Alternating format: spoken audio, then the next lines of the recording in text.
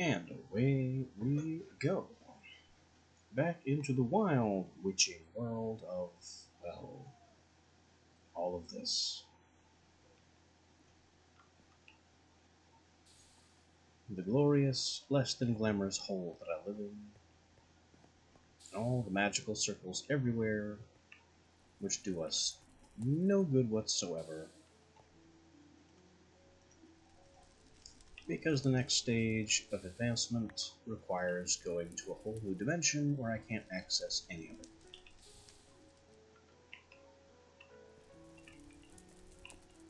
So it goes.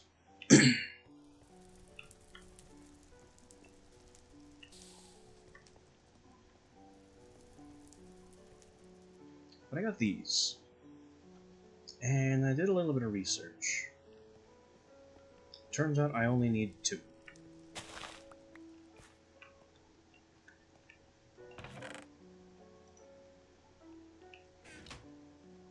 The exact reason, just give me a minute to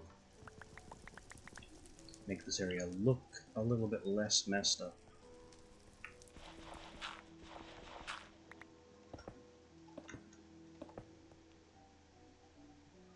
Yeah, that's fine.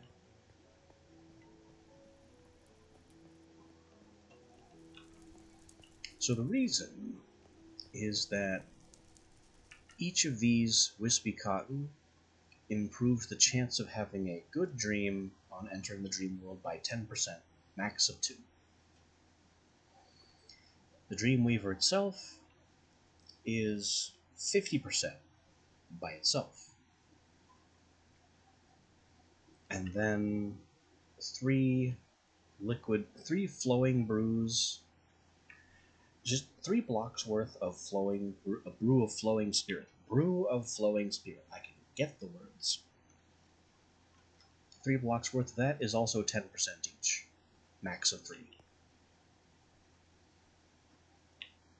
So 50%, 20%, 30%, that's 100% right there. But we have to be able to get there. And until we have access to Brew of Flowing Spirit, which is the end game of playing around in the bonus dimension, we're stuck at 70%.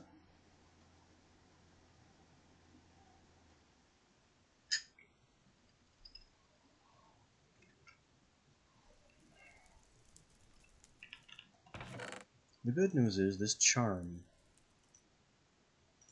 makes our nightmare friend less of a threat.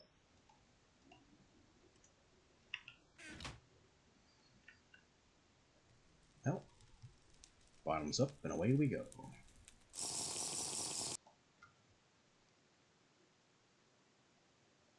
70% roll successful.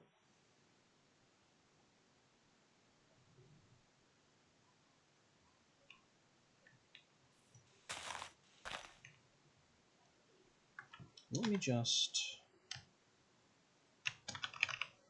mark the entry point.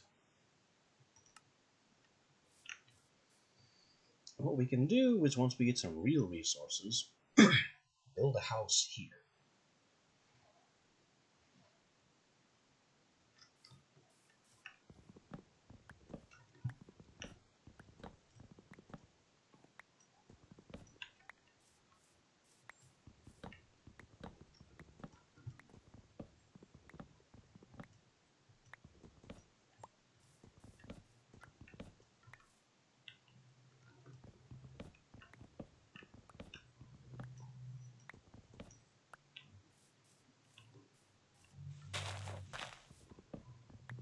We'll just knock out some trees. This is still a necessary thing.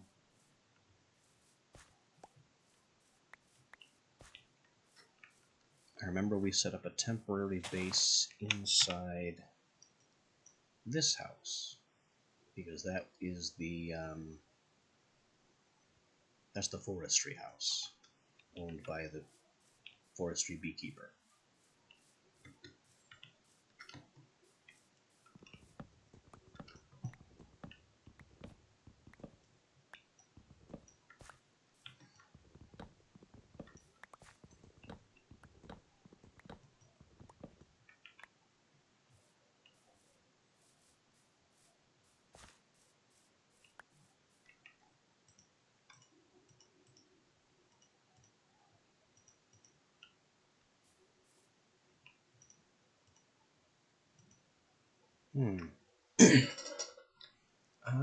That seems to be a small miscalculation on my part. It seems the charm of Fanciful Thread doesn't come over into this world.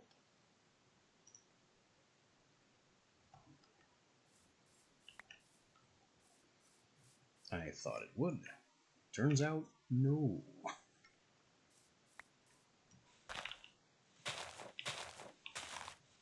So I'm going to have to figure out a way to break the dimensional barrier and get my charm into the dream world.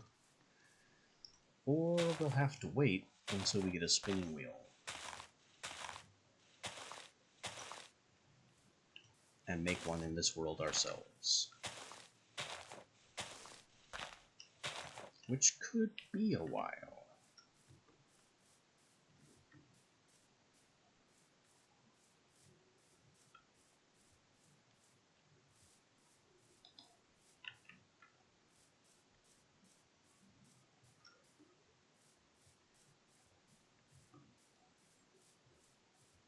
Oh well. Our immediate...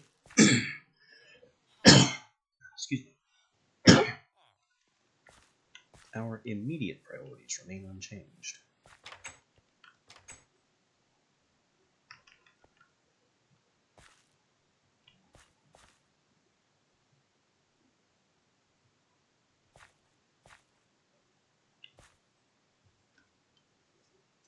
We're still basically starting over in Minecraft.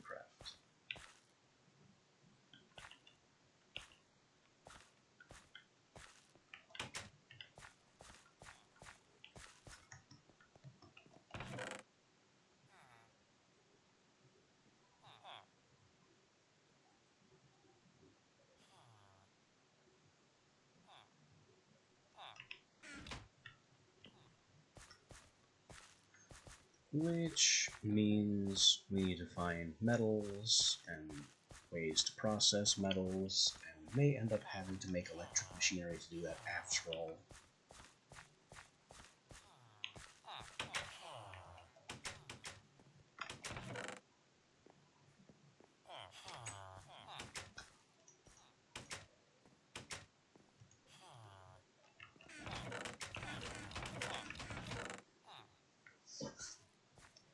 But what we really need in the immediate sense is to get some pickaxing underway.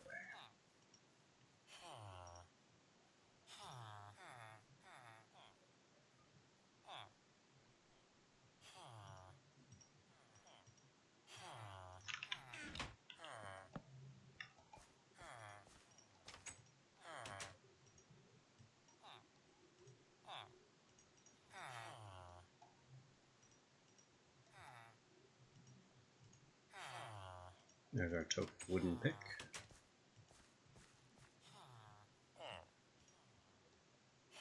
I'll bring another crafting bench with us.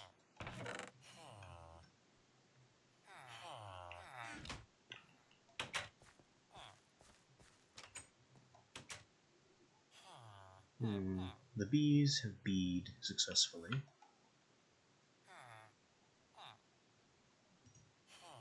I'll just reset these.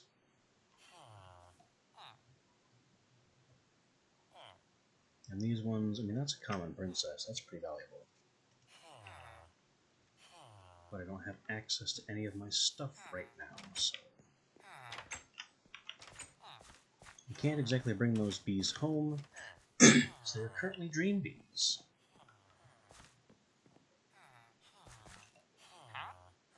Let's see. Is there anyone here who is buying things? Is there a way we can generate... I mean, that's not a good trade. I don't want to sell gold. You are doing things with bees. Somebody around here has to be, like, buying meat. He's buying coal. That could be useful. You're selling cookies. You're selling things. What are all you guys doing in this yard? Buying books. I can work with buying books.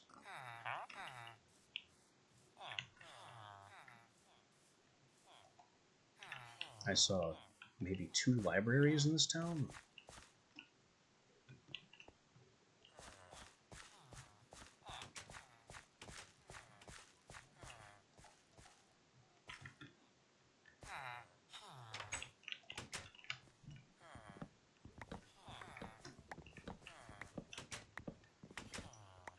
If I can sell books, I can get emeralds.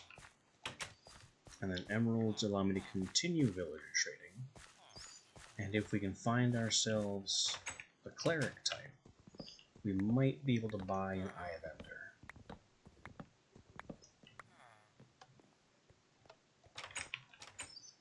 And then I won't say everything is fine from there, but it'd be close.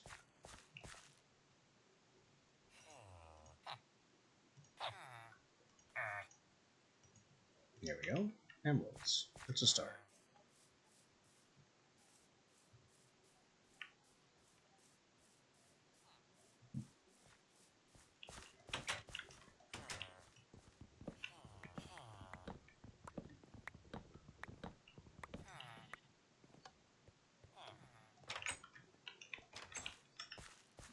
Even more books.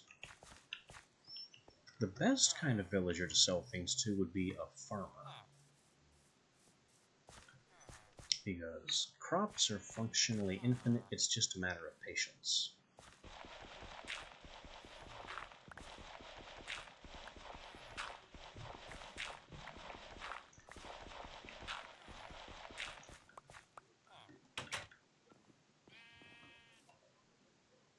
Cooked fish, kind of frustrating. Wheat, perfect.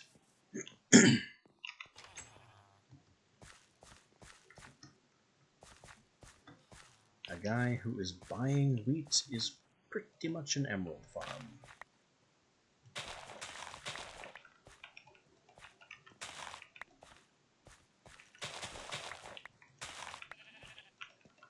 The fact that it's 20 wheat is a little arduous. But we can still work with that.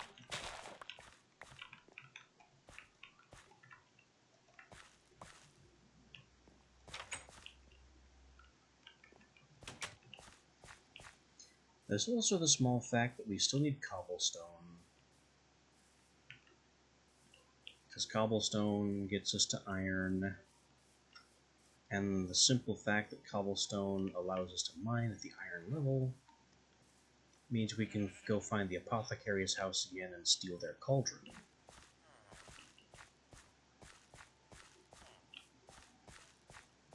Which would also be a form of progress.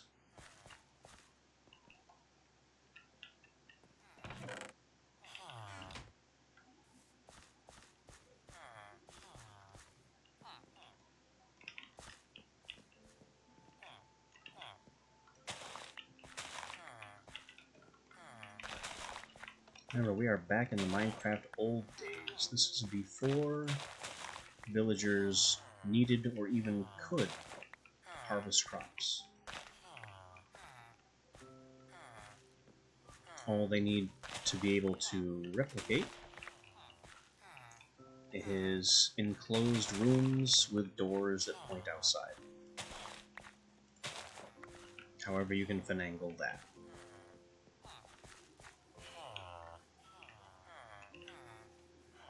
Here's more books. Same guy I sold books to, apparently.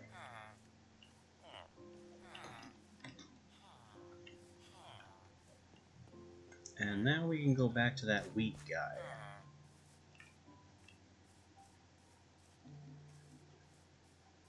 Who was in the buried house somewhere over here. Here.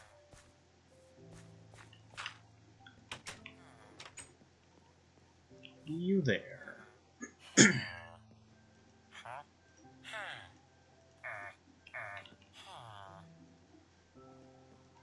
It unlocks a new trade for wool. Maybe we can work with that? I kinda doubt it.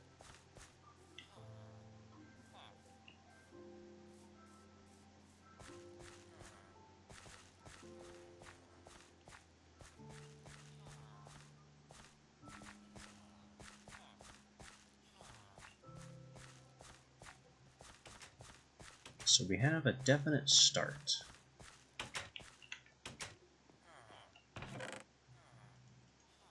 Wheat, books, blocks, some emeralds for commerce purposes, and a bunch of seeds for, frankly, I don't know what.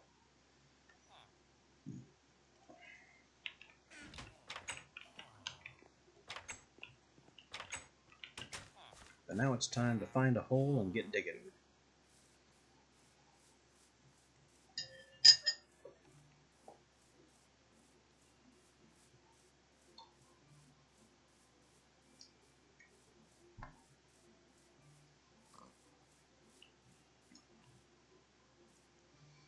And it looks like the same exact holes I built my base around are still here.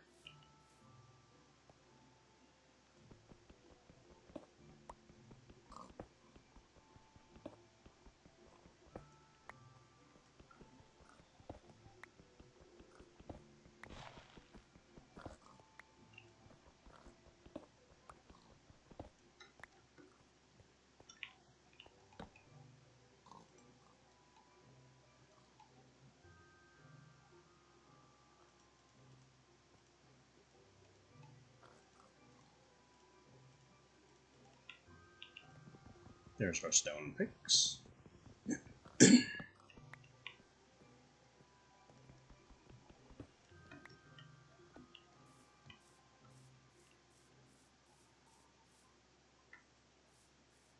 Copper here too.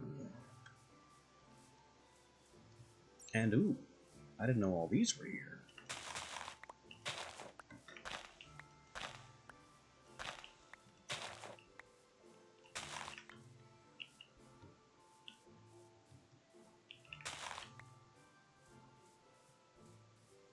I'll just snatch up everything.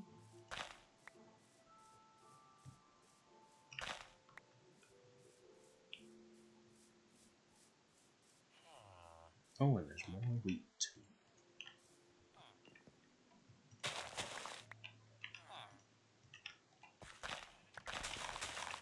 How did I miss this farm plot?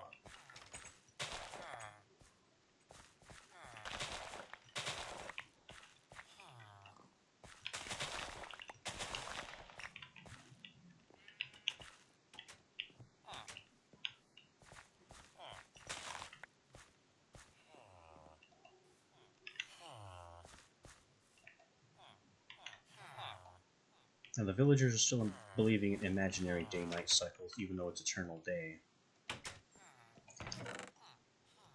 It's a little weird, but it's not exactly a problem.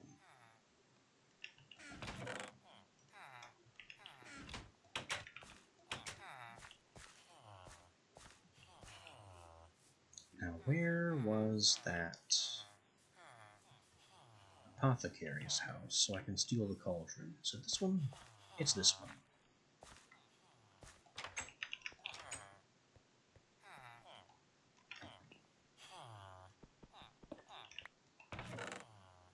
Also free bottles. Those will help too.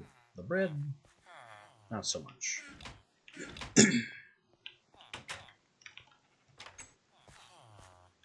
We have no need of bread. Food in the dream world is not real.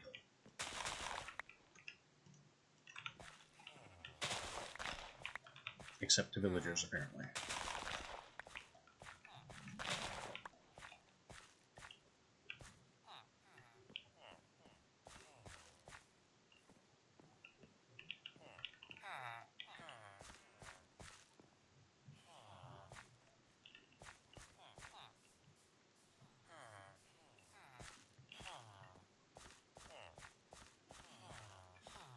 I thought I saw an egg.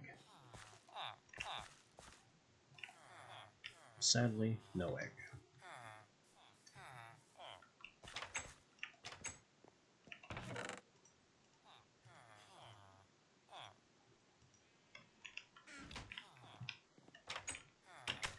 But we have our first cauldron, which is a step in the right direction.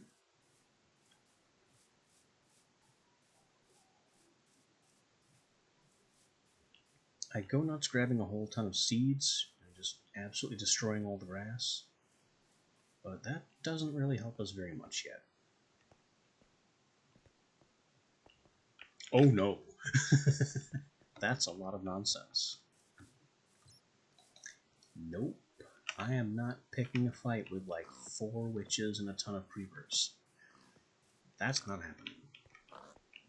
I'll come over here where it's quieter.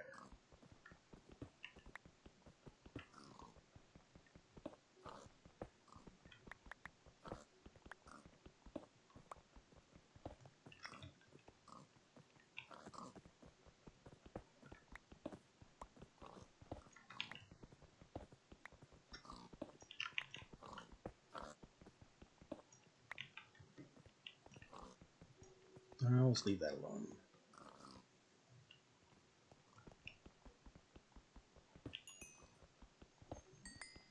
I could make a whole new Ars Magica spellbook, which could be worthwhile. Build myself a second light spell and keep on going that way. We'll see if that becomes necessary.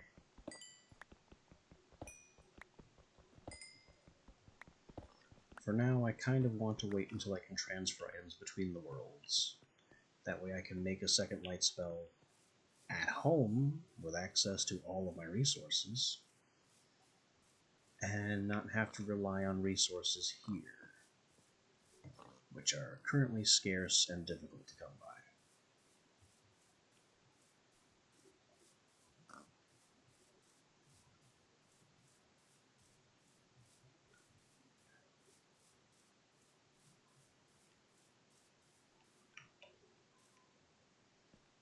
Hi. What are you doing underground?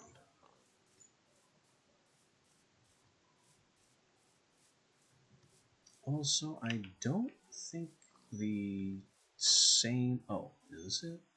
I think that... Yeah, this is it. This is the same hole that I've been using as my mining from the very beginning. But, you know, over here in the dream world now.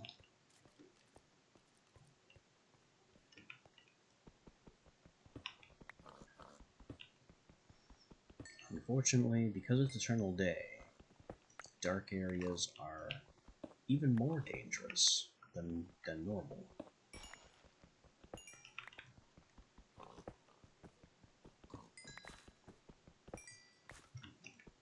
I think monster spawning in this dimension may be increased. I don't really have any other explanation for how absolutely packed every dark zone is.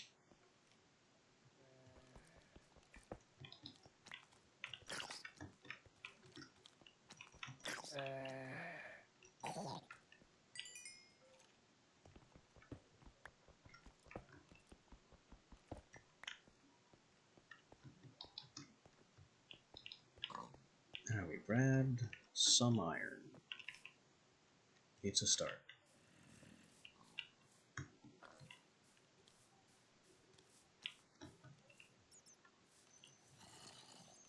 It's a start.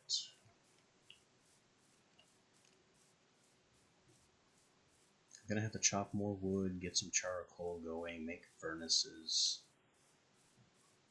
You know, all the usual starting over stuff.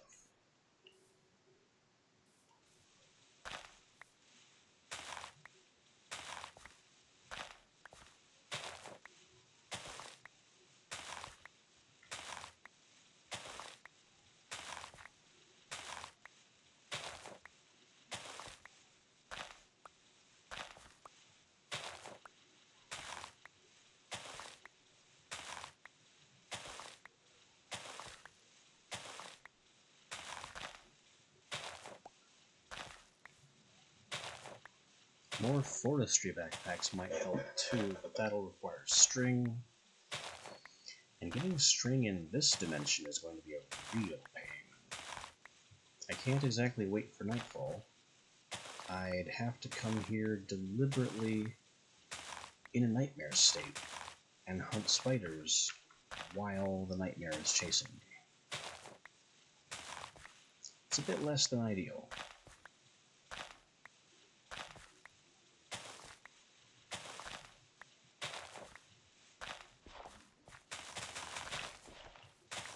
Not exactly something we want to burden ourselves with.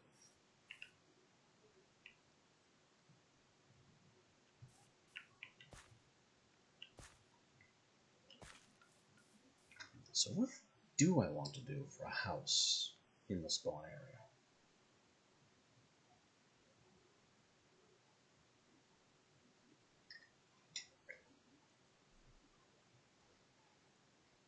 There's always just a basic cobblestone box. Elegant? No. But effective.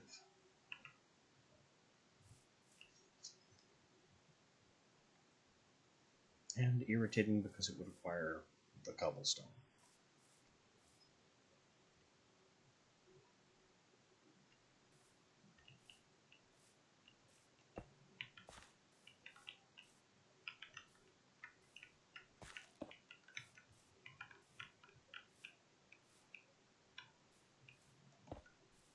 Make it a little longer of a house.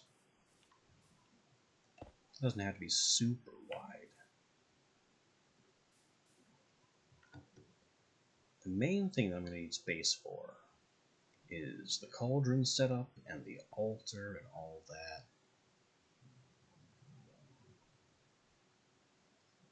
I got this convenient lake right here for water sourcing. That'll help.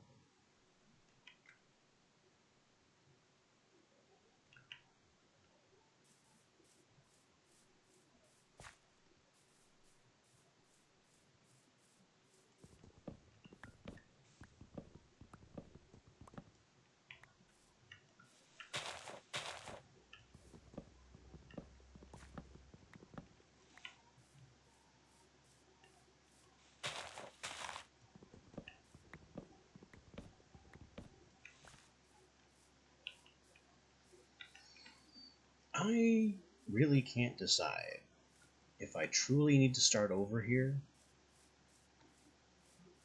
or if what I need to be doing is focusing on villager commerce so I can make that ender chest. And I think the wiser course of action is option 2. Just not bothering at all with starting from scratch. And trying to absolutely rush being able to cheat the system we've been handed. Because if we can do that,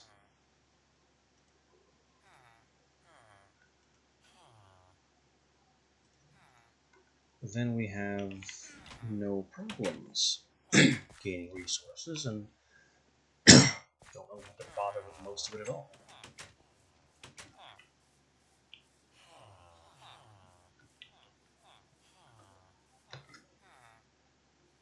So let me revisit our wheat buying friend.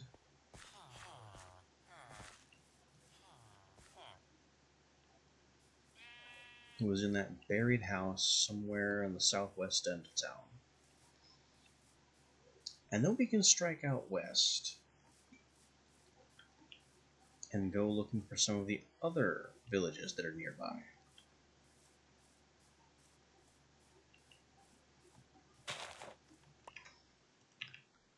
One of them, surely, will have a priest.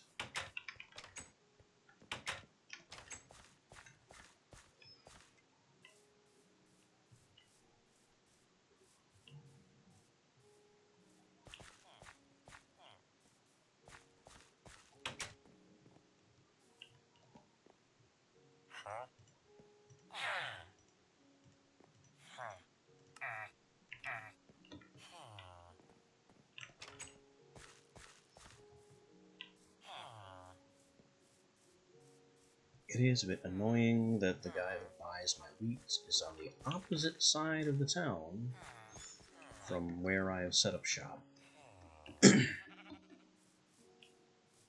But moving villagers without the appropriate tools is just kind of not going to happen.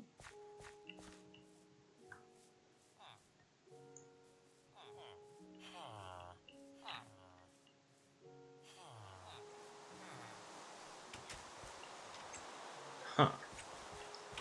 it can still rain.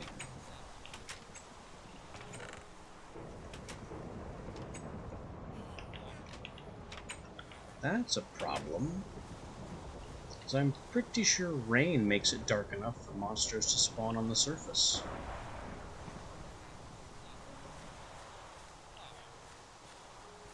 And there aren't supposed to be monsters on the surface during a dream state.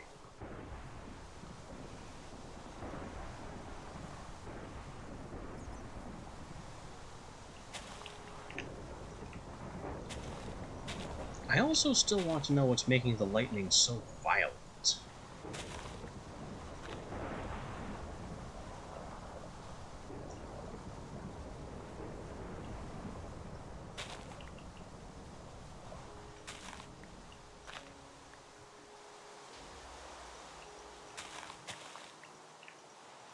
What was that? I heard a boom, and I think it was Moonstone.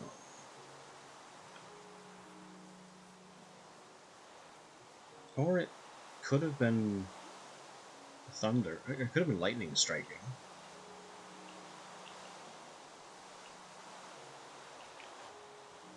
I'm not gonna hunt all over here for Moonstone, because I can't get the Moonstone home.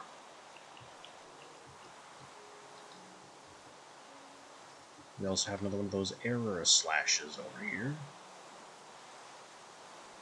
Big one, too.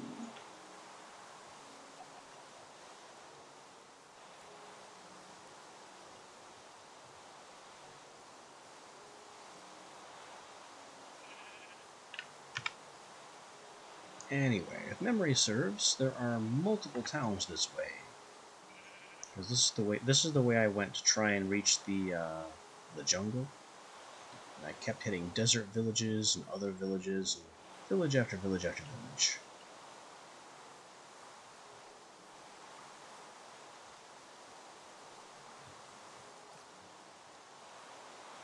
So right now we just need to establish that a priest exists and figure out what he wants to advance his trading schedule.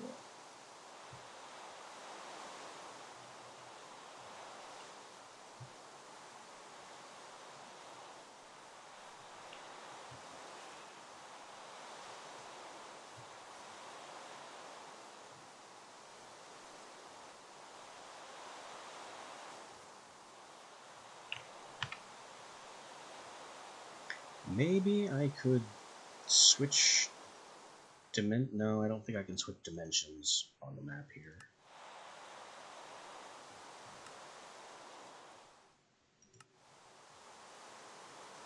That'd be nice though, wouldn't it?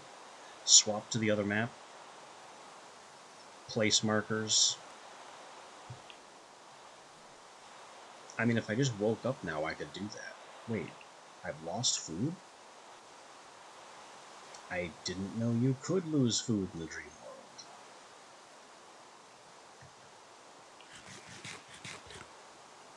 world. Well, wonders never cease.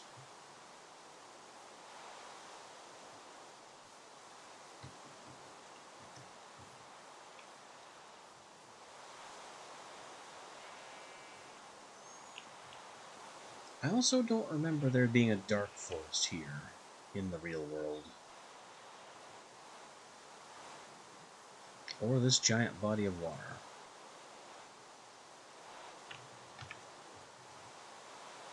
Shouldn't I have seen one of those other villages by now? Maybe I should just wake up immediately.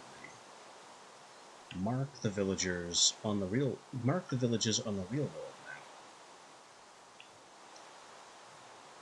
Here's one. And then apply those map markers to both dimensions. Because I think I can do that in Journey Map.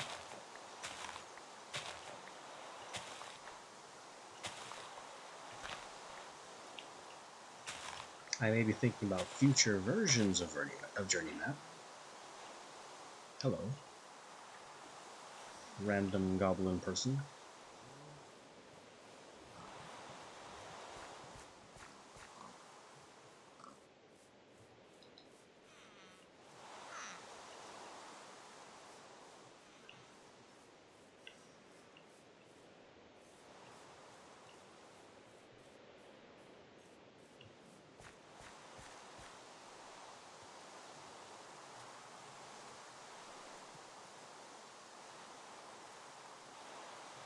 The best indicator of whether or not there's a priest is to see whether or not there's a church, because I have reason to believe that villagers generate based on the available buildings.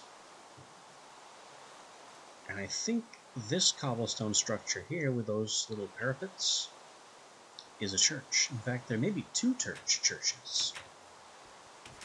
No, that one's a castle. This one's definitely a church, though. And it has a preacher inside.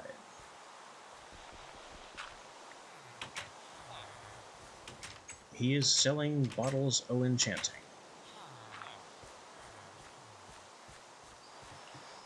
So, we've established that a priest exists. Good.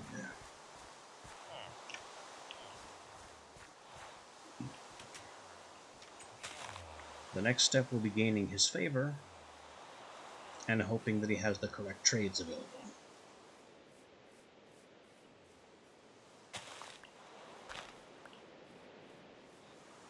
In the meantime, any other way that I can gain emeralds is still good.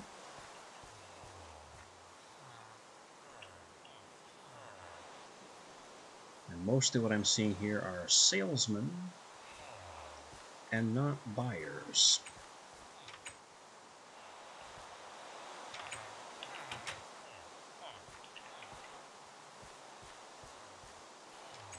These guys have all crammed themselves into the church, which, works for me. It means I don't have to go looking for them.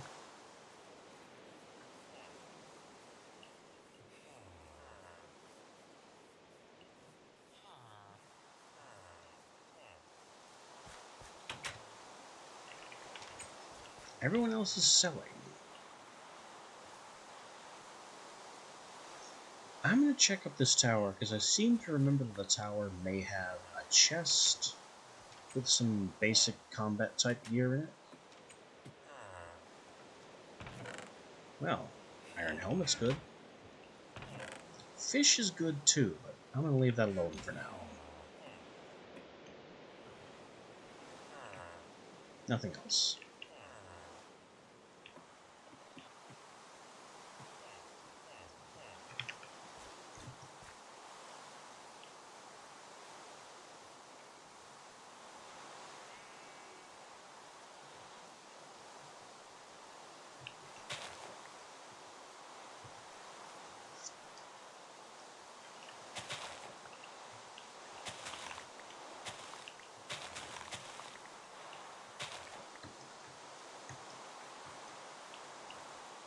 Alright, so there's a priest.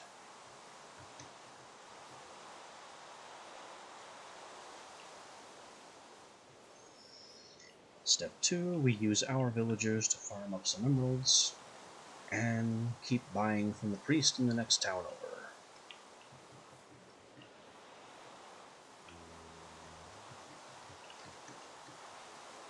It's going to be slow and dull, but still a lot faster than starting over from scratch.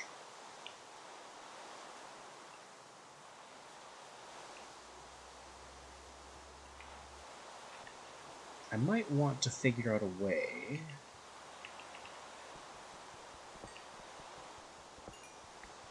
to make this part even faster. The moving back and forth between towns bit.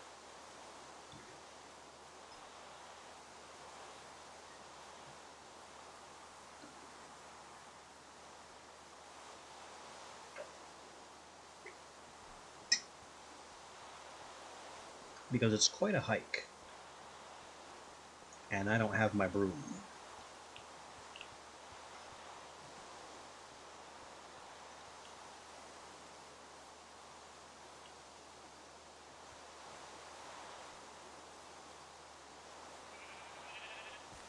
That might actually be the fastest way. Just make a second ender pouch. Well, I have to make the ender chest first. But then the first item I pass over to this world using the ender chest is another white ender pouch. And that gives me access to my main storage pocket with my broom and my electric tools. all that good stuff.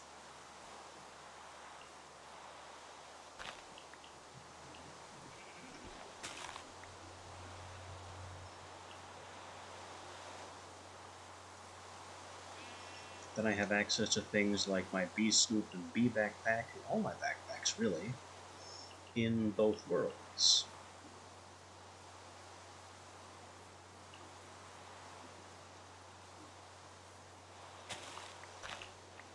But again, this all hinges on getting access to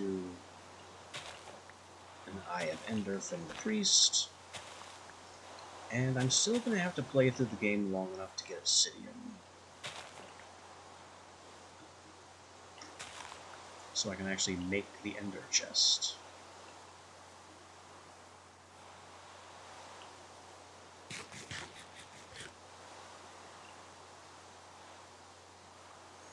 So we're still going to need iron, we're still going to need some diamonds. That much isn't really changing.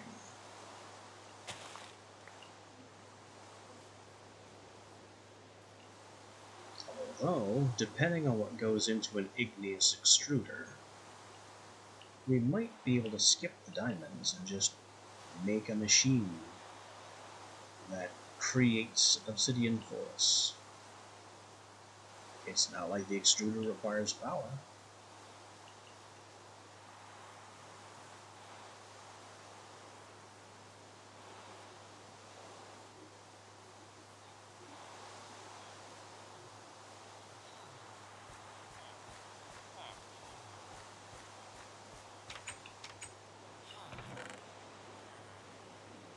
Also, our wispy cotton stock is looking good.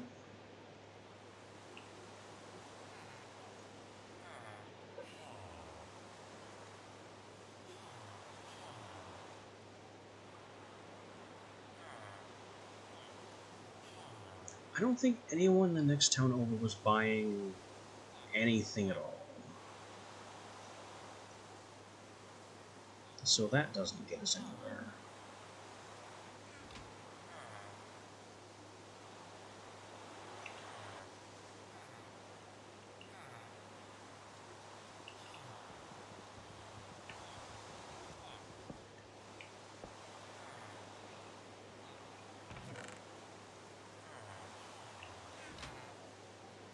But I've got a furnace, I've got a token amount of iron. Somebody was also buying coal, but that doesn't help me right now because I spent it all on torches.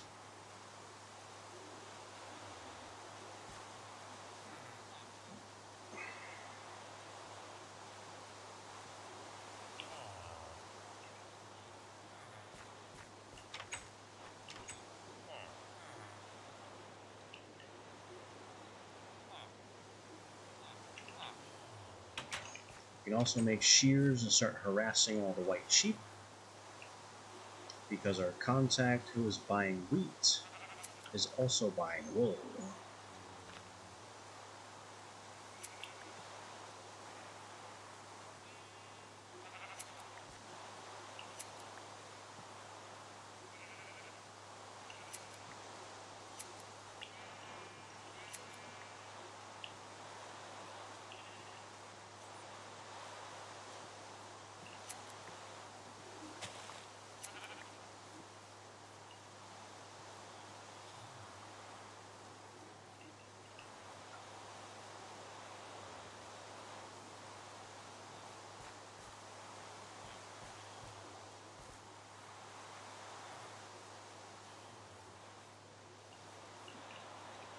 There's the sheep.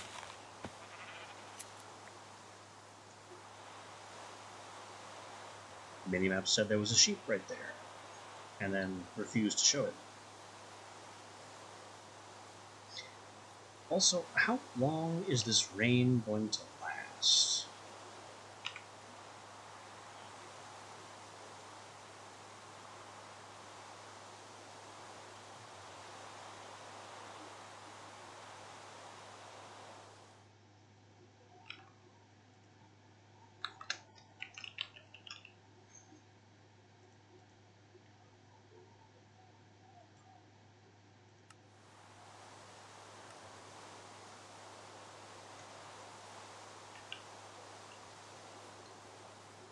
Yep, dead skeleton. The local guards took it out. Good work, boys.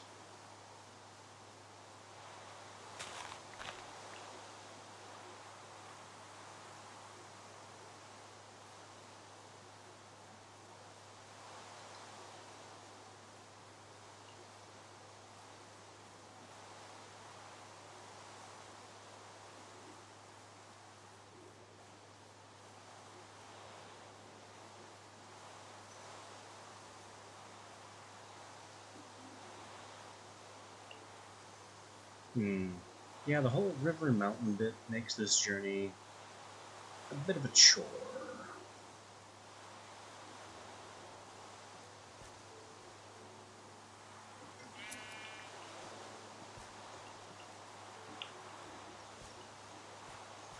Ordinarily, I'd do something like making a teleport circle, but you can't. Circle magic does not work in the dream dimension at all. So that's just another restriction on top of being unable to access the the Nether or Enderman.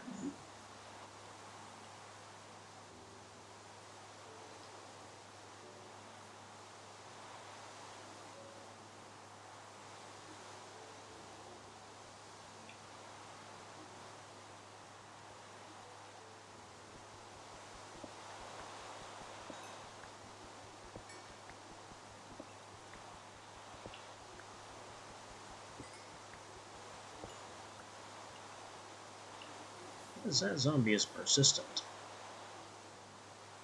They usually are.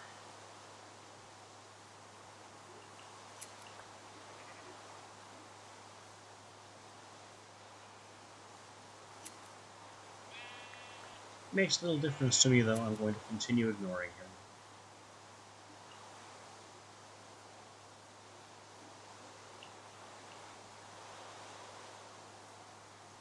Because our 8 emeralds have somewhere to be.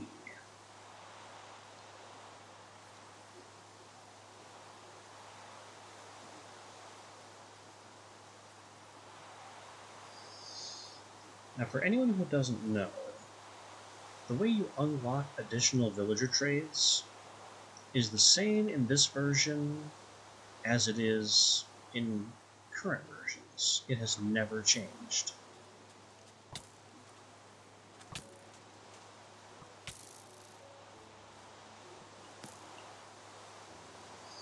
You make a trade with the villager with the whatever trade is in his last available trade slot. You do it only once, and then you close the trade window. And he has a chance of getting green particles and a temporary regeneration buff.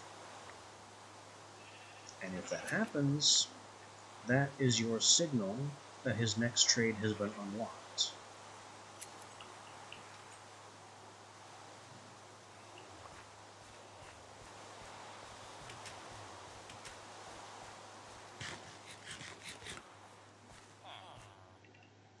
Alright, now our priest friend should be in here. And that's not gravel. We want to keep this door locked. You are also buying wheat. That's a good thing. You're selling arrows, you're useless. You're selling bread, you're useless. Alright, give me 3 bottles. Particles. His next trade is open. There it is. The solution to all our problems. And we are 1 emerald short.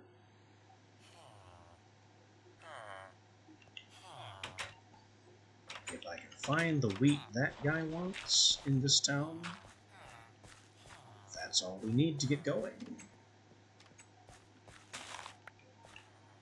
21 wheat is kind of a tall order,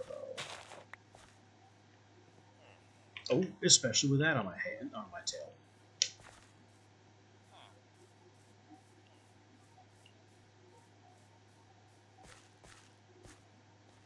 It's still there. It's still trying to path to us.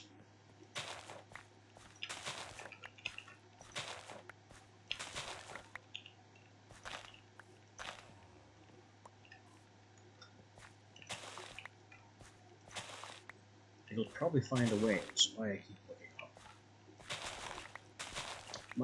Mob pathing in Minecraft has always been reasonably intelligent.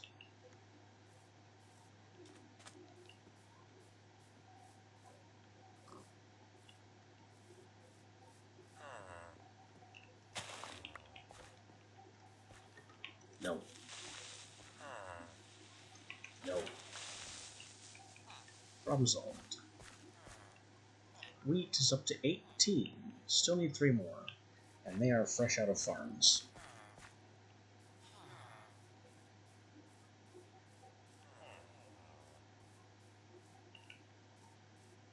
I mean, I could hang around here and wait for 3 more wheat to grow. I've spent time on things that have been less productive.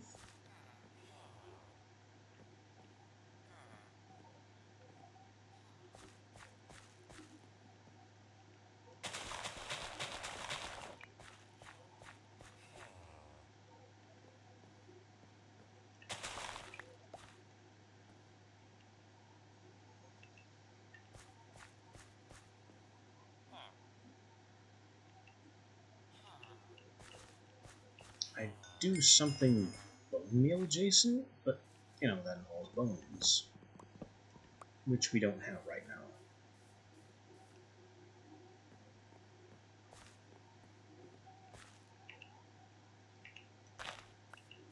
And look at all this whiskey.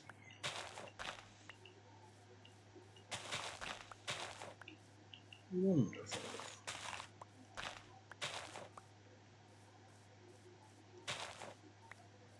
It is far more abundant than I have ever remembered it to be.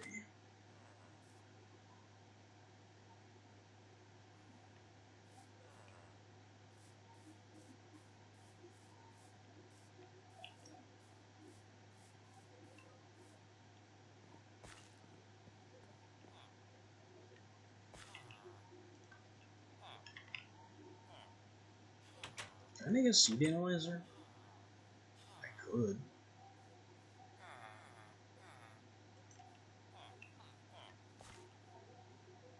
We could get some AgriCraft wheat going. And that might grow faster.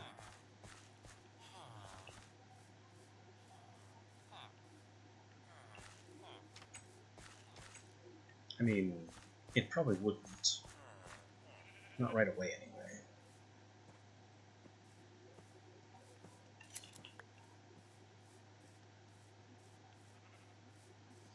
I can also get all the emeralds I need if I just go all the way back to the first town and sell off of this wool.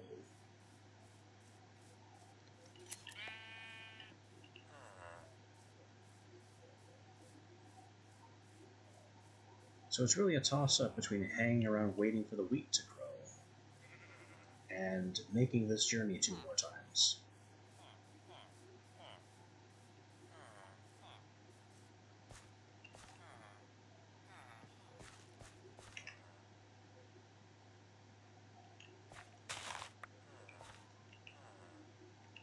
That's 1 more. 2 to go.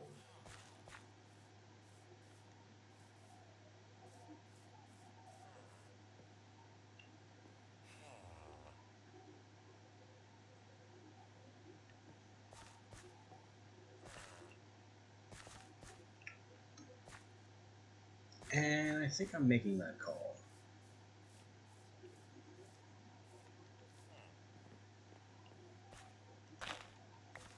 It is going to be more productive to go all the way back and then come all the way back here again than to just hang around doing nothing, waiting for time to pass.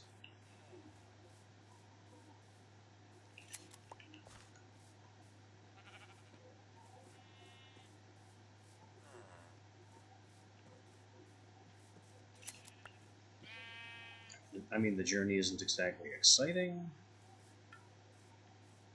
but it's something happening as opposed to nothing happening in a controlled fashion.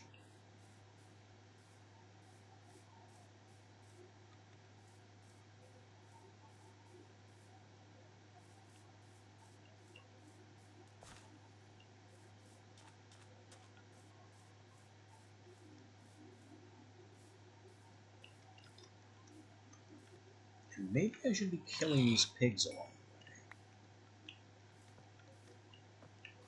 way. Because this will get me pork chops I can eat, since apparently food is a concern. And it'll get me pig fat that I can eventually send back home.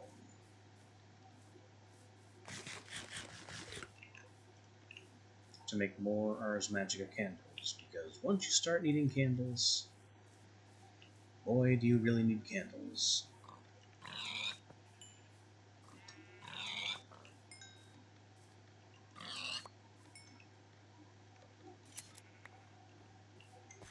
I mean, it's 4 candles to make a light nexus. I'm pretty sure it's 4 candles. I'm pretty sure it's 4 candles to make a dark nexus. There's a boss you can summon with 4 or more candles.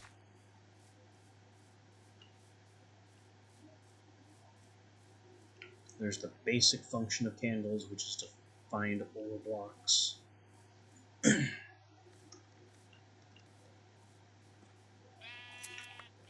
Really, there's a lot of things that candles can do. And it makes the fact that they're so difficult to acquire the resources to make, makes that pretty criminal. I mean, they are powerful with multiple uses. And yet, it's a huge pain in the neck to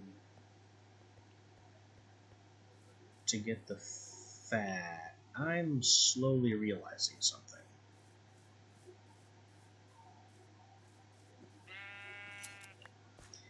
You know what we haven't seen at all, even once in the dream world?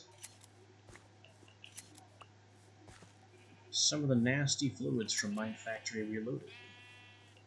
I mean, this is still one of those weird water shafts that Buildcraft places. But we haven't seen any sludge, any sewage.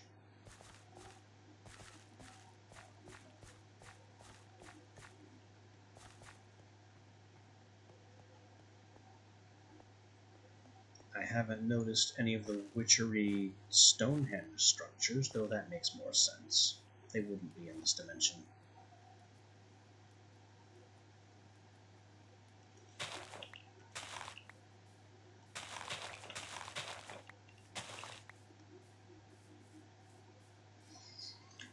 You couldn't make use of them in the dream world because they require circle magic to access, in a roundabout sort of way, but still necessary.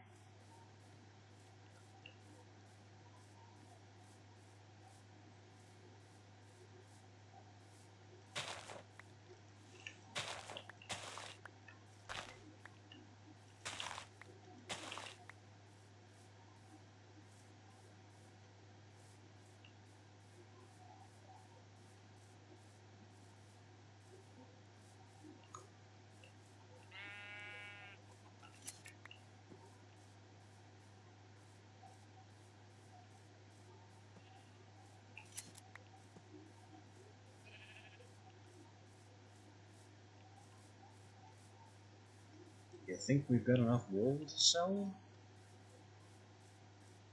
You want what, 20 per emerald? I have over a stack. Oh. I really need to mark the villager in question in addition to the entry point. Because whenever I'm coming back this way, I don't want to go to the entry point. I want to go to one of the villagers, or the house where I've stashed all my stuff.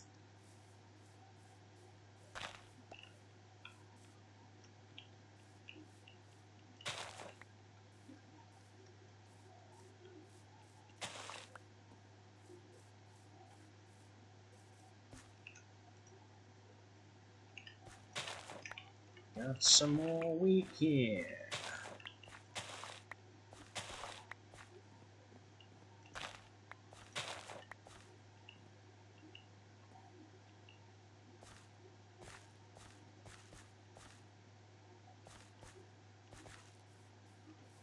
This is the buried house.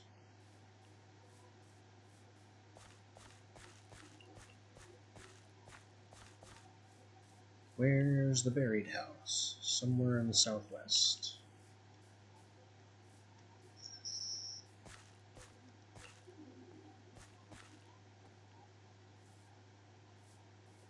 Come on now. You can't hide an entire house from me.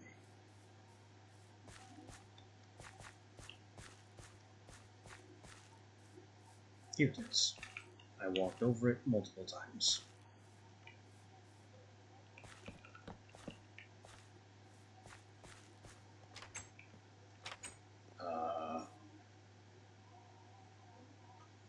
Where's my farmer?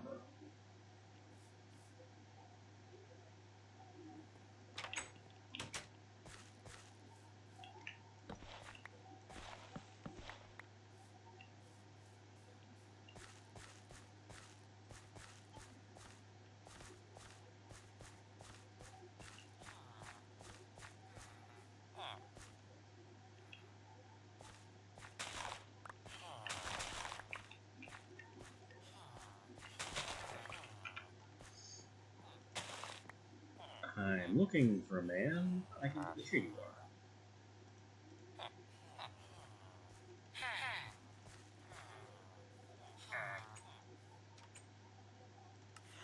That's 21 emeralds for the wool.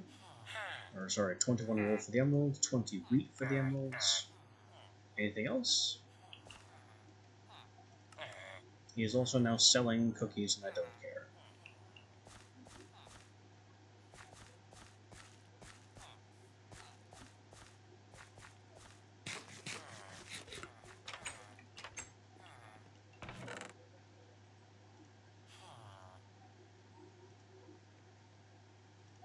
I could squeeze one more emerald out of him, but I don't really think that's terribly important.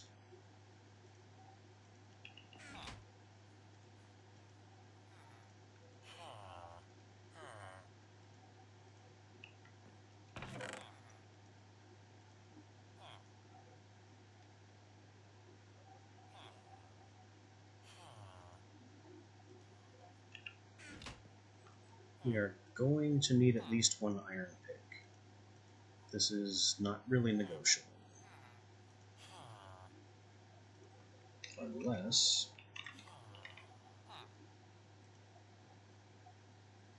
copper, redstone. I mean, this is still redstone, so that's still an iron pick.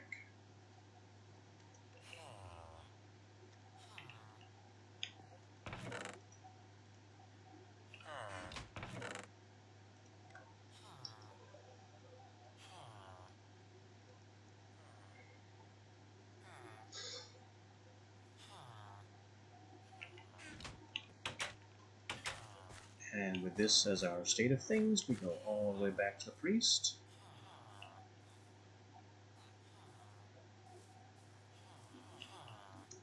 And buy that Eye of Ender.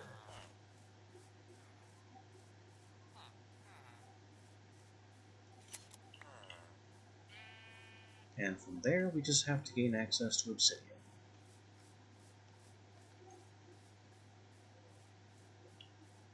Which will involve diamonds to mine it standard, or redstone to make the machine that combines lava and water, whichever comes first.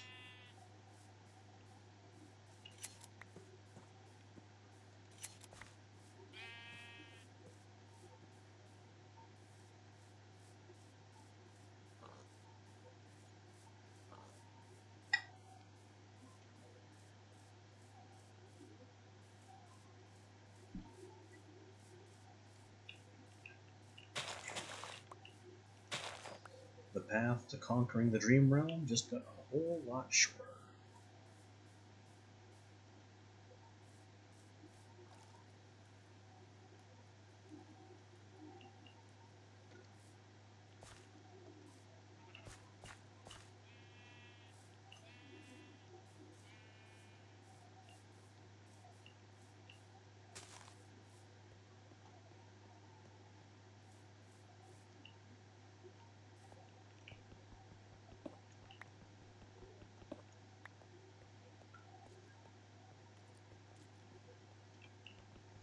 I'm also keeping an eye on collecting coal, because one villager somewhere was buying coal.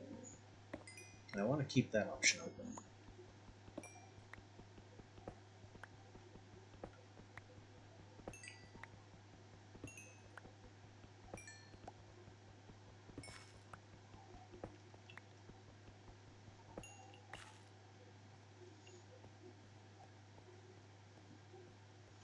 Although the best move in terms of buying coal would be to bring our immense coal supply from home over to this dimension and then sell it. Is that zombie still here? Buddy, give it up. It's not raining anymore.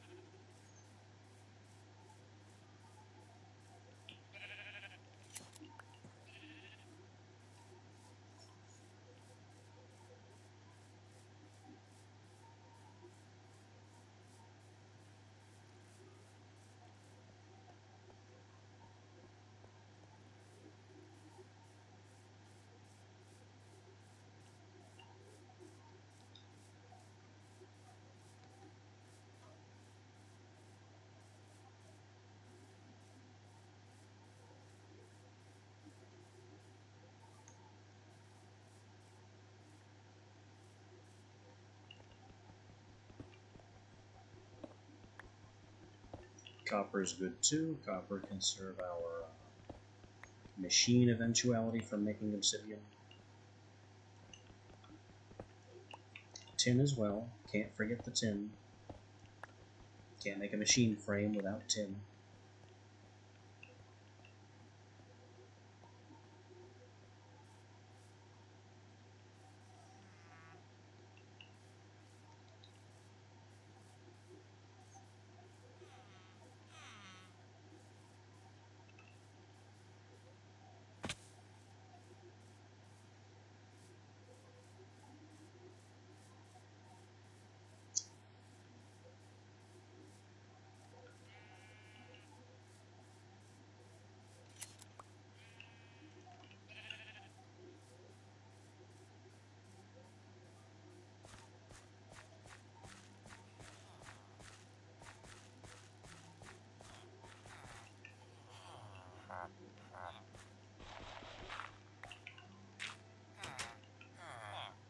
There's the priest. He's been unable to leave this whole time. I will take that.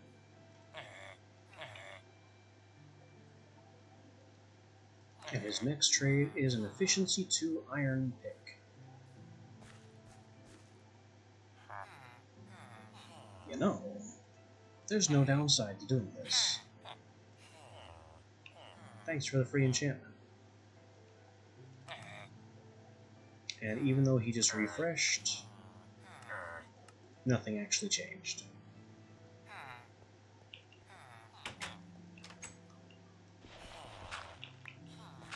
Oh well. We have our Iron, we have our Eye of Ender.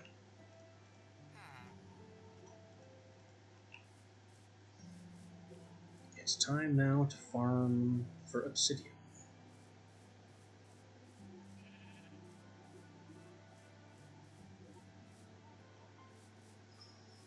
And then we basically win the dream world.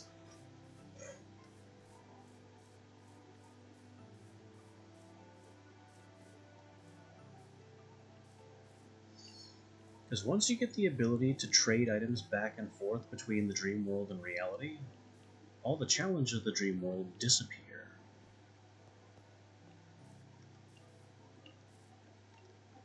Because I can just make 4 kettles. with resources I have at home, transfer them here with 4 blocks of netherrack and some white chalk. Actually, forget the white chalk. White chalk doesn't help kettles. But yeah, 4 kettles, 4 blocks of netherrack, all the materials necessary for making the potions we need. Done.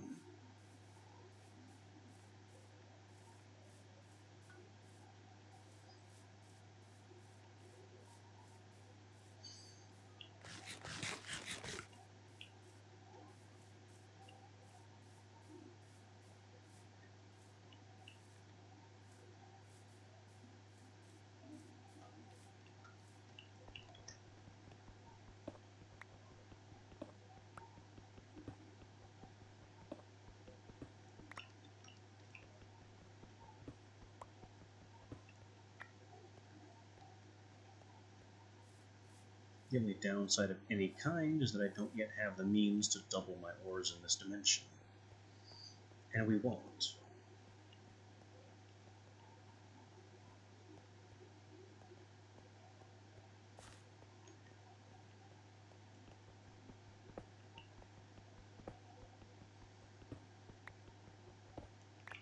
Not unless I do something ridiculous like build a tesseract to transfer power from our home generation system to here.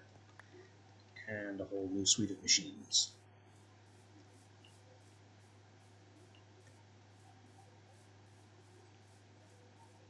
And there's just no merit in that. Not if I can just send everything home and process with the machines at home. That's simple Occam's razor.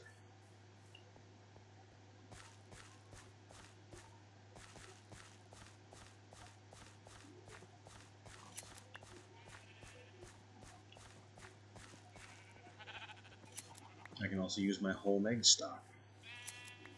No need to create a separate chicken farm here. I can just use the chickens we've already captured and our rapidly filling egg drawers at home.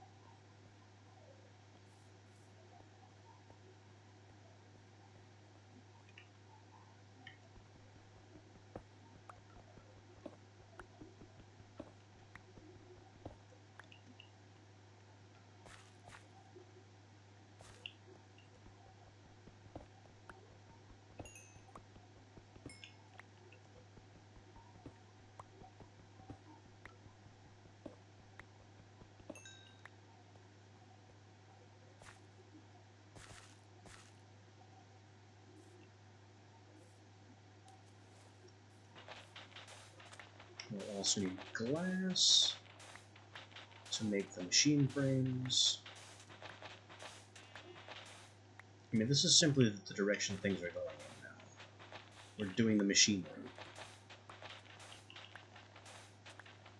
Because making an igneous extruder and turning lava into obsidian directly is just going to be more time and effort efficient compared to searching for diamonds and then mining obsidian.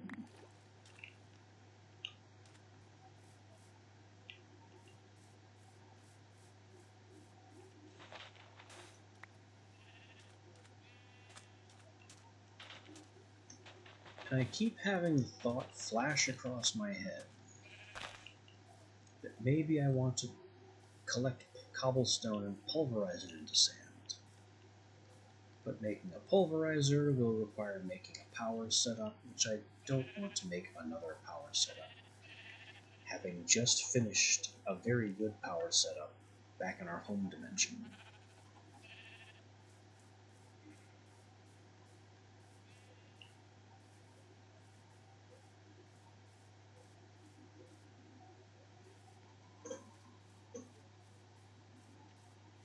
Although, speaking of the home dimension power setup, I still want to go take a peek at the planter and see how it's doing on saplings.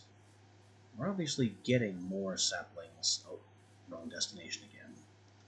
We're obviously getting more saplings in the storage system, which is how the whole thing is designed. We're supposed to do that.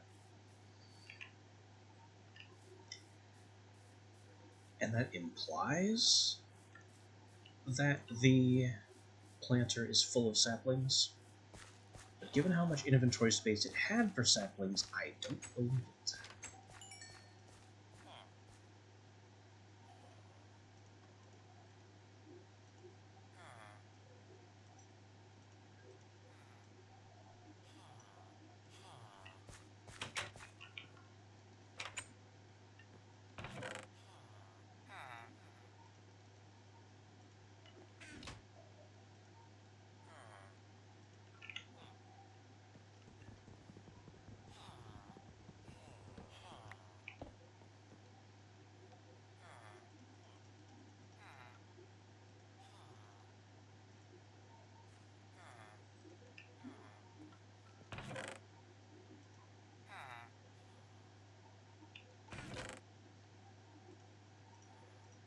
I can cook one more stack of copper.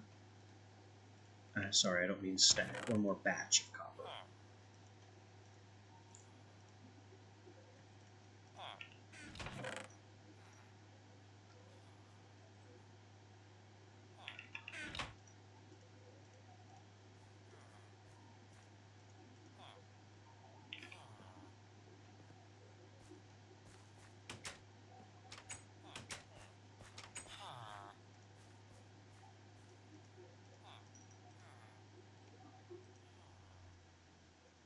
There's the tin.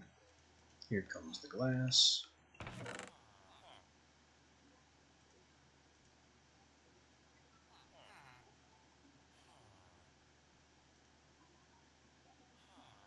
And I'm going to need to go hunt redstone. So we are not yet ready.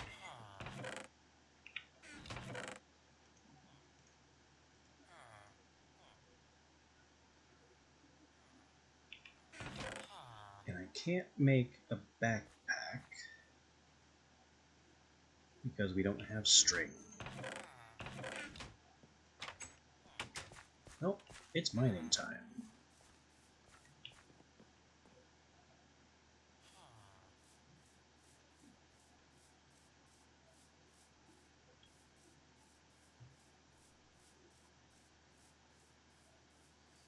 Redstone is on the docket. We can make no progress without it. So, once more into the darkness. There aren't a whole ton of witches and things here this time. Hey, this is my main world mining shaft. And I stand corrected, there are a bunch of zombies down here.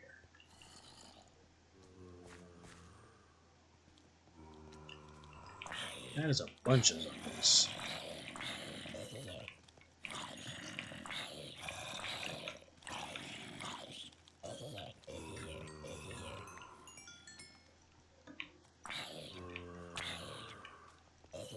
And a creeper. No! I got him before he exploded. It was close. There's even another one. A 1 and a 2.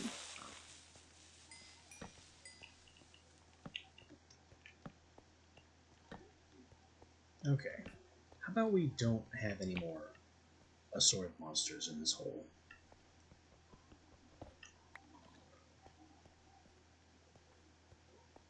I don't think my poor heart could take it.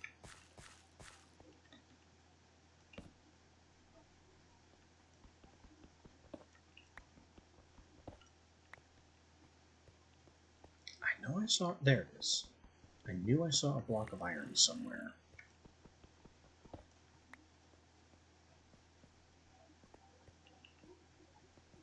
I think this is where we entered. Let's mark it so we don't misplace the new entrance. And it is time to drill.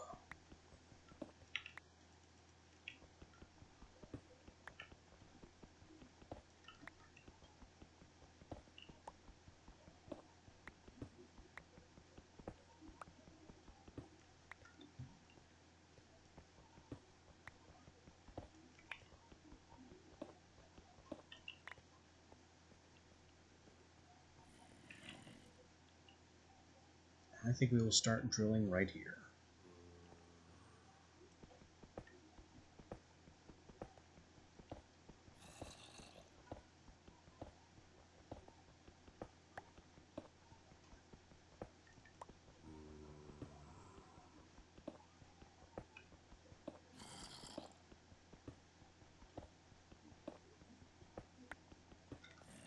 Which is going to look just like every other mine shaft we've ever dug in recent memory. A 5-block vertical staircase as deep as we can make.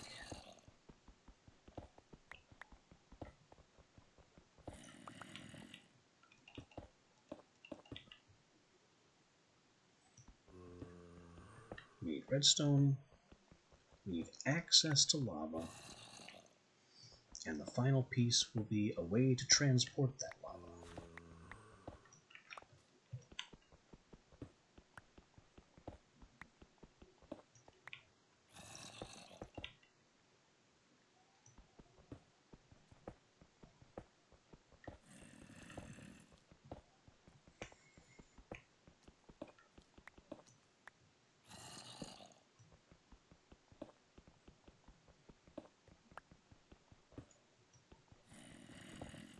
More iron. Is iron more common in this dimension? Because if it is, we'll do more mining here.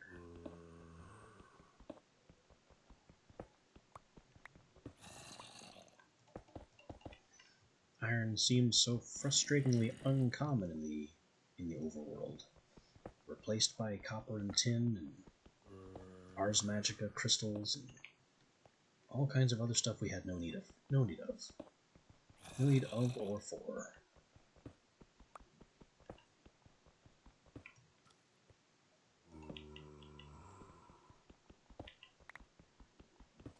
Maybe the dream world just has more ore because it's a dream.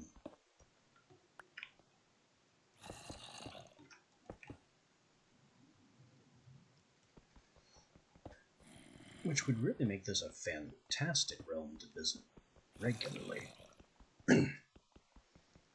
Not least of which because it basically means double ores.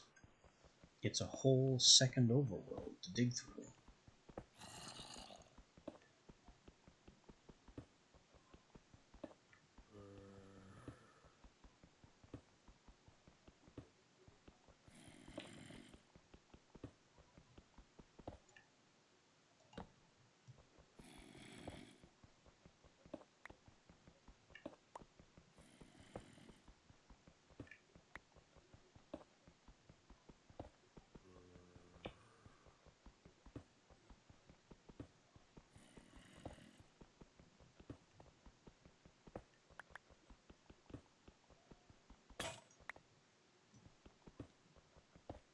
I can see a lava river on the minimap, and a lava pocket behind us.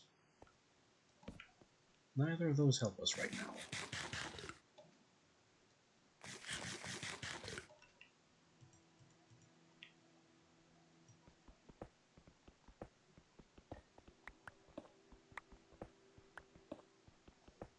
Ars Magica Blue Topaz doesn't help us at all.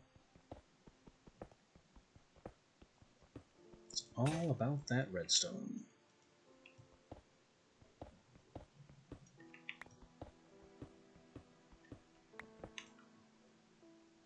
Now we get to use the pick that we paid to have enchanted, and drilling accelerates. Vintium? Really? Now it's just mocking me, with all the stuff that was so hard to find in our home dimension.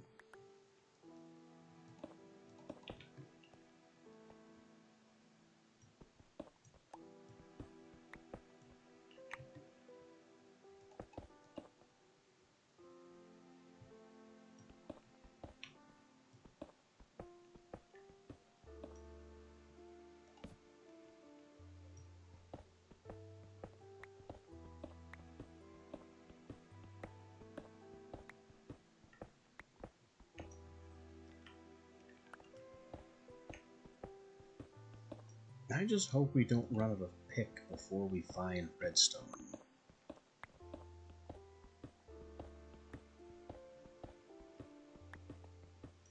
got iron and silver, or lead and silver. Don't need those. Not for the machines we're making. And even more Ventium.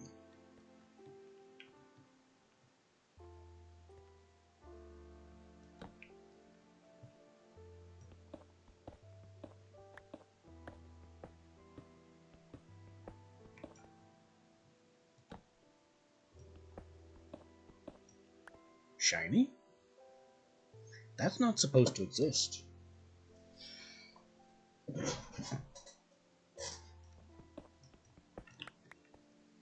That's simply thermal expansion platinum ore, which is a placeholder. The dust is supposed to be real, and I guess the ore technically exists just to provide recipes for the dusts and whatnot, but the ore itself is not supposed to be real.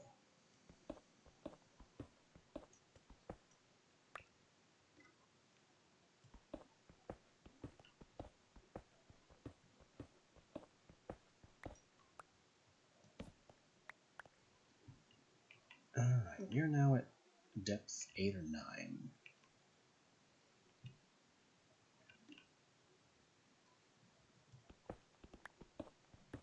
Which seems like a good place to me. Start drilling for the redstone we need.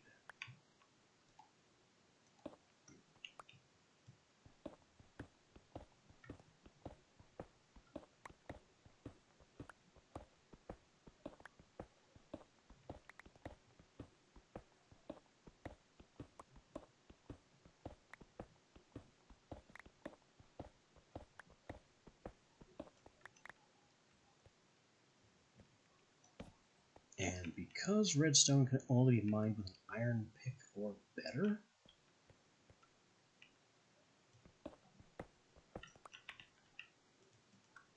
I really can't afford wasting the pick. So we'll be going back down to stone for a while.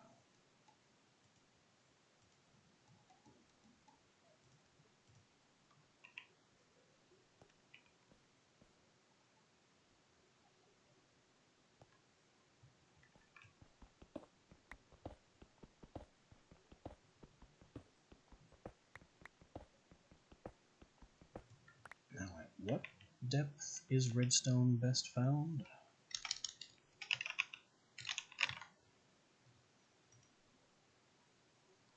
From 0 to 16, with 7 or 8 being right in the middle. We're at 10, which is not the best depth, but it's a good depth.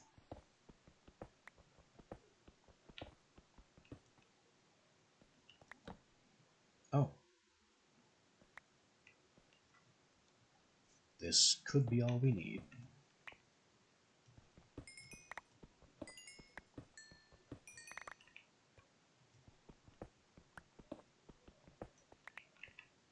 $19? I think that's enough.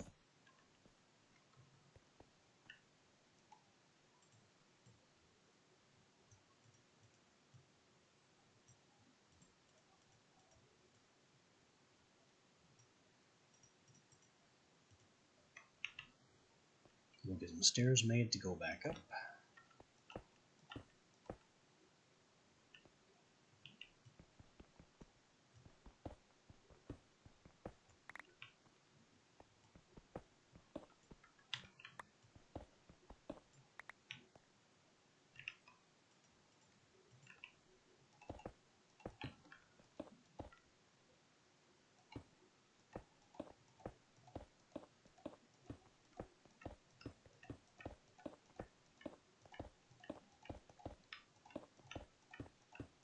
And we're ready to link these dimensions.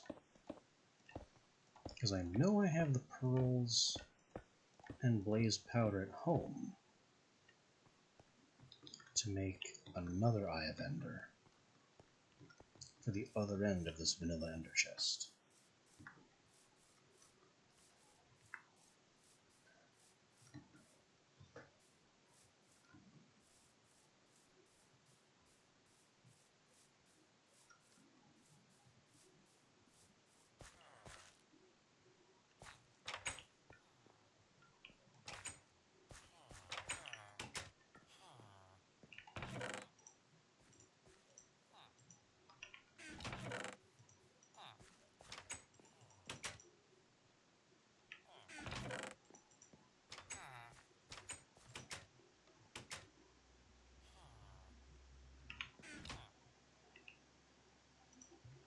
So, igneous.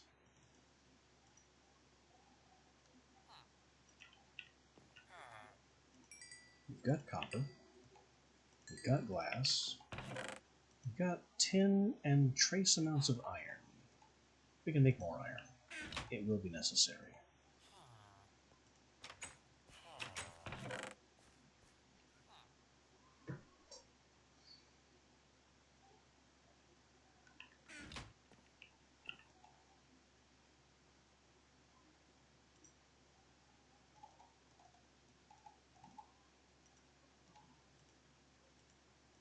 We'll do the forestry method of gears to save on iron. 2 copper gears. Pneumatic servo. Need iron.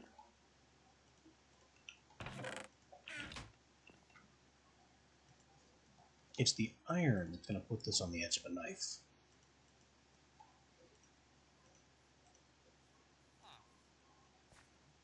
Piston.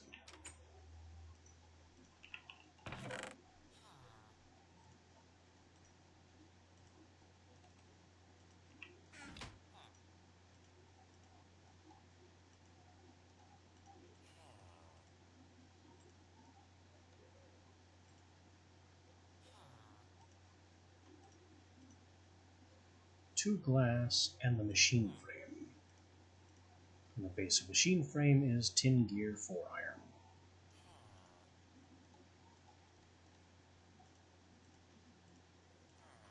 Wood to stone to tin.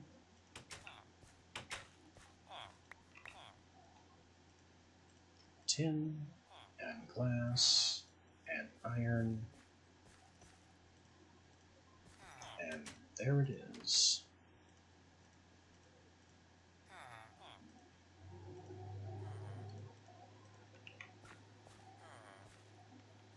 The machine that'll get us home.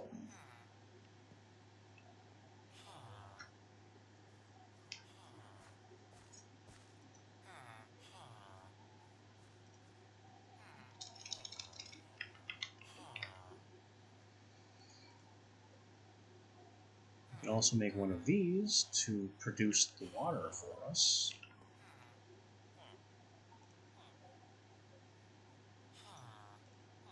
That's 1 tin and 2 copper gears.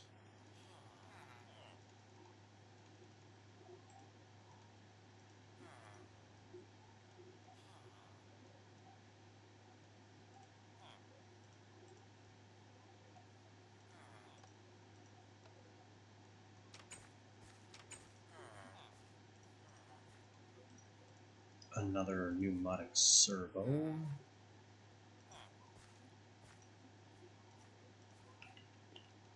More iron for the machine frame.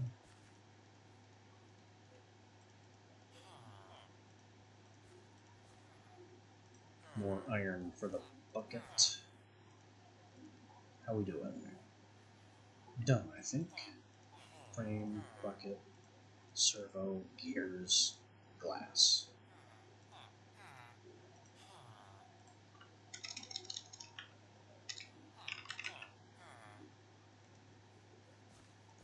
Don't have any lead, so I can make a fluiduct with glass.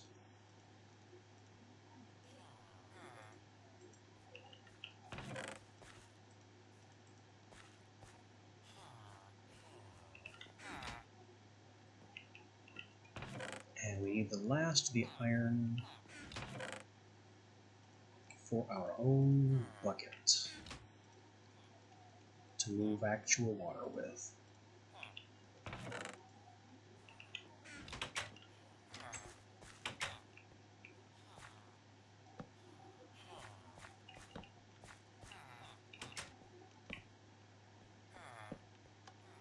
And I'll put it here in the former library.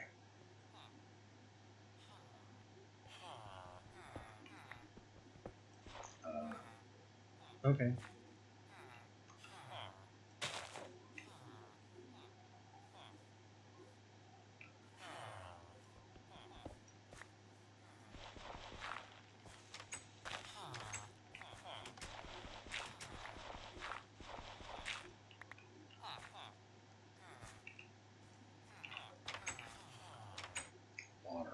Where is the nearest water to me? In the farm plot.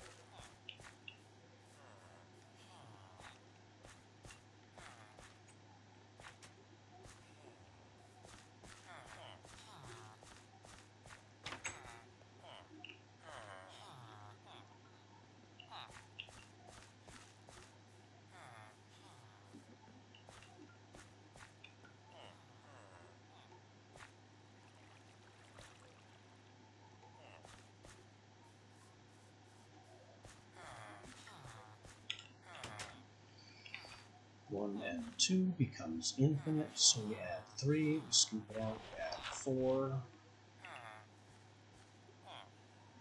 Place the accumulator in the center.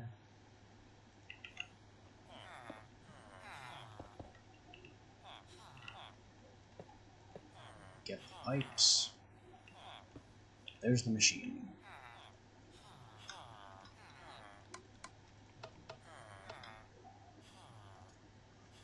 Set to obsidian. The last thing we need is lava.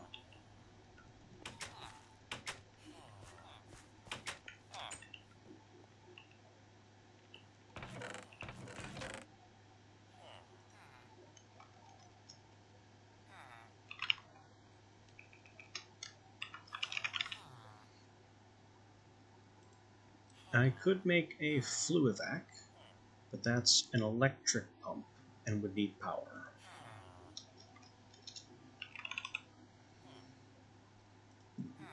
Can we make this? No, we have no gold.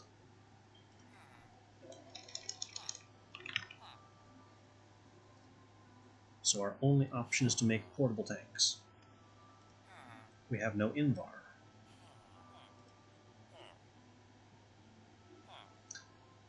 Eight buckets is all it's going to take.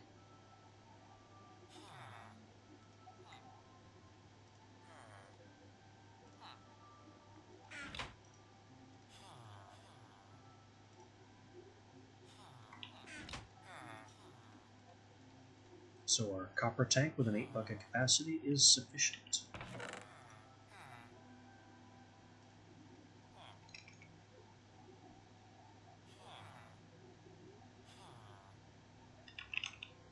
And we're going to need a crescent hammer to make it actually work.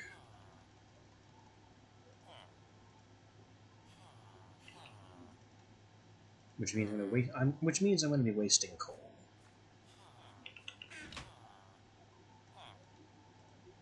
Because I have to. I just have to smelt those last iron ore blocks.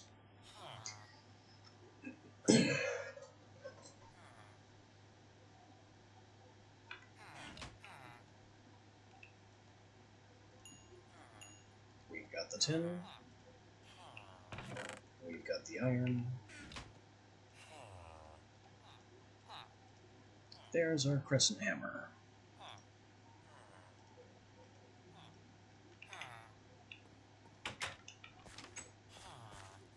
Back to the mines to find lava.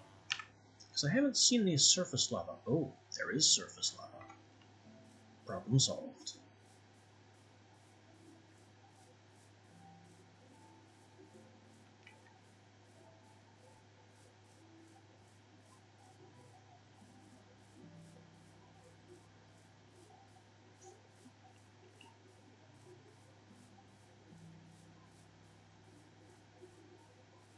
I forgot about this pool of lava over here because we drank it in the overworld. Well, as above, so below, right?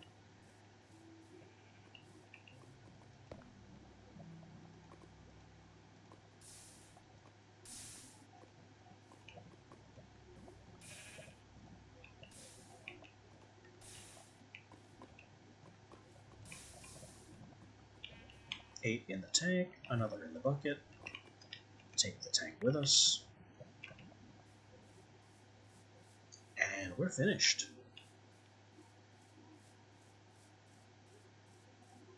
This will give us our Ender Chest, Conquer the Dream Realm, and we can wake up, make another one, and put whatever we want in it.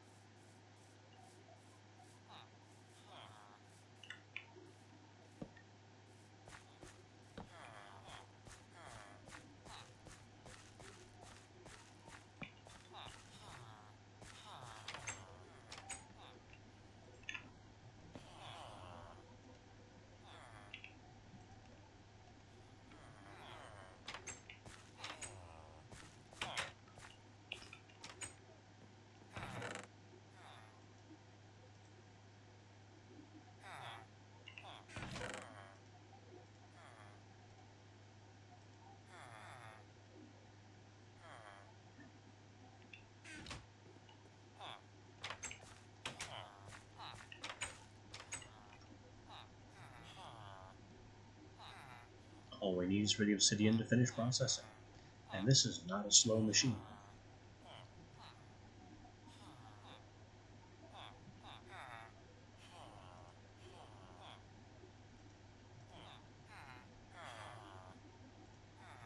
Bingo.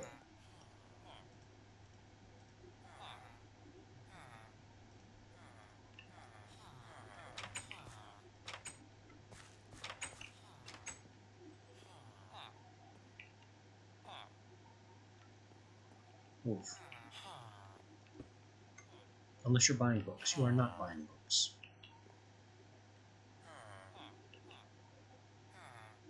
Alright, time to wake. Steady.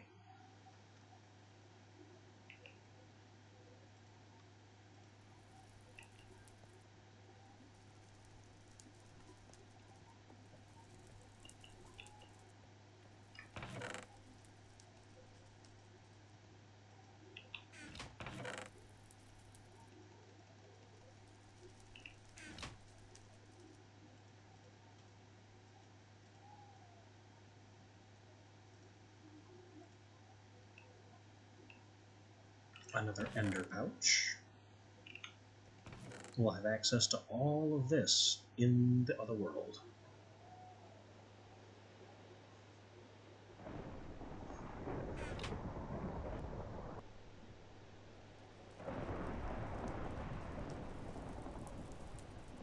I don't know if I'll need all of this. I mean, having access to the apiary's backpack will be good.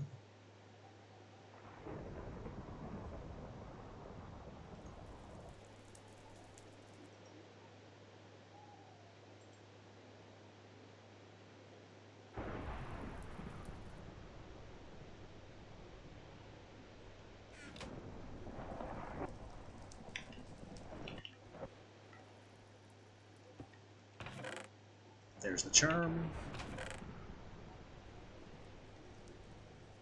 And you know, all the wispy cotton can come over here. And I can fanciful thread it over here in my spinning wheel. And not have to make... There's a lot of noise going on out there. And not have to make entire altar setups in the dream world. But I still need the kettles.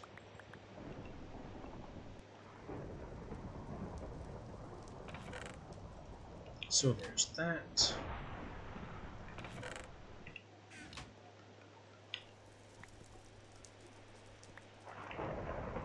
The flint and steel to light them.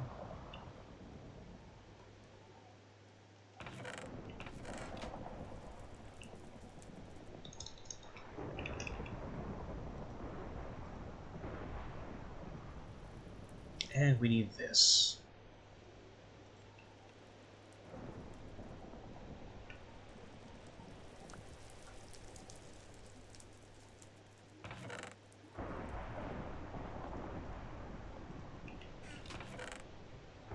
String and sticks.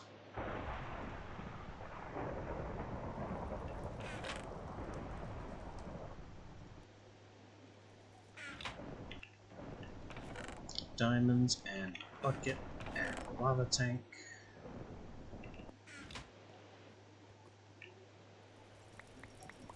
4 whiffs of magic.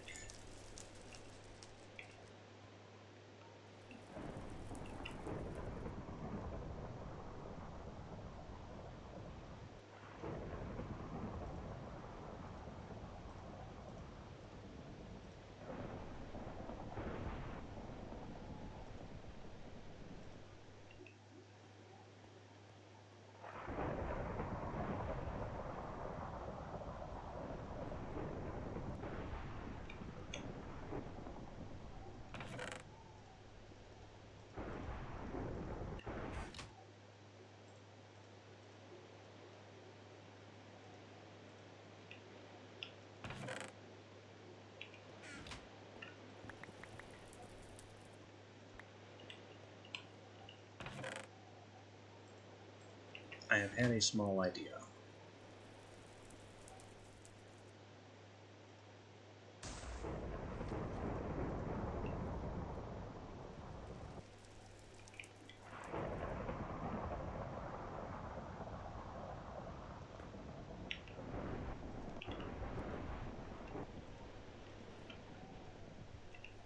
Now I have a way to very easily get liquids into this thing.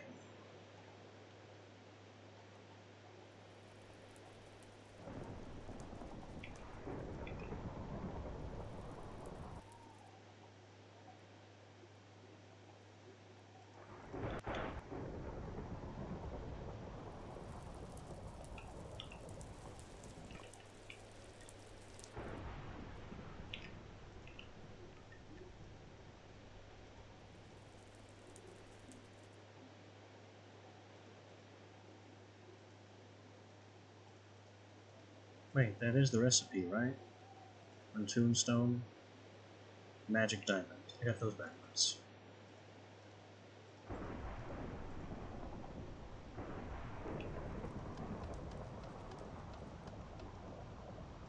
Oh, it stuffed the bucket.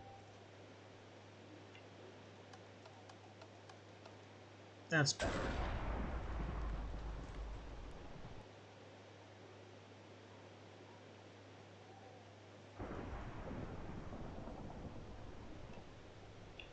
Alright, Liquid Crafter to the rescue to make these tedious crafts easier.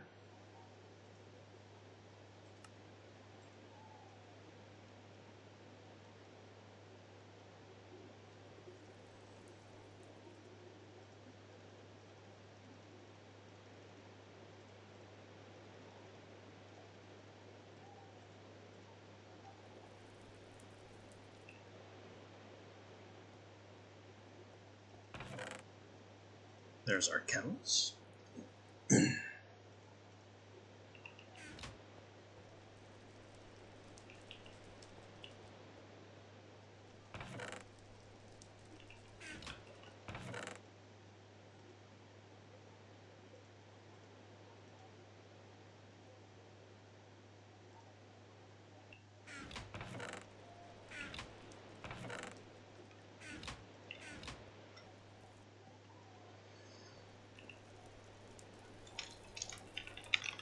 And now to actually make the brew of flowing spirit, I need the ingredient list. We're also going to borrow my brewing clothes.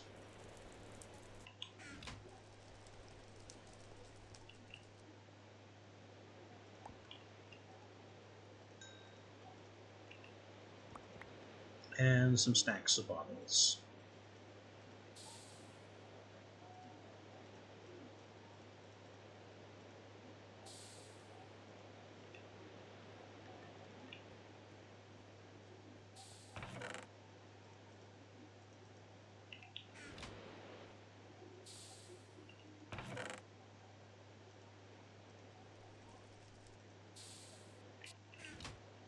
Now, fanciful thread, Spanish moss. We have 6. 6 will do.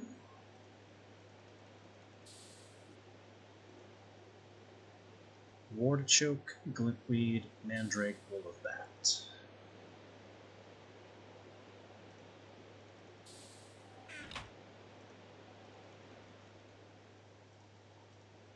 Orchokori, Mandrake, Batwall.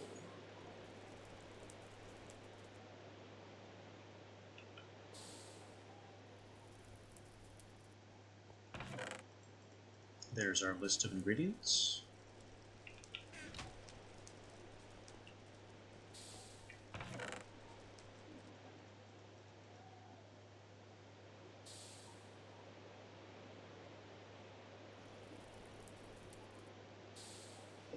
And pretty much the last thing I need to solve is the fact that we don't have a house.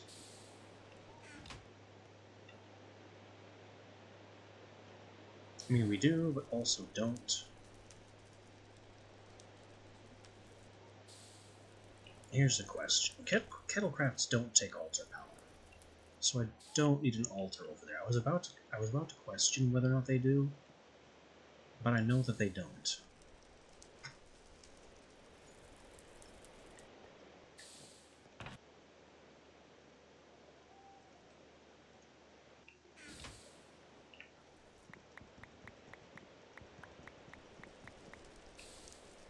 I never bring enough cobblestone when I start a building project like this, so let's just make absolutely dead certain that we're not going to run out.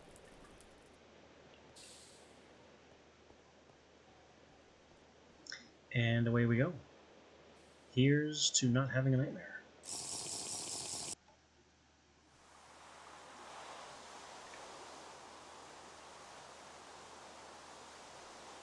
Looks like this is not a nightmare.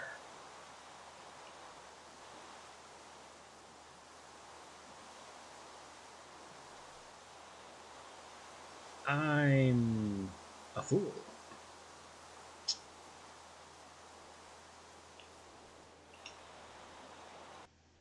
I forgot to put the cobblestone in the chest.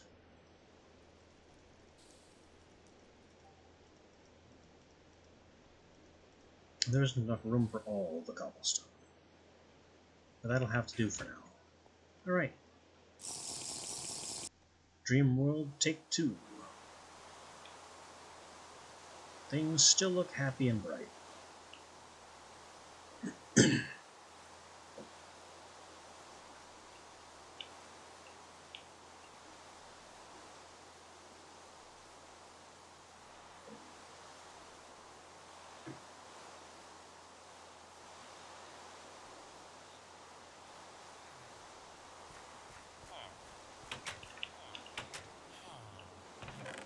Here's our loot.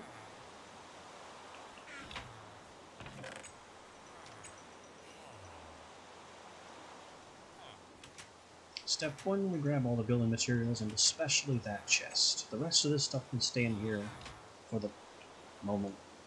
Guys, relax. What are you all doing here?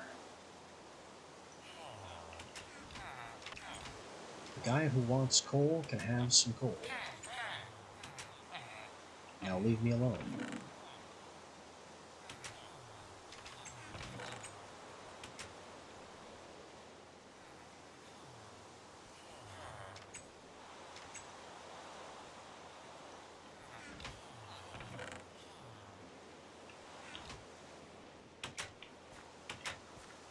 Why are they all packing into that house?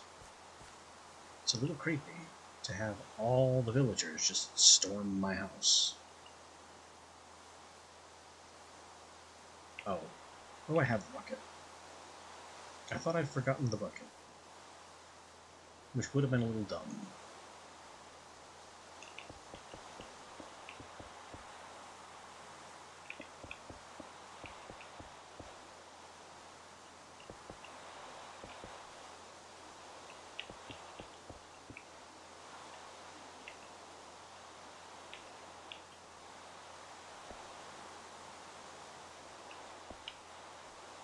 Put nice little windows where we actually have a view. I mean, for some definitions of view.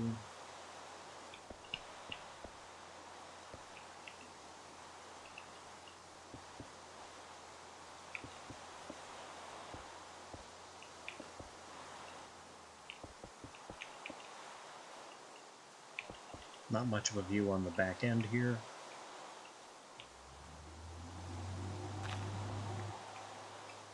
Yes, I took the fence gate as our door.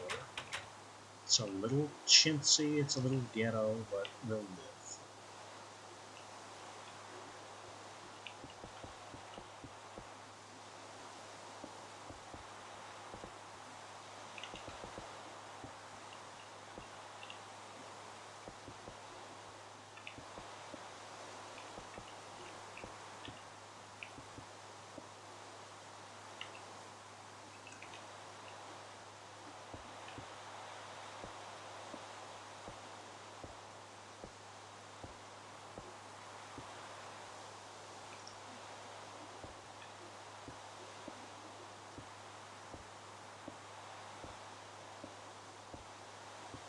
And we're going to do a peaked stone roof.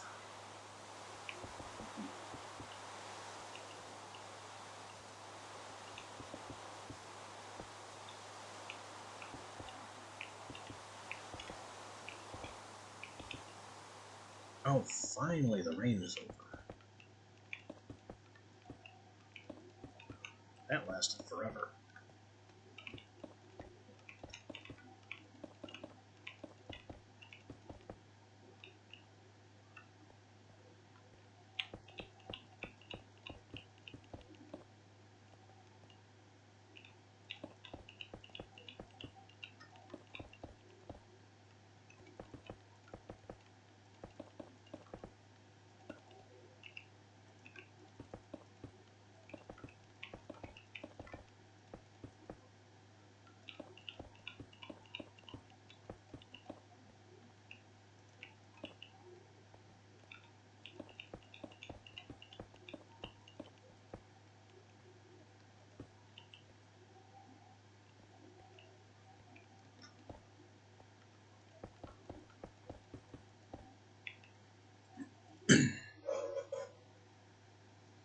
And now I need some cobblestone slabs, which I did not prepare to make.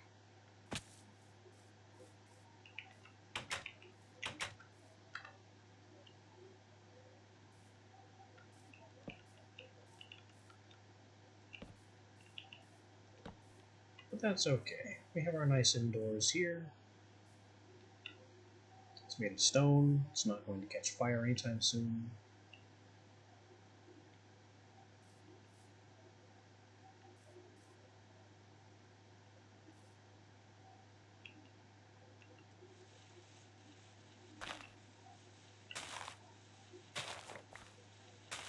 We put our cauldrons right here in ground the same way they are in our base.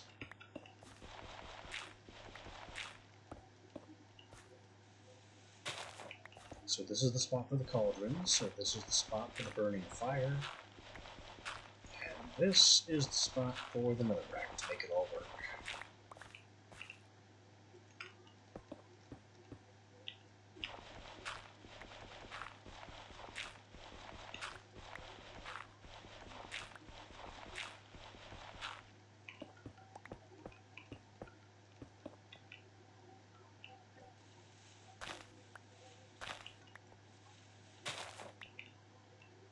Our house just has a big infernal hell pit. Just kind of chilling here.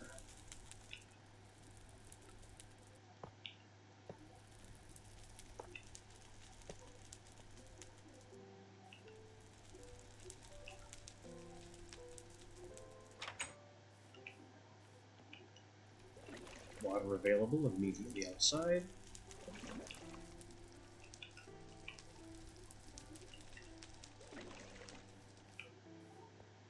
I could even bring a cistern inside, but I don't think that's particularly necessary.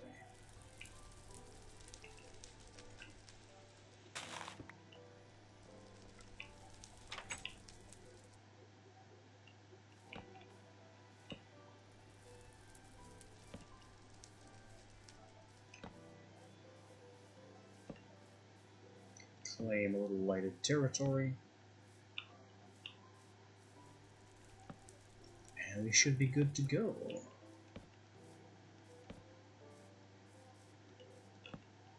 Let's go get the last of our stuff in the stock chest. In the ender chest. And hang on a second.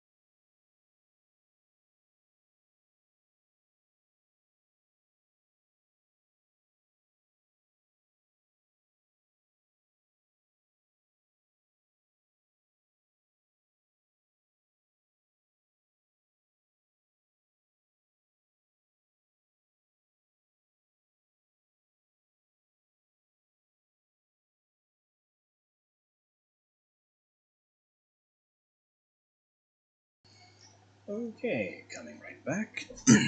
That was a brief but important phone call, so kind of a necessary pause there. It does not put a damper on our current goals. Not one bit.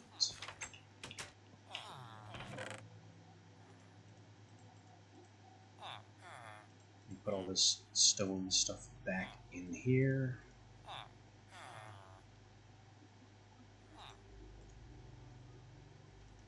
And grab the ingredient list.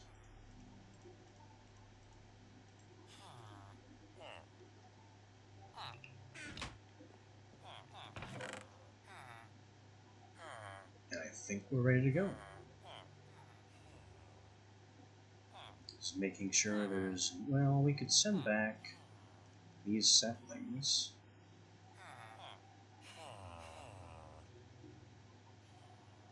And maybe the rubber, well, yeah, maybe the rubber. We have no use for the rubber here. And the pig fat has to go back.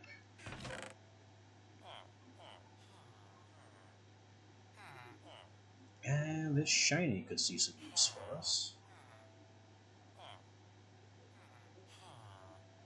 I don't really see anything else that needs to be transferred back.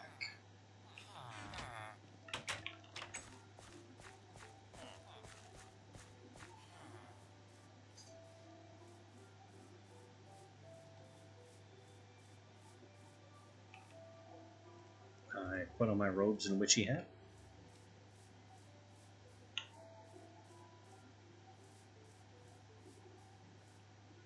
Oh, and I forgot to make my cobblestone slabs.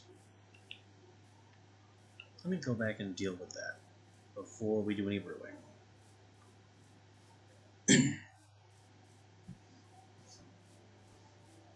Because if we so happen to come here during a nightmare state, I don't want anything spawning on the roof of that house.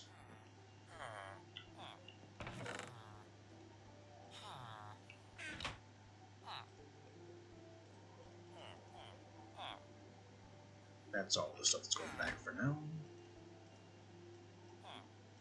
Make some slabs. That is too many slabs, but I don't care.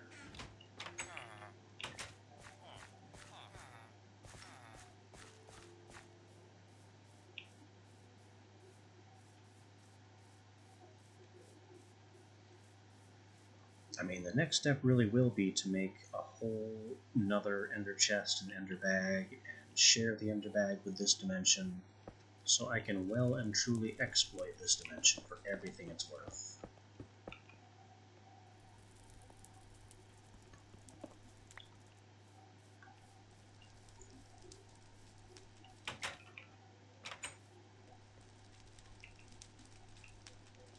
Alright, now let's see if this succeeds.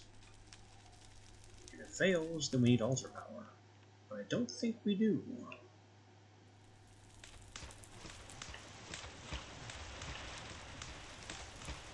6 ingredients. It is bubble and white. It's ready to be bottled.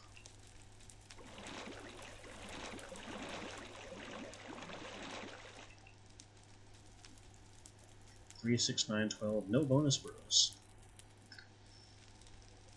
That's a bit of a shame. Well, I don't make the rules. If we got no extra brews, maybe it's not possible. Maybe we just didn't roll any of our chances to get extra. All the same, I still got quadruple for using this 4 kettle setup, so it's not all bad.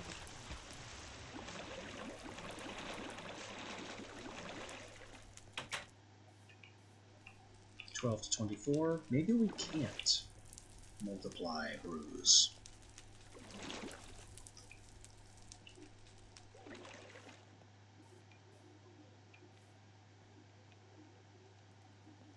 Whoopsie.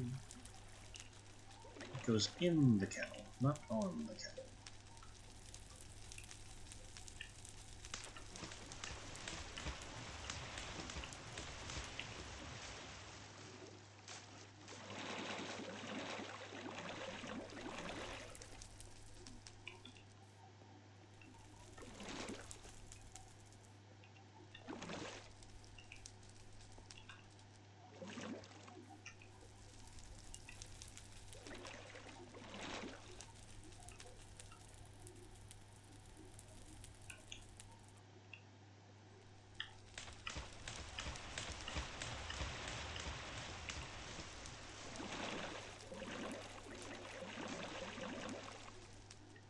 Now, there are reasons why I'm making as much of this stuff as humanly possible. It has several uses. It needs to be put through a distillery. There's some function there.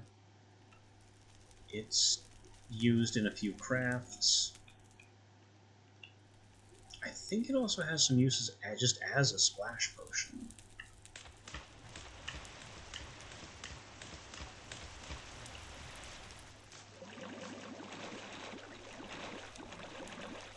It's used in farming the Nightmare Beast.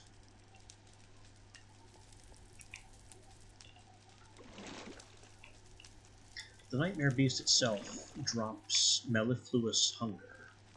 It is the only way to get mellifluous hunger, which has, I don't know, a couple uses. It's not useless is the point. It's a rare drop from a specific monster. It's gotta be used for something, right?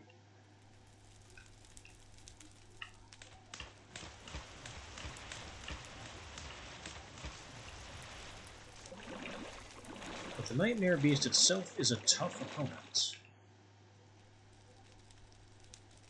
Due to its basic strength, the fact that it strips your armor off, and the fact that when you hit the thing, it temporarily goes intangible and can't be struck, but can still strike you just fine.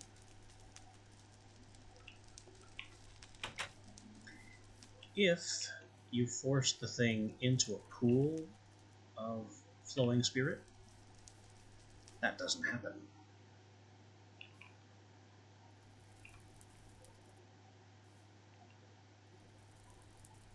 Flowing spirit also, I need to go back and grab some more things.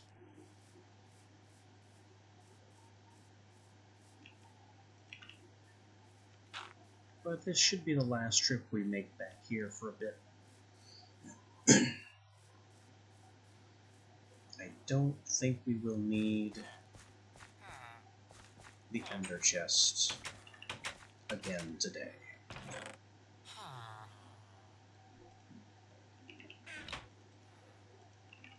Let's put our witchy clothes back in here. They didn't do a darn thing for us.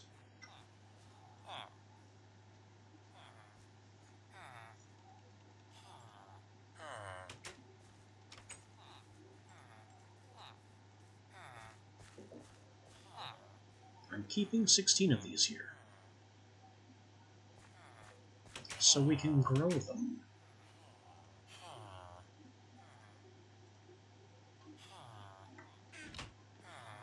Hi, everyone. Excuse me. Let me out. I'm trying to leave. Please get out of the door. Why have you trapped me here?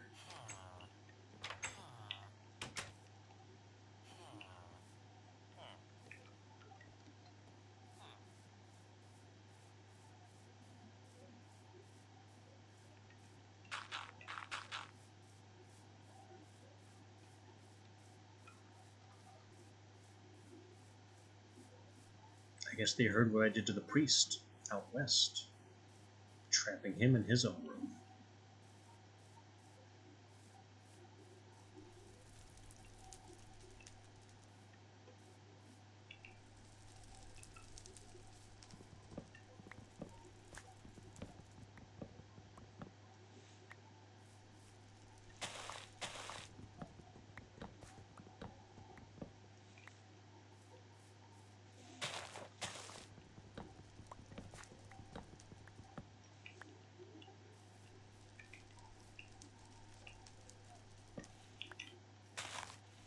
So we need to make some space over here.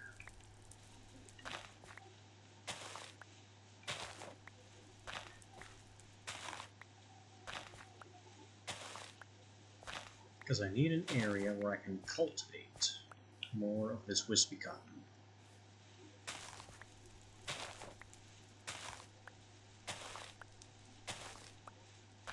Wispy cotton works kind of vaguely like sugarcane, but also kind of vaguely like mushrooms.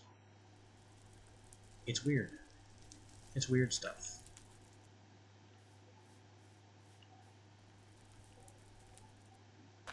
I place one. I place a brew of flowing spirit. And now the wispy cotton is allowed to spread on its own, like mushrooms, to blocks that are adjacent to flowing spirit. That's how it works. It's strange, but that's how it works.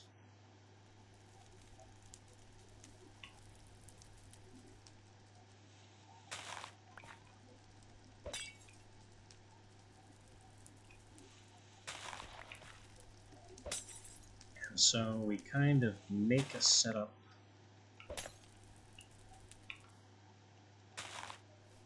so it can do that.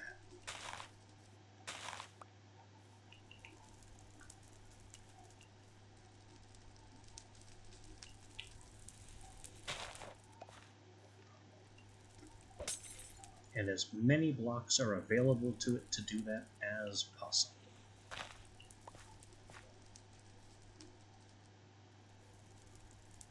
I don't think this is the correct block. Because if I continue this pattern here, then I'll end up breaking this one, and that's right next to this one, and that's not right.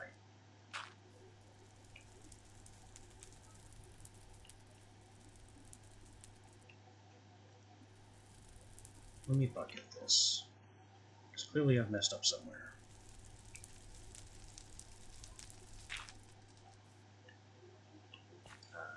Here and here.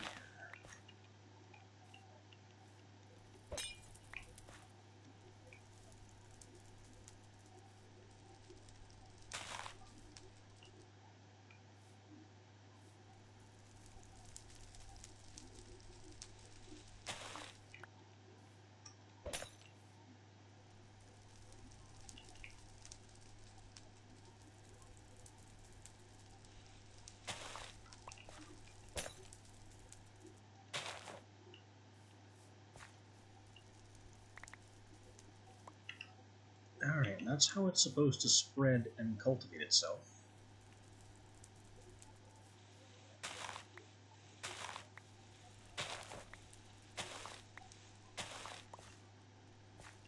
And so the next thing I need is a kind of pit that I can use to farm the Nightmare Beast.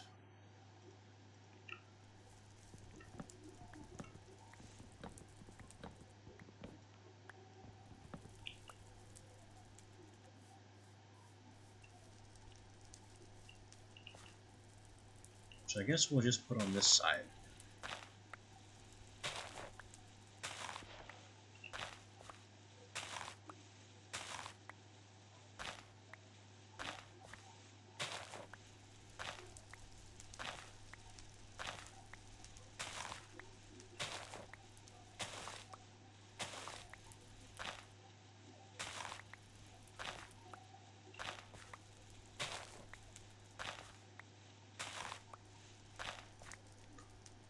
It's ugly, it's crude, but it will work.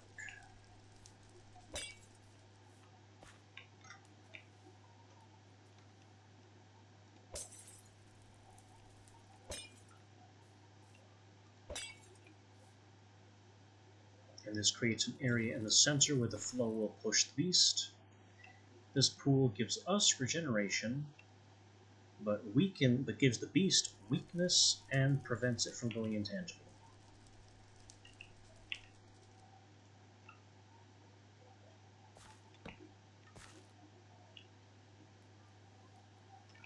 So it's perfectly fine that we have to fight our way out of the current.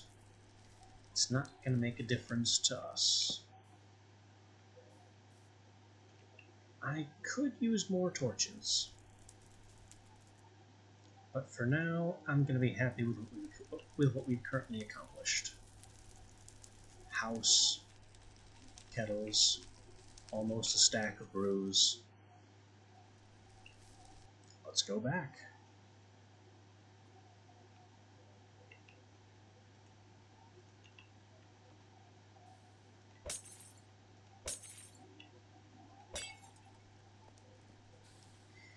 There's the 3 brews that finish this sleeping area. We now have a 100% chance of having a good dream if we zonk out right here. Which means if I want to fight the nightmare, I just have to drink the potion literally anywhere else.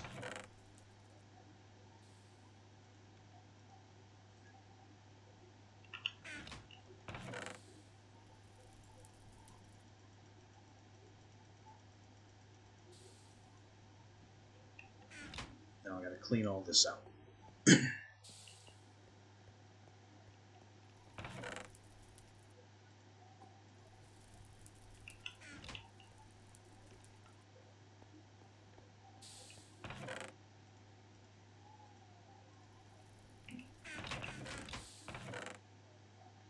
The shiny ore goes up here so we can eventually make platinum flower things with it. We got rubber, pig fat, the needles have, and the potions too, have to stay in this box. Not those potions, these potions.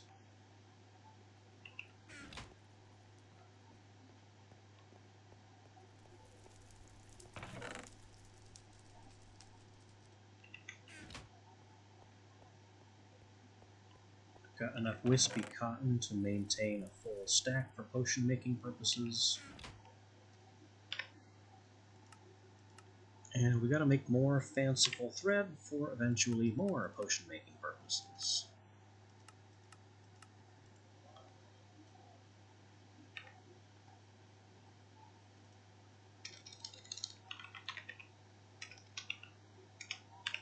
Fancy. String and odor of purity. Odor of purity comes from hawthorn.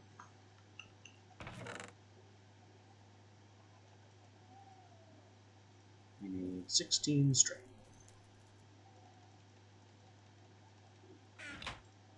And I'm keeping this, I guess, in here? Or, I don't know where to put it. I guess right in there. It'll live. It'll be fine.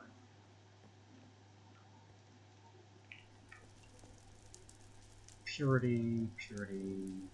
That's enough purity.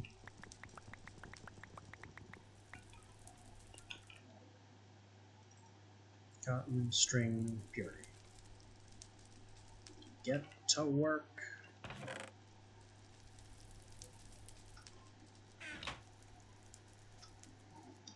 So now we have, finally, Brew of Flowing Spirit,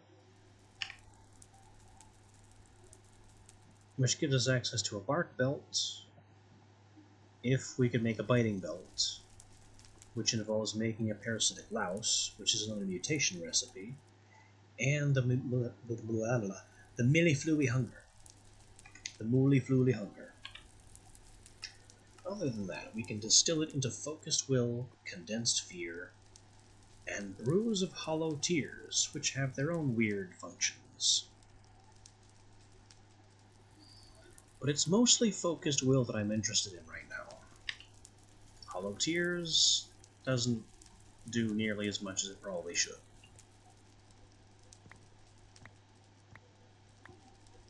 I also need more oil of vitriol. Just saying.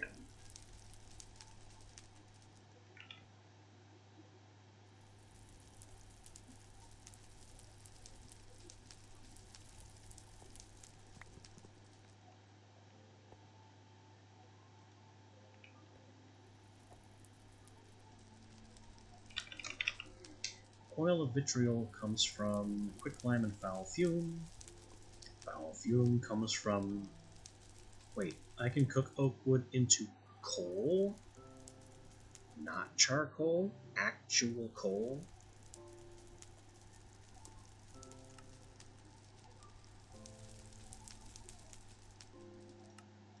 And a couple other important processes, but seriously, I can make real coal. That's kind of amazing.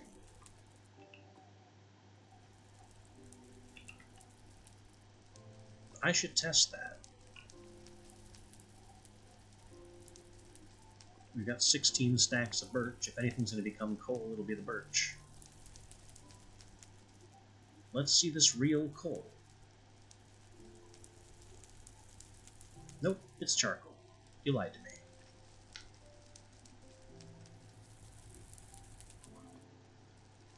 Oh well. We can move this charcoal into the oven's fuel slot, and this also gets us foul fuel that we can use to create more oil of vitriol, and that'll just move us on down the line.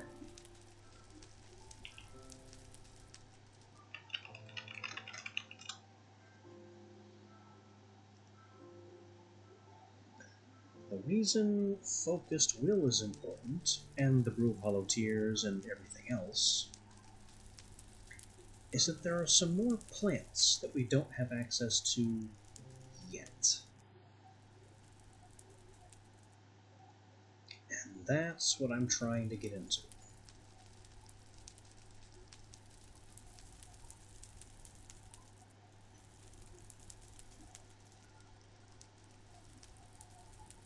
Just trying to find them on the wiki now because the mutation recipes are a little tough to find these days.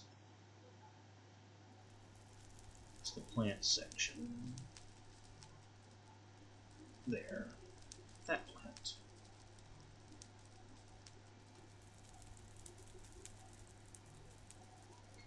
And while we're at it, I just saw it. Where'd it go? There.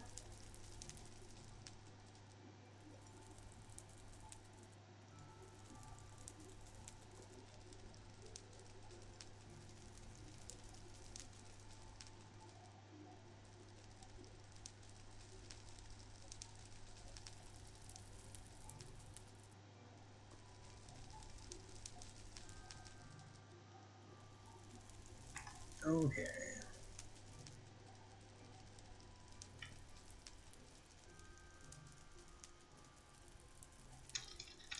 So there's a plant we need to make. It's a plant that I can grow on its own just fine. It's a plant that I think I can eventually get into with Seed Analyzer. It is wormwood.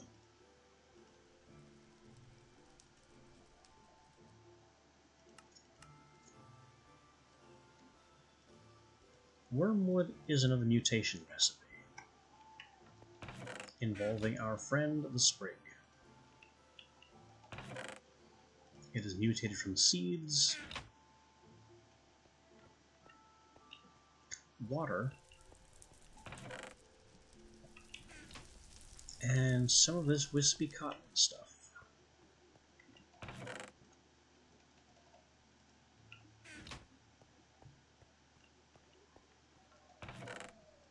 I'm also going to want some bone meal, because the wheat needs to be fully grown.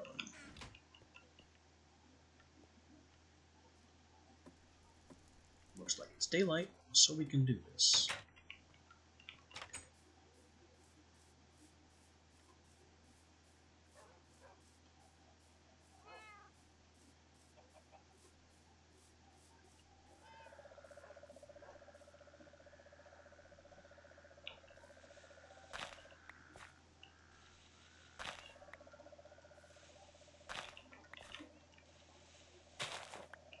So the way this mutation works is it needs water blocks in the corner, wispy cotton in the cardinal directions, and I forgot my hoe. Can't very well plant seeds in farmland if I can't make farmland.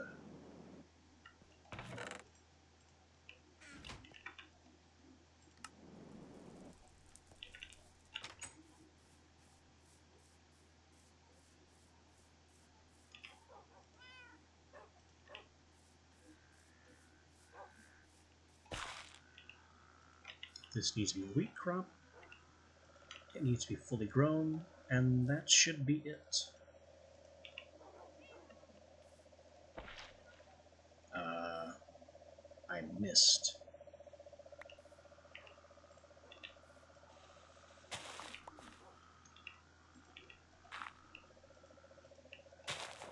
Let's try that again. There. Wormwood.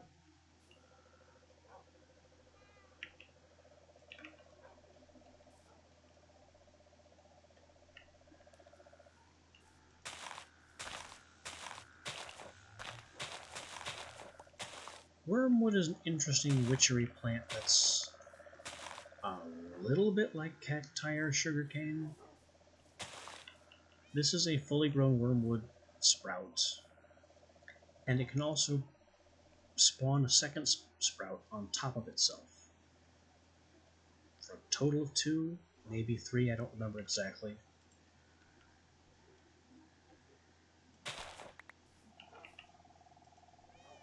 We've already propagated the seeds.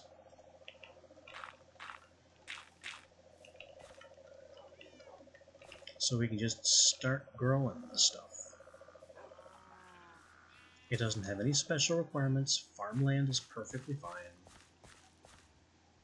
It's not an agricroft. It's not an agricraft crop yet. So I'll just put it wherever and let it grow.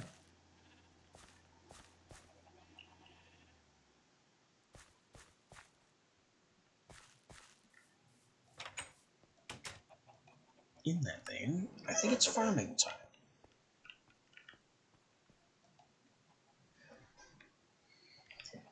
Though, to be fair, there is one more mutation I want to perform. But it's dangerous.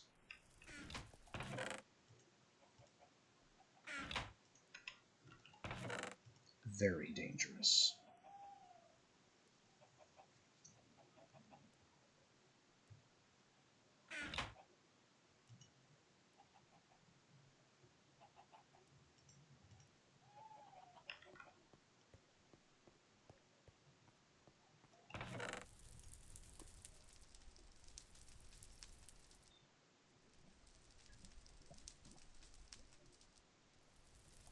I think, well, first we'll need to wait for nightfall.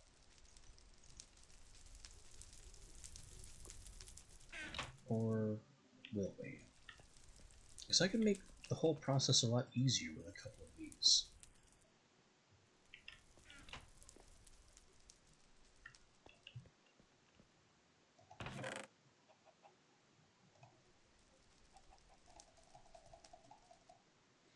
Our next target is something called a Mind Drake.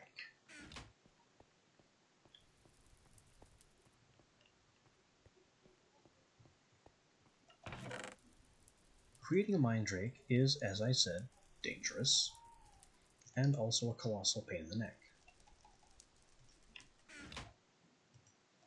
I tend to use the phrase colossal pain in the neck a lot, don't I? Well, that makes it no less true.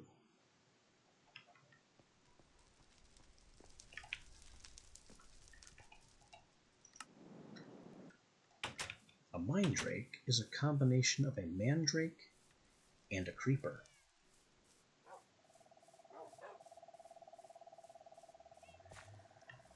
So I have to be able to safely capture a Creeper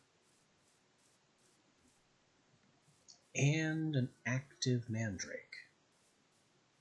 An awake and screaming Mandrake.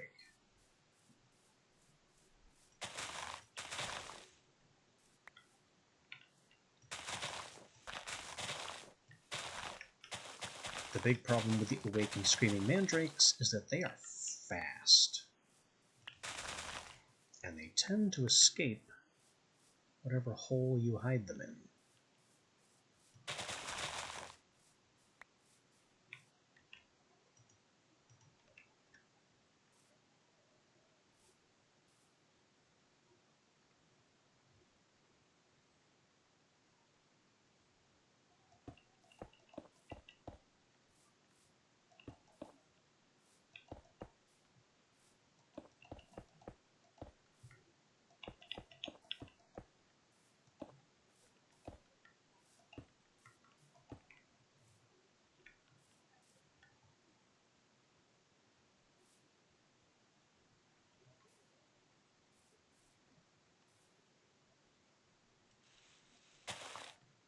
So I first and foremost need a plot for growing mandrakes.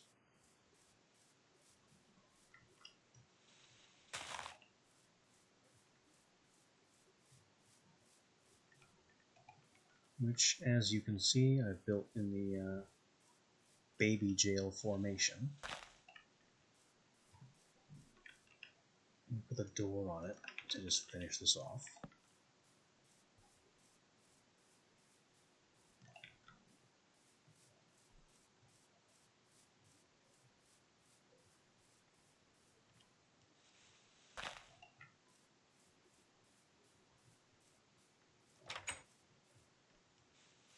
This is going to be a mutation pit right here in the center.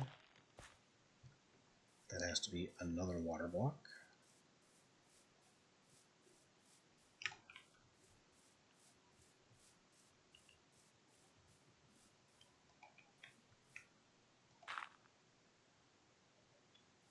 And I have to put a cobweb here.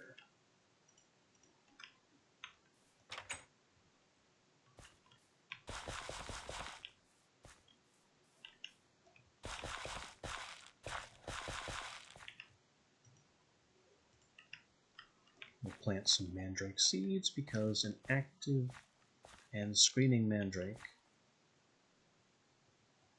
has to be placed in this hole as well. Maybe one of them will accidentally run in there when I release them from this. And a few other ingredients and the creeper itself.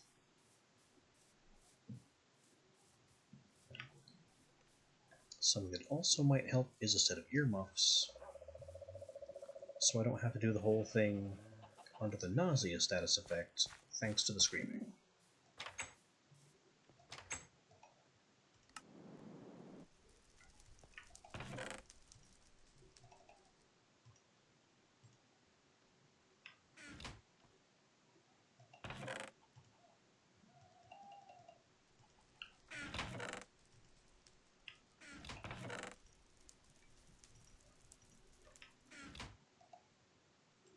Earmuffs are very simple.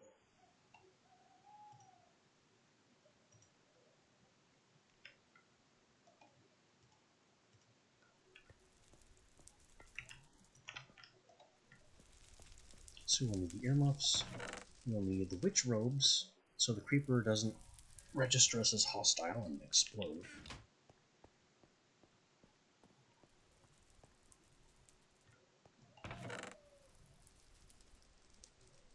I could use some splash brews of fertilizer to make everything grow. And the rest of the ingredient list is fully grown mandrakes, graspers with 2 Mutandis extremis, charge the tombstone, and focused will.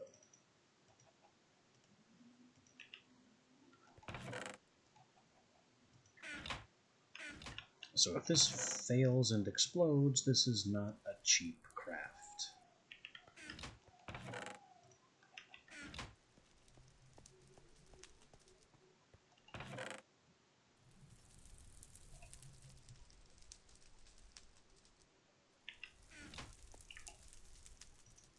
There's the focused will. Gotta store the rest of this stuff.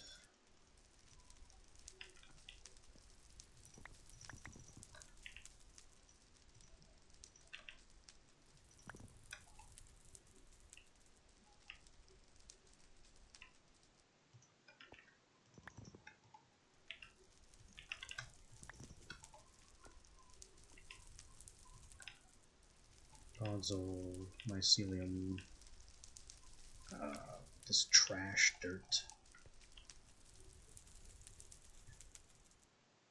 and 2 extremis, 4 graspers, which I believe are downstairs.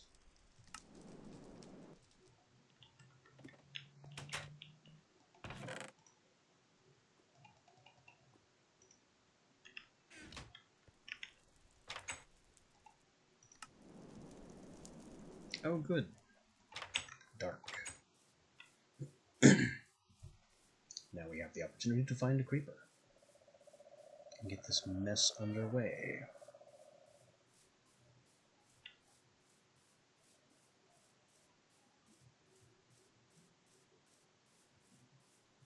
Oh, that I'm not seeing a single hostile mob anywhere.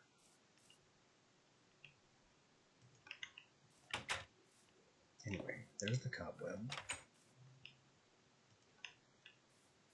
We'll place this chest a slight distance away so things can't use it as a step to walk over the wall.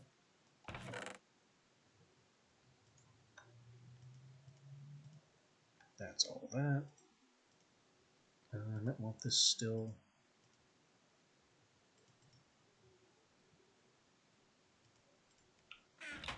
Now, we hunt.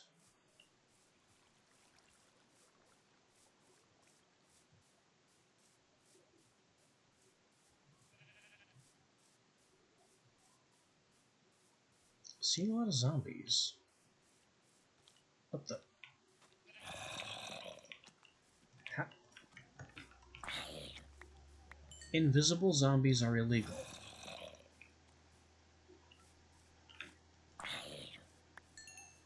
What the heck was that?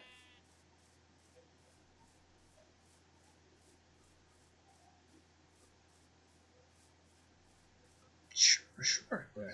Sure are a lot of Endermen over here.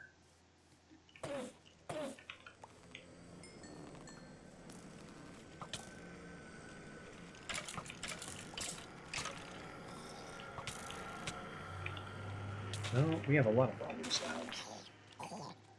We have that guy. There's some kind of mage over here. This guy has extreme knockback. Is that bow enchanted? I think it is, because we can't even approach him. Okay, he's gone. Is this guy a good mage? Nope. And that's a creeper. That's okay. Creeper, good. Let me just switch my robes so it doesn't explode on us. It's still exploding on us.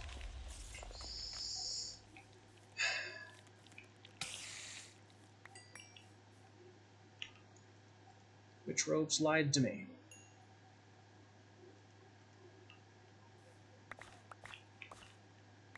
Creepers are supposed to ignore the wearer in which robes.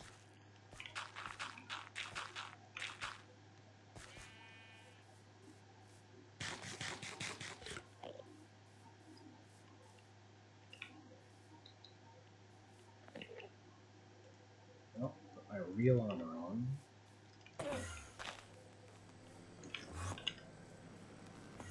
So we can kill this guy. Come back here.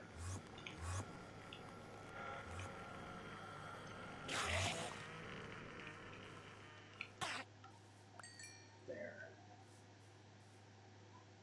Apparently I need to have the witch robes on before the creeper even notices and aggroes on me. Maybe that's how it works. Because it says creepers will ignore the wearer. So, creepers shouldn't even notice I exist.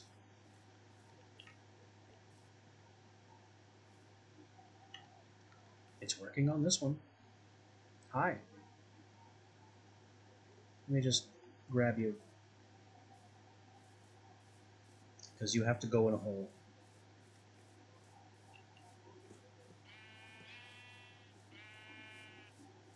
Will he explode if I put him down?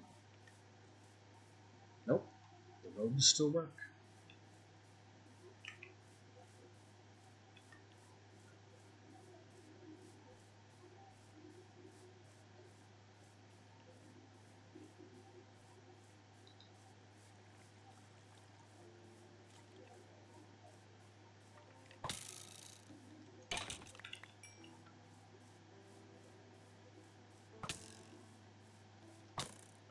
Excuse me, die. Rude.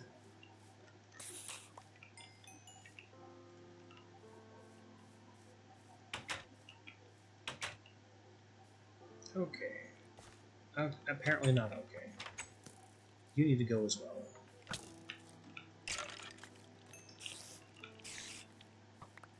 Everybody needs to go.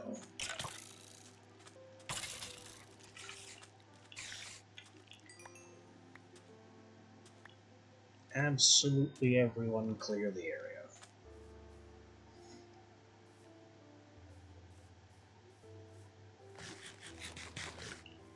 Okay. Creeper goes in the hole. Have fun sinking.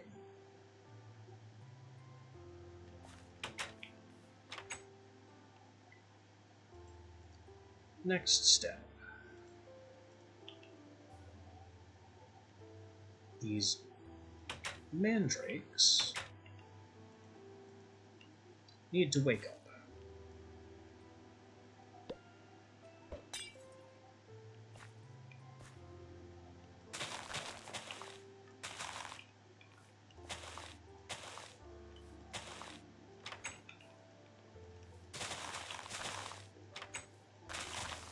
Boy, that splash brew fertilizer is way too big.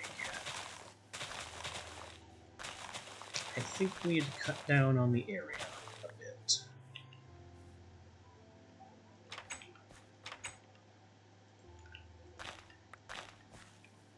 It's awake. We got it.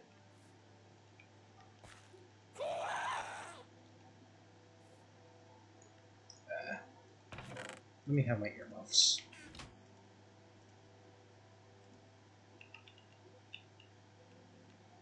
I ask you to put it in the hole, which it will not go because the creeper's in the way.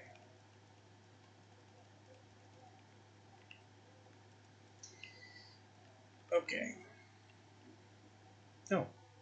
Free zombie, if I brought some alder saplings.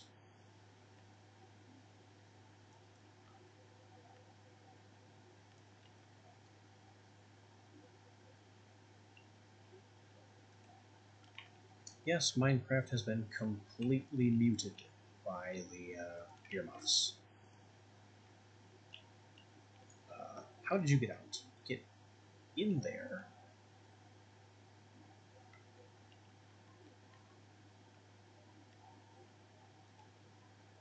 You have one job, and the one job is to get in that hole.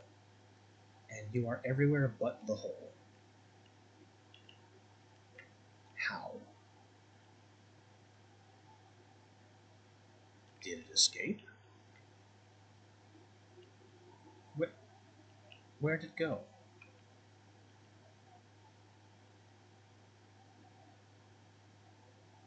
It's not in the pen, and it's not in the hole. Hello? I know it's still somewhere near enough to scream.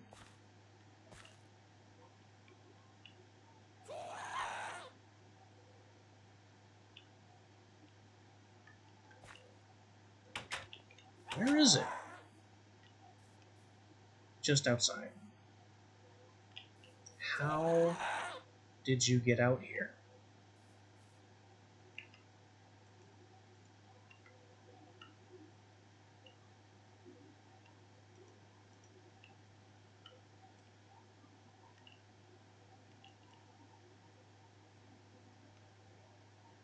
Apparently I have more of a dirt funnel to get this stupid thing in the hole.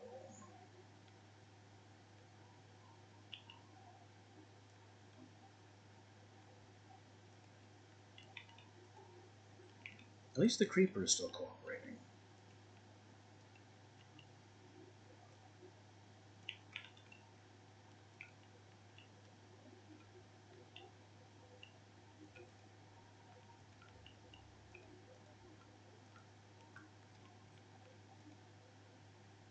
Alright, now you're here.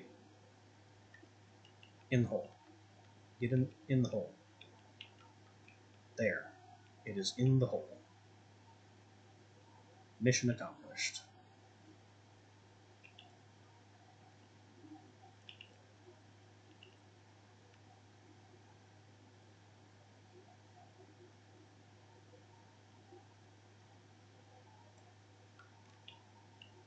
I just need that thing to stay fully sunk in the pit.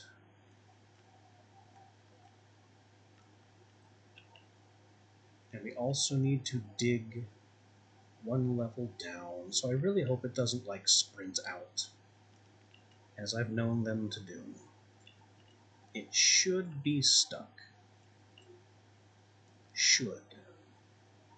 You never can tell with these bastards.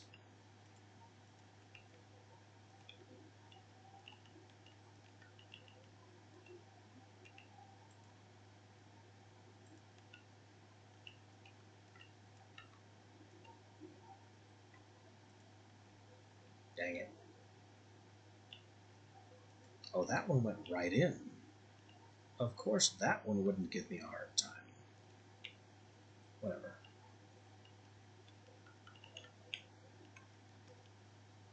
So we have 4 mandrake plants. They need to be fully grown. We'll address that in a second. Okay, these 4 graspers. 2 extremists. The charged tombstone. And the focused will.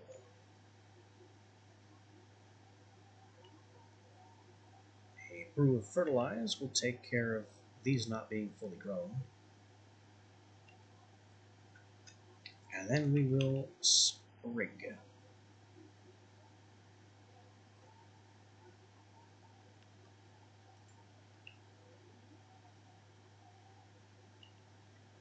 These 4 mandrake plants have turned into mindrakes, which are a fascinating plant that takes a very long time to grow and mature ordinarily.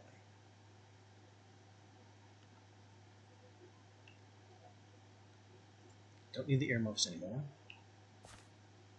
Don't even need the witch robes anymore. We'll have to fix those.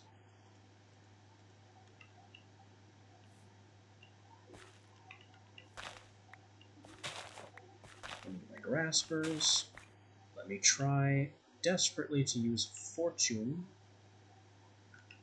on the mindrakes. Doubt it'll work, but we can pretend.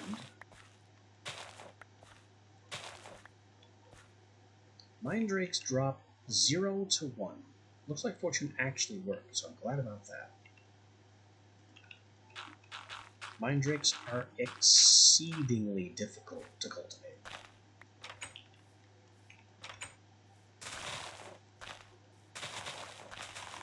And I cannot turn them into agricraft seeds. That's just not a thing.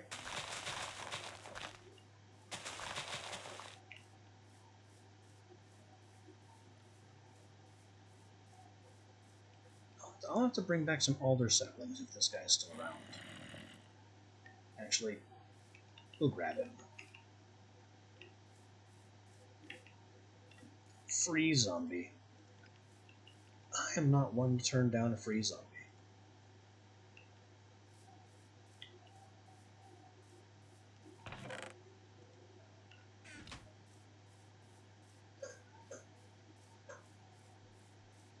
So we now have mindrakes.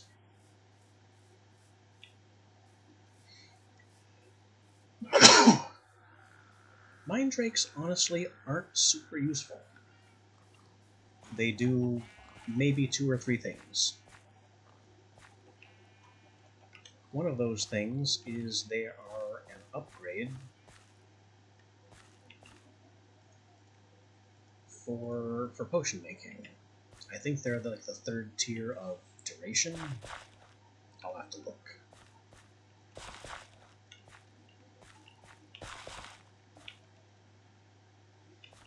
The danger with them is that if they drop as an item and are not picked up immediately,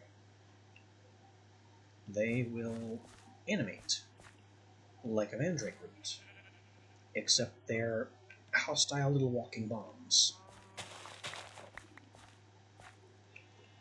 Creepers have nothing on these little lunatics.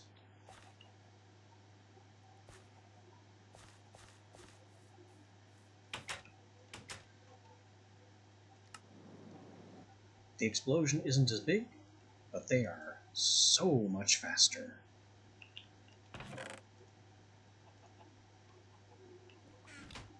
Alright, that's garbage. I need to repair some things, starting with the sprig, then the witch vest, then this gold so I can reclaim it. Do I want that bow? I don't want that bow. We will disenchant the bow for free XP. We get nothing from it. Okay, I guess I'm just destroying the bow then.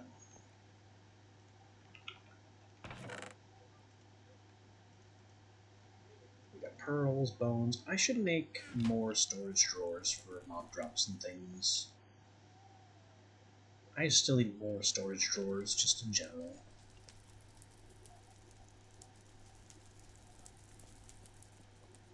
Because there's just so much I need to store, and not nearly enough space for all of it.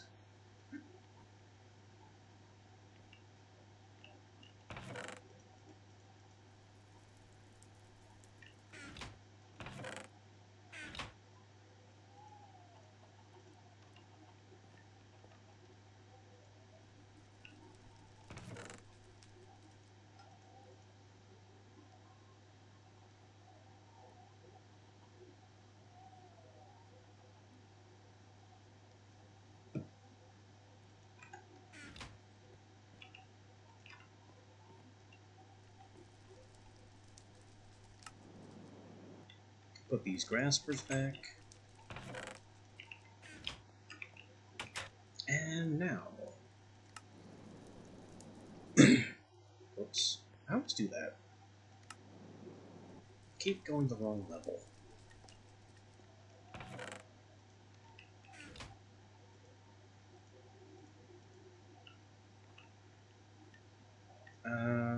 Refill the bag on splash brews of fertilize.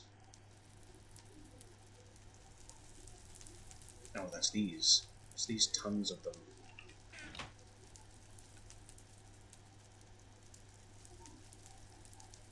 And let's make some more space for the Ender Inhibition brew in the first slot, so I stop throwing harming by mistake.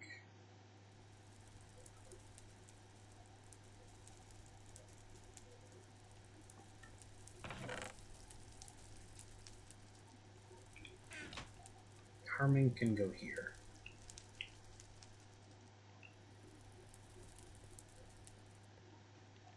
Now, from harming to farming.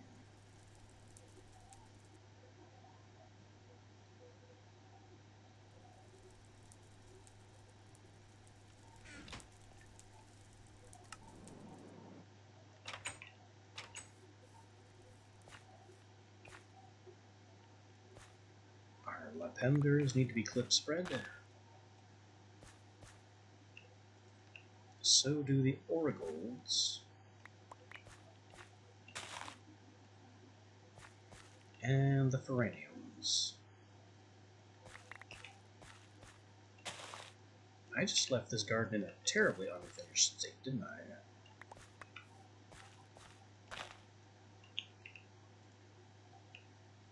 And we haven't even yet bred all of the ore plants. Nowhere near.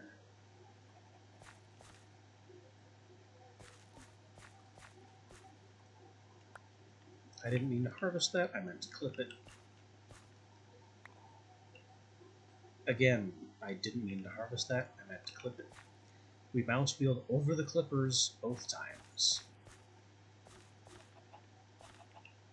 Okay.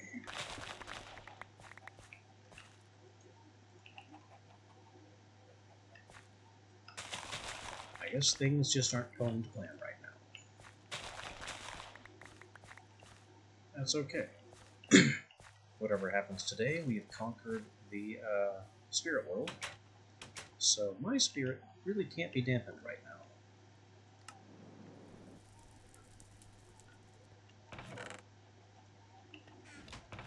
Unless I do something completely stupid, like let weeds eat all my plants. Oh, Bella is perfect 10. I forgot.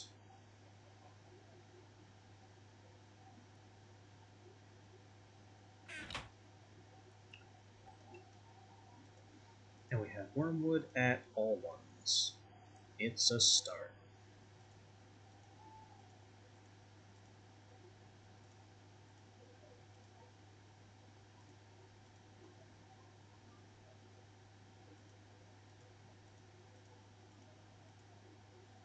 Six, 8, 9, 7, 8, 10. 3 points. That's not going to be. It's not going to get any better than that. 5, 4, 6, 6, 4, 6, or 5, 5, 7. That's 2 points.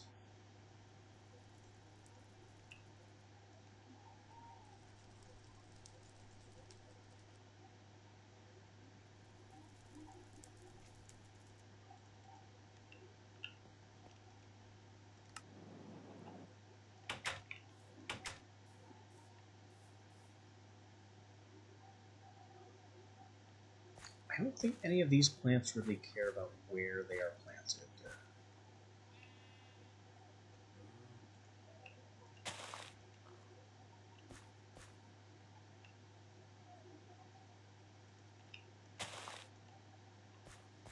But I guess I want to have the Bella here, so I can maybe remember it's a perfect 10 this time. And harvest it as clippings and whatnot. Not saying that'll happen, just hoping I'll spontaneously grow a brain and actually do it right.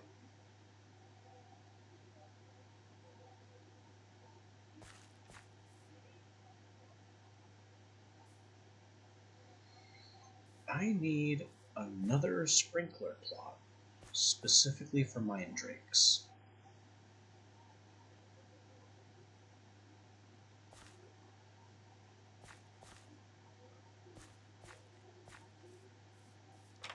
Let's make that happen.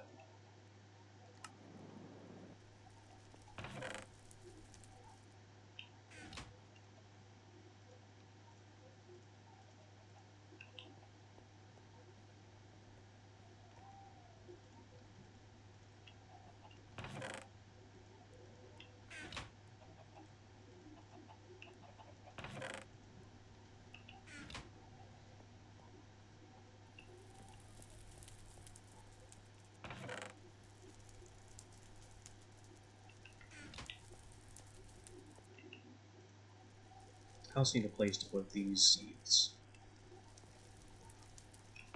But I don't think we have that yet.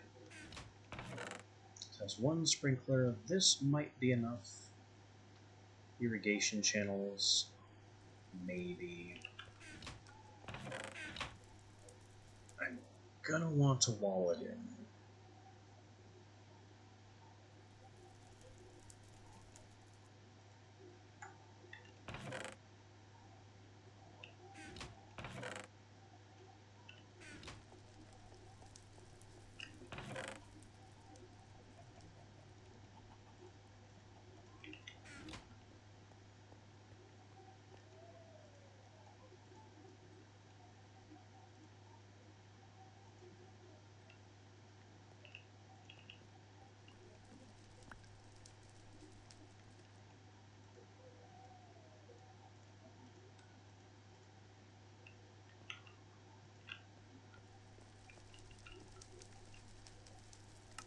So it's first a matter of location, then a matter of size, and finally a matter of irrigation.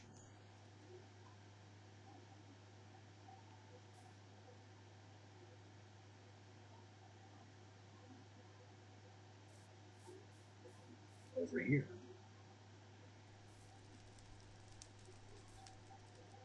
It'll be a little frustrating getting the water all this way. But that's what these are for.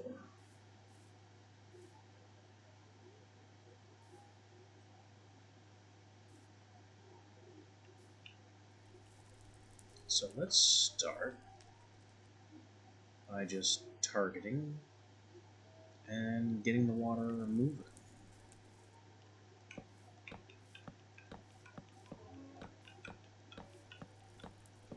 That is not far enough. So we need more of those.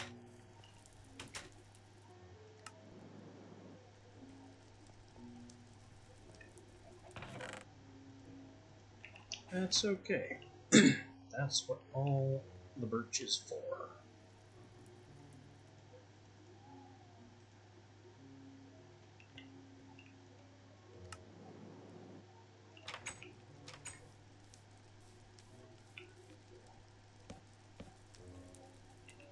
I should probably get my shears so I can clip some of these ember moss that are otherwise in the way.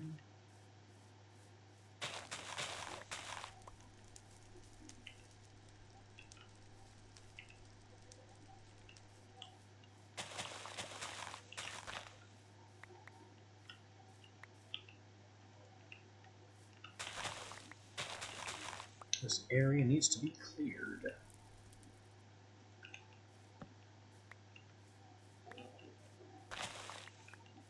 So, with this on the way, our target is going to be about 3 blocks away from there. So here, and that can go 3 spaces in each direction, because that is the sprinkler coverage. 3 spaces, sprinkler.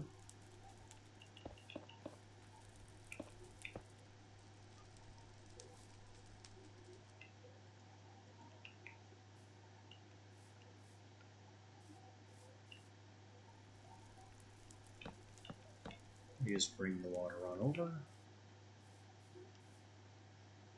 until it's directly overhead on this point. Sprinkler.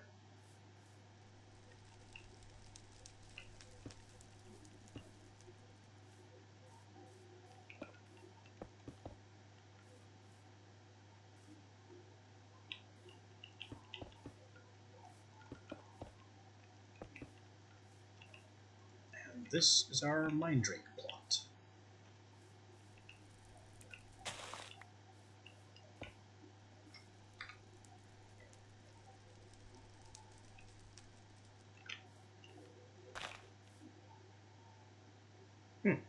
That lights the whole place. Neat.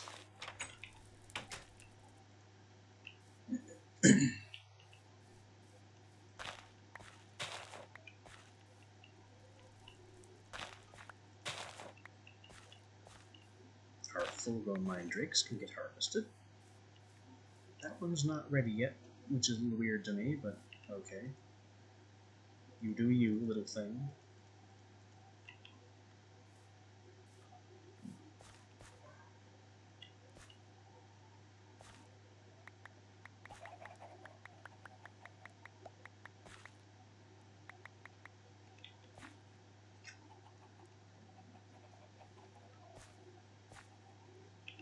Perfect Belladonna is clipped and ready for storage.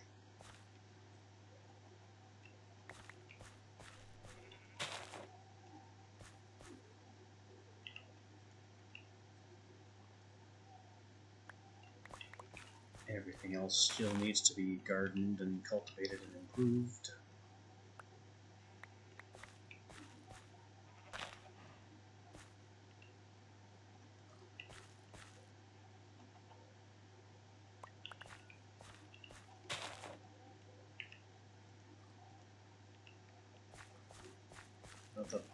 But the Bella being ready for storage means we can now use this plot to get the wormwood started.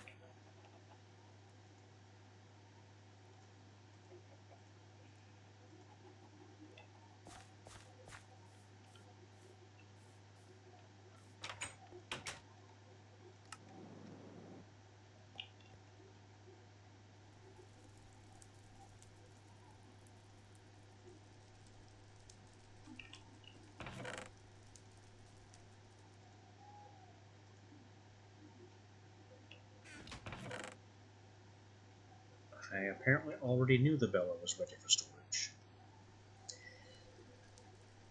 And had stored it. Don't know how I could have made that mistake, but here we are.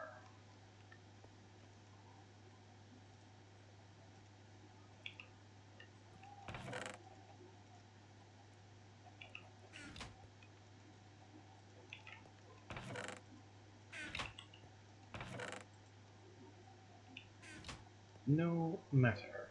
Everything is still according to plan, regardless of weirdness and setbacks.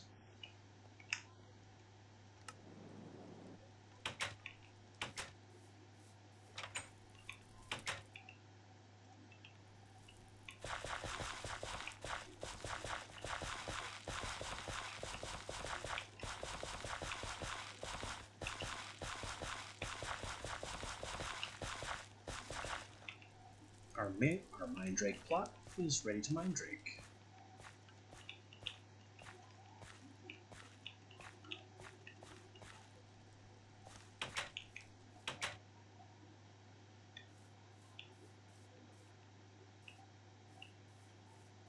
Now, what other mischief can I get into?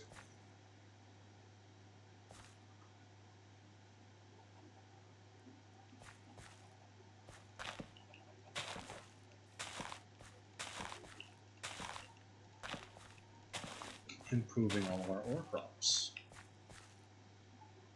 And really any other crops in the vicinity that seem like they could.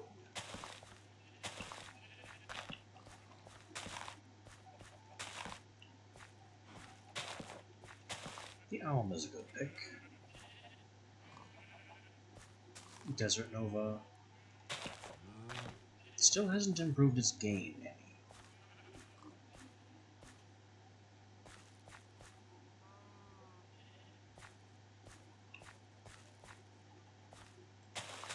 And weeds. Not allowed. Weeds are verboten.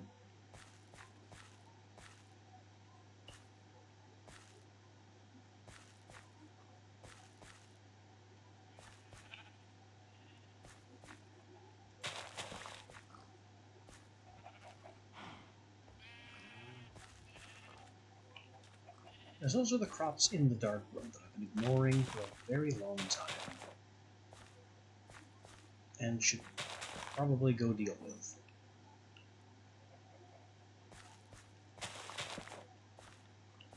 But if I'm gonna do that, I need more sticks.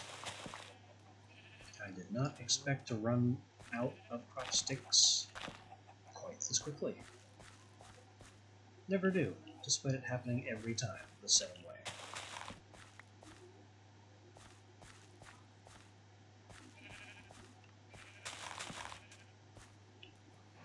Let's just make sure nothing is in immediate danger, and we'll turn some of that surplus birch into sticks.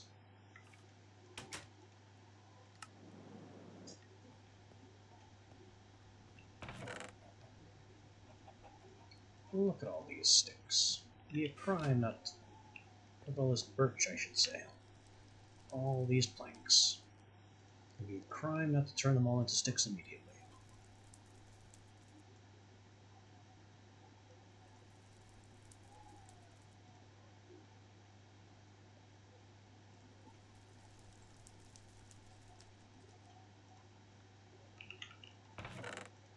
There we go. Sticks for me, sticks to spare. Back upstairs, hope nothing got eaten.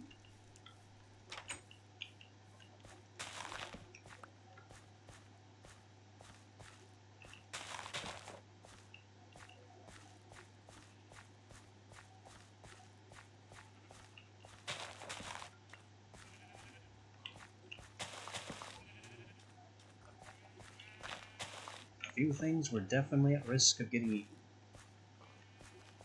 It seems to have all worked out.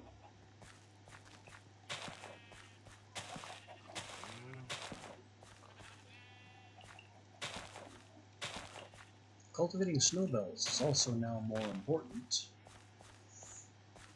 And also at the same time kind of isn't. Because that's how we get our icy needles, which get us back from the dream realm faster. It's not as important now, though, since we've, functionally beaten the dream realm.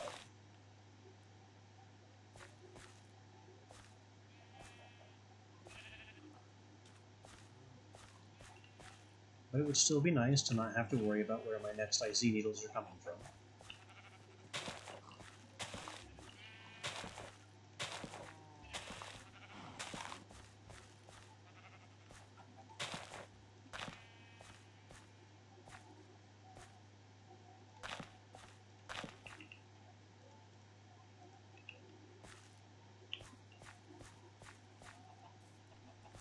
These ore plants are extremely green. If I didn't have a mod telling me exactly what I was looking at, I would mistake their sprouts for weeds.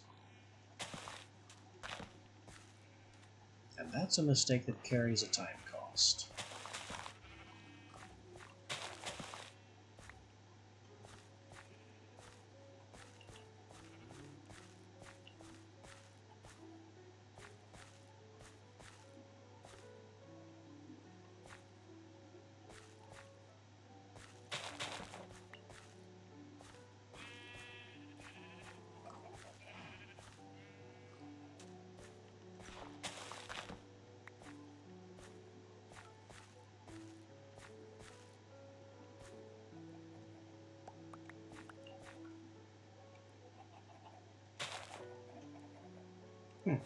Completely failed to spread to the next plot.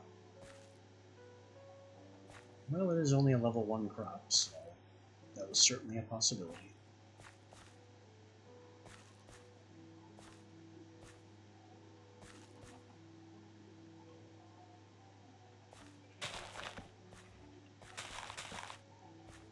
"10 strength, by the way. Just sprouted weeds twice."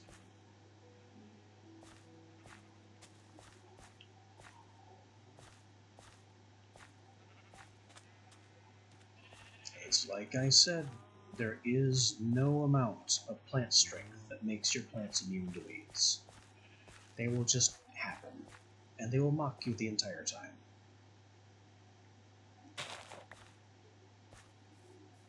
That Mindrake plant sprouted into exactly 1 Mindrake. And that was with a Fortune 3 tool. I said they were tough to cultivate.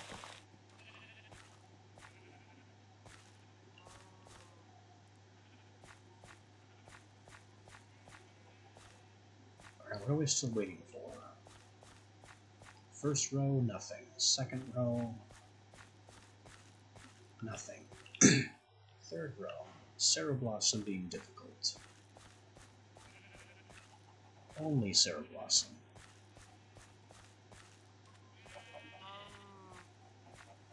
Cereblossom and Cactus. Everything else is perfectly sprouted. Cereblossom keeps having weed problems with its 10 strength. How very irritating.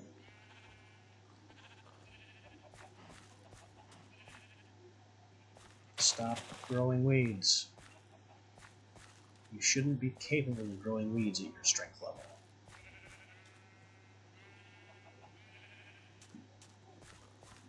But it's happened multiple times in a row now.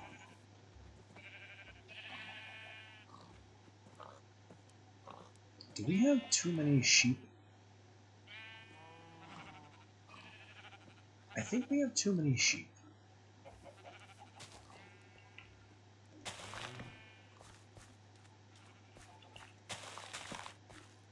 Probably because I breed them with the potions of love, and then have no reason to cull or kill sheep, so we just end up with too many sheep. Anything dangerous in here? No?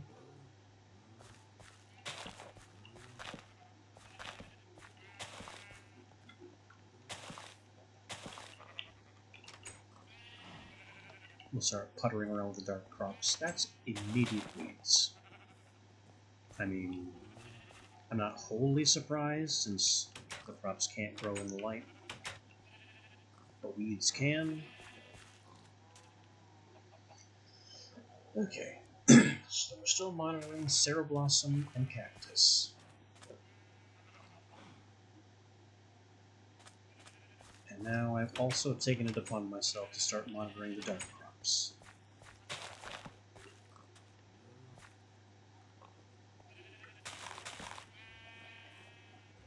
Which are frustratingly weeding. Cactus is done. Cereblossom is done. Just the dark crops now. Once everything is sprouted, we can move on to the analysis phase. Okay, it's just this block of Tarma that's waiting now. Everything else is ready.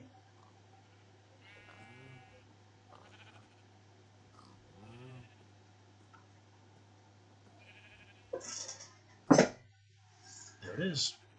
We also don't have red mushroom spores yet.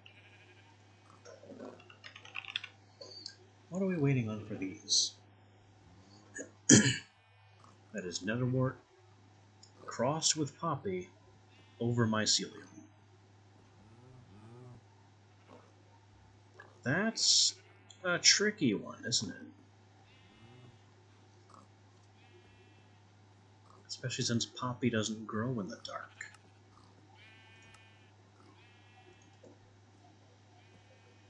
Do I need red mushroom for anything? This doesn't help me. Voodoo Protection Poppet is an anti-PvP measure. Mushroom Stew. It can ferment biomass out of things. And it looks like that's it. Biomass, which is used in the still to make ethanol. And ethanol is, I believe, a valid liquid fuel. But that's all that's for.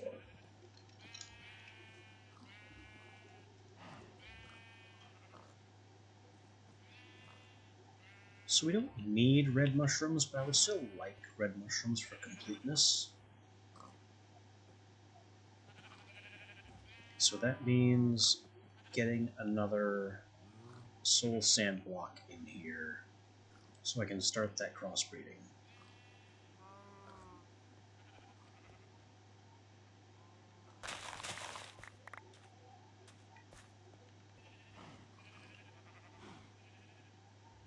That's netherwort in the crop.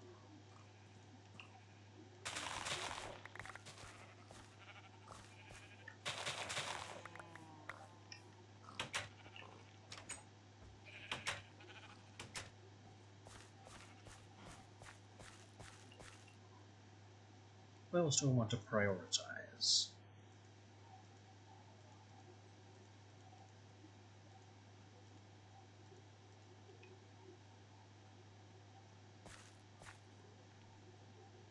Which of these was going into the diamond crop? I should look into that.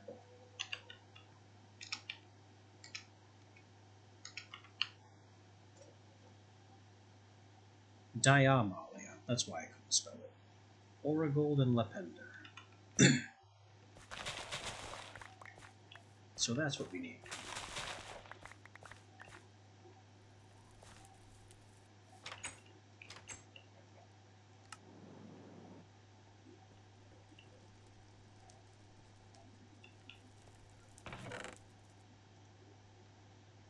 Considering the Lepender, I'm gonna need another compacting drawer for the lapis.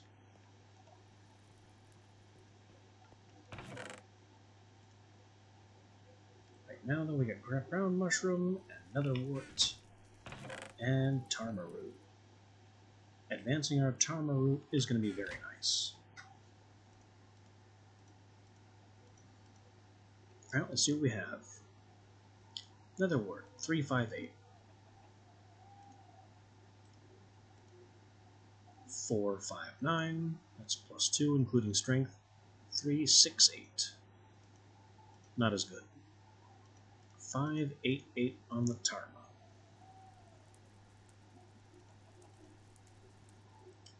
689, that's 2 points. 688, that's 1 point. Brown mushroom, 644. How have you grown?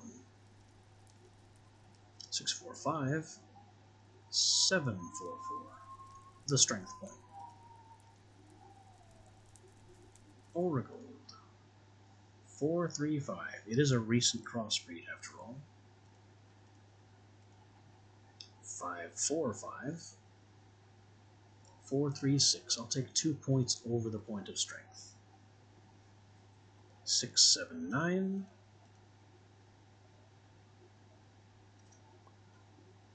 6, 7, 10. 10 strength is very tempting.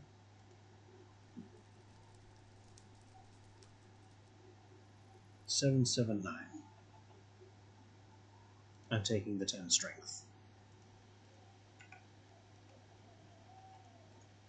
Out with all the junk.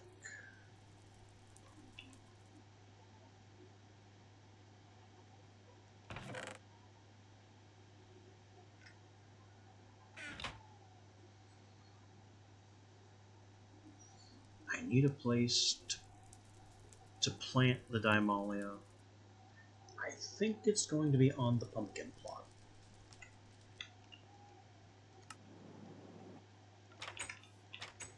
So once these pumpkins are finally finished, then we'll have somewhere to put the Dymalia.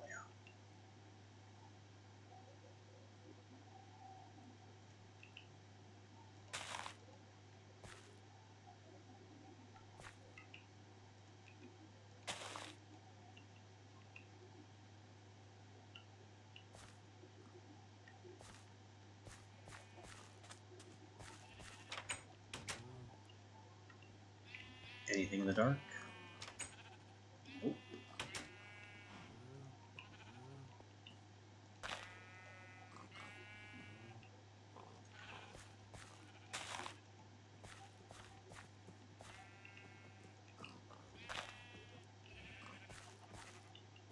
And let me just take this block and that block.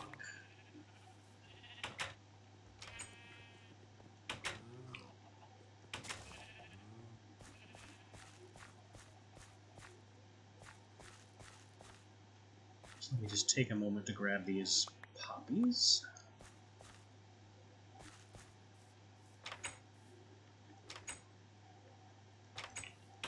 And this isn't going to work if I don't turn the lights off.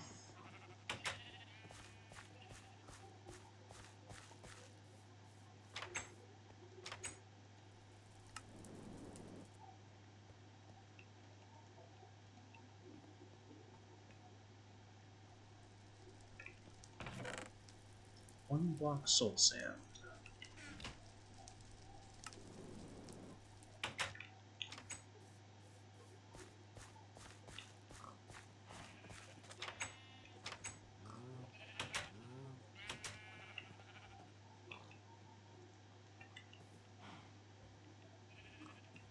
Dirt, till, sticks, poppies,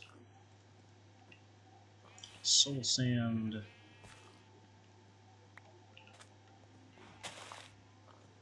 nether wart.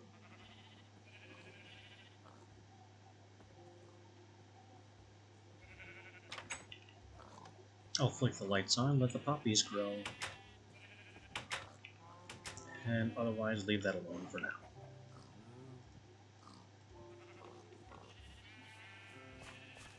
The rest of these clippings, goodbye.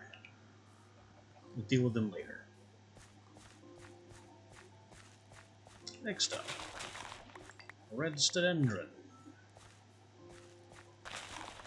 Uranium and pumpkin. Uranium giving us iron nuggets from Thermal Foundation. Aren't iron nuggets a vanilla thing? Apparently not.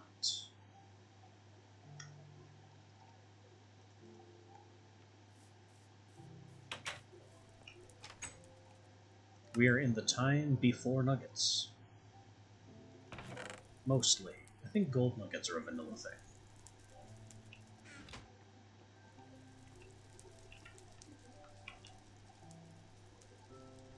Right, gold nugget Minecraft, yeah. Copper and tin are going to be Minecraft because copper and tin are not Minecraft materials. We're over on pumpkins. Analysis time.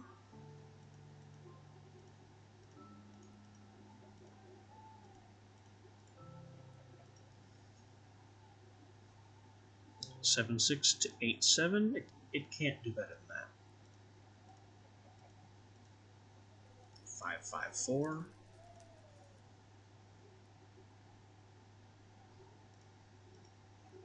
$665. I mean, that's 3 points. You can't do better than that. 9, 10, 8. Pumpkins are getting close. I don't think they can perfect 10 right now. 10, 9, 10, 9 is good. 10, 10, 8 is... Wow. I think we take the 9, 10, 9. Because the 9, 10, 9 theoretically could become perfect 10 in one generation. The 10, 10, 8 requires a minimum of 2 generations, because it can't gain 2 points in a single generation.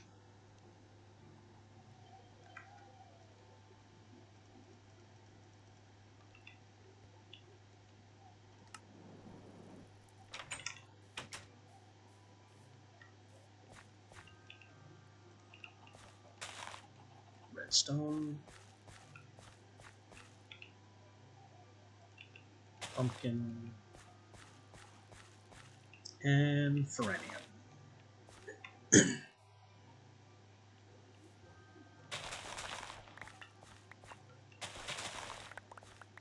poppies that I clipped have fully grown again.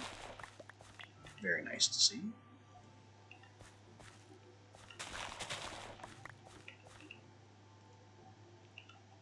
And this, we need to try and spread out again.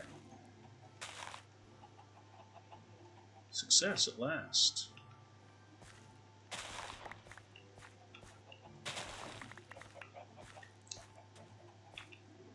We'll also harvest all this ordinary wormwood. And it can go over here in the Minddrake plot where it'll be out of the way.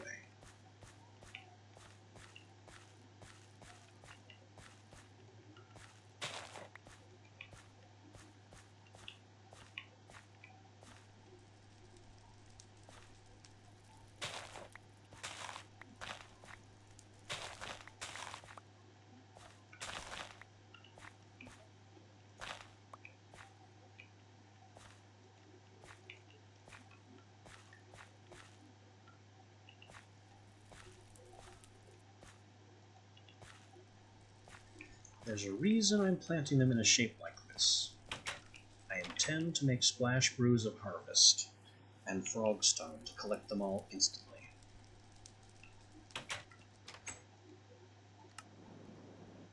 I don't think I have any of those on hand right now. Apparently not. Not in the bag anyway. Harming. I mean, I should top off my stock of harming here. Bat burst, ender inhibition, fertilize.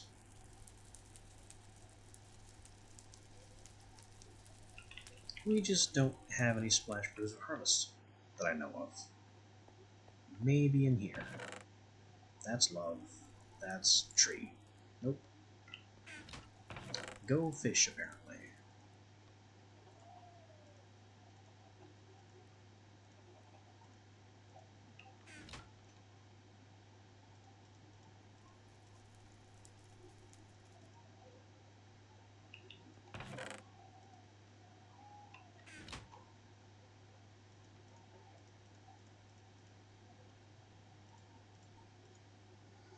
Five, 7, 10, 6, 8, 10. Can't do better than that. 6, 6, 7. 7, 7, 8. Can't do better than that. And didn't, obviously. 7, 8, 10. 7, 9, 10. 7, 8, 10. No improvement. And finally, 5, 5, 7.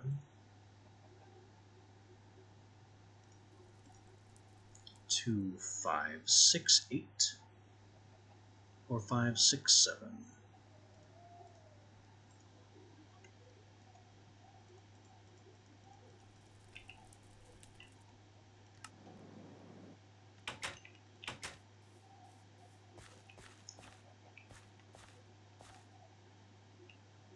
None of the locations of these crops matter.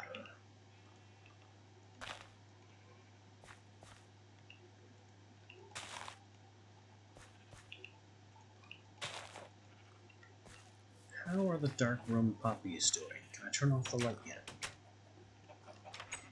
Yes, those are fully grown. Now the rest has to grow now.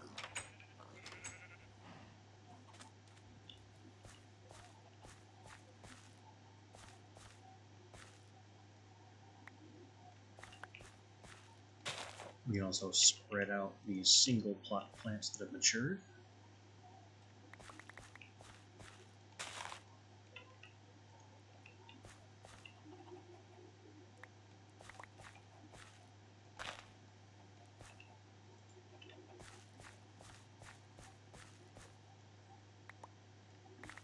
Like our friend the pumpkin that is very nearly to graduate kindergarten plant area.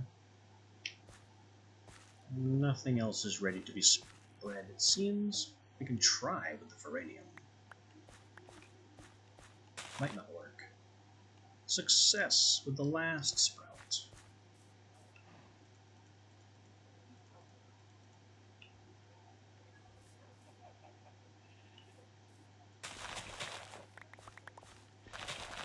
Next row.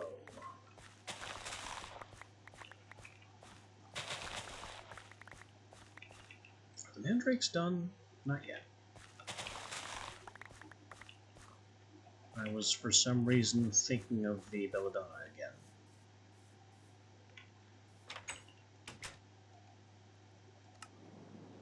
I do need to make those splash potions of harvest. Maybe we'll do that before going back up.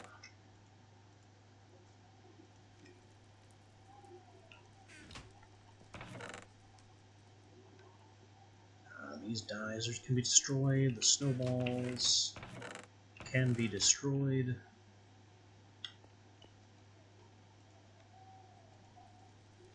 The mandrake destroyed. The cereblossom destroyed. We have full. We're full on all these crops.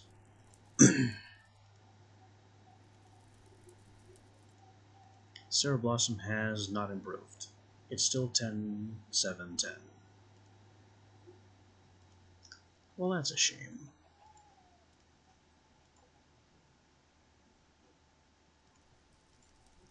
I guess that's why we refrained from harvesting it for a while, because it just didn't grow.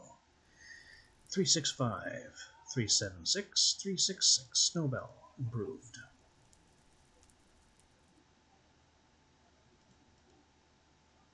Dandelion, 8, 10, 9. 9, 10, 9, 8, 10, 10.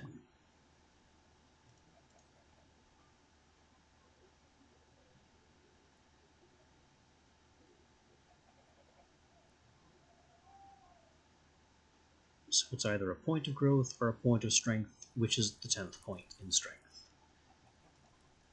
Not even a question. 10, 10, 8 on the white tulip, so all I can really hope for is a 9 strength. And we got it.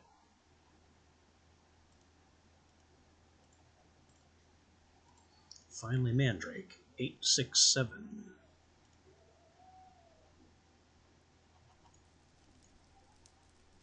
No improvement. 9, 7, 7. Well, 9, 7, 7, I should say. Because that's 2 points. Out with the old. And before we go up with the new, let's make good on that splash brew harvesting, shall we?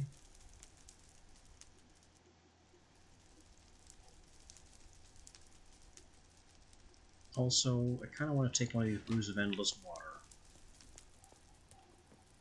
It's not like we don't have enough of them. We'll put it in the ender chest for use back in the other world.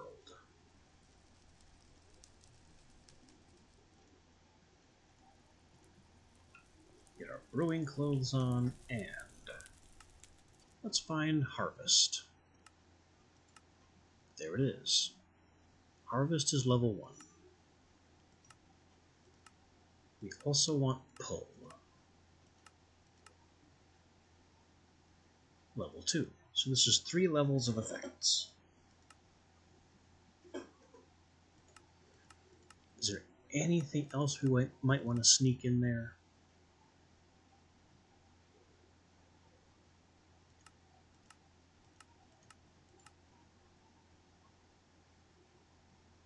You know what? Planting. Harvest, planting, pull. So it immediately harvests, immediately replants, and anything that was too much to be planted is collected.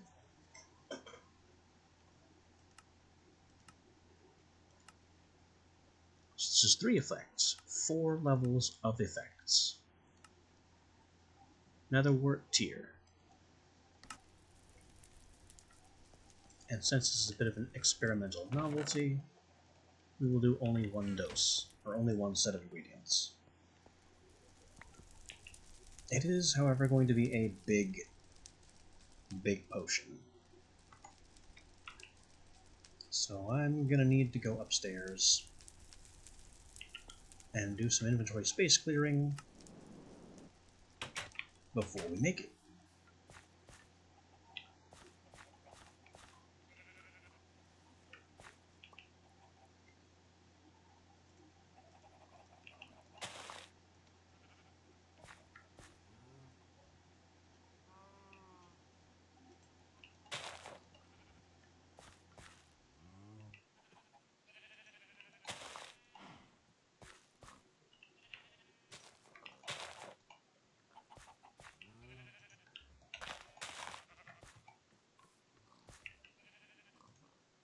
There. Now we have a bit more room to work with.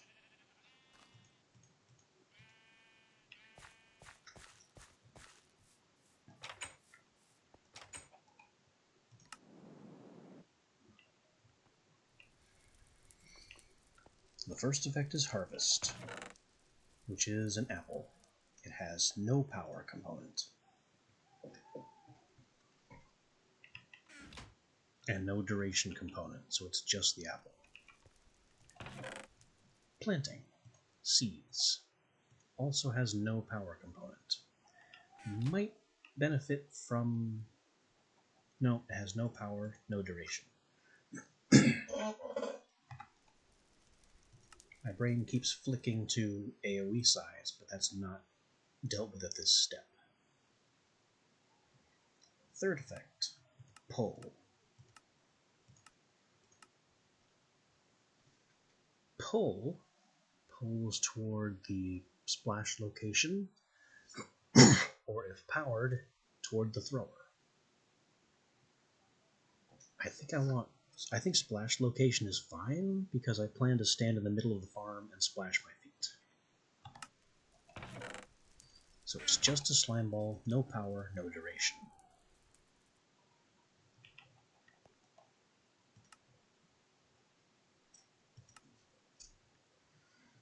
Next up, the dispersal step. Water artichoke because it's a splash. With extent. Wood ash and cocoa. Wispy cotton too. Maybe. Why not, honestly?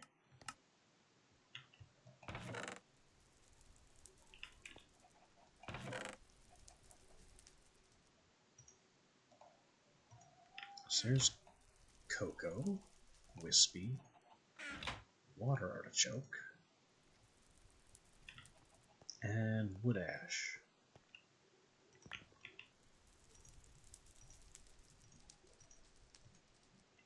And I think we are ready. You put this can back and use the bottle like a proper witch. We're all dressed up with ingredients to throw. 2 capacity, 4 capacity, harvest, plant, pull.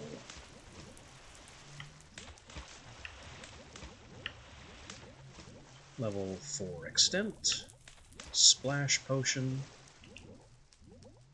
I like the color.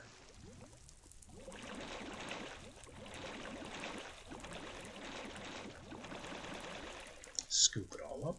That was slightly more than half of our altar power.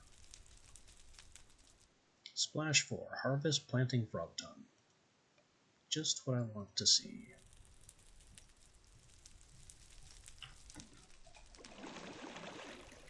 Reload those cauldrons.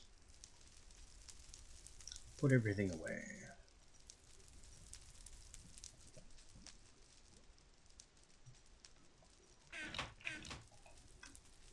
And these can go in the brew bag right after fertilize. With the spares kept on hand.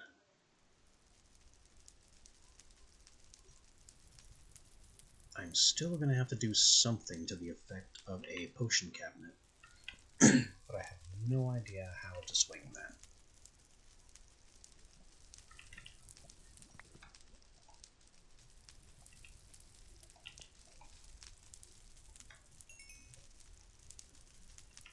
There's our foul fumes.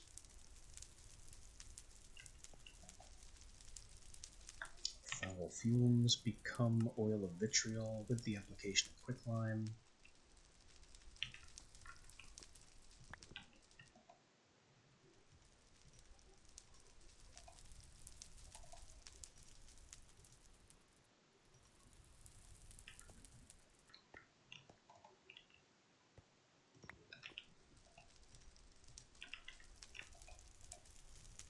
Let's make it happen.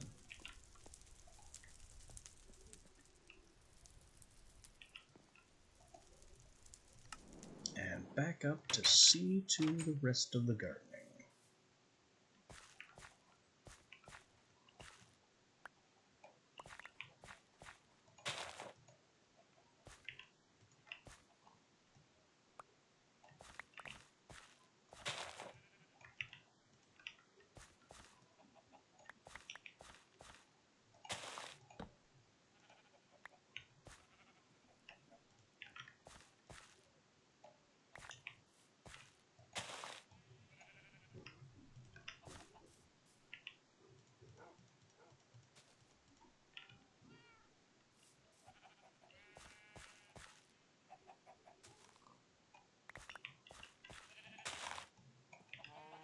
The sprinkler's doing very well.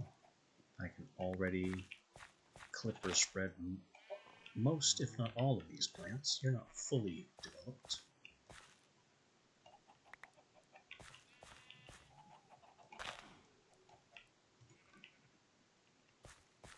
We'll try anyway. 85% should be enough clippings. There you go.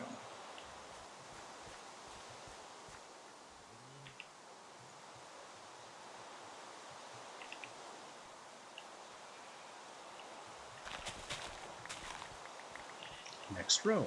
This is garlic the crop.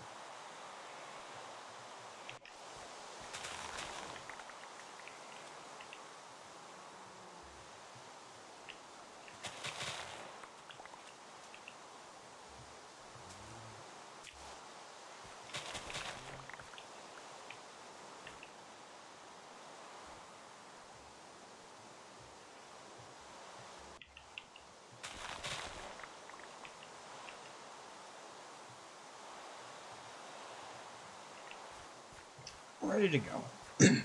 The water artichokes in particular we should work on, because we're making a fair few splash potions, and it helps to keep that stock up.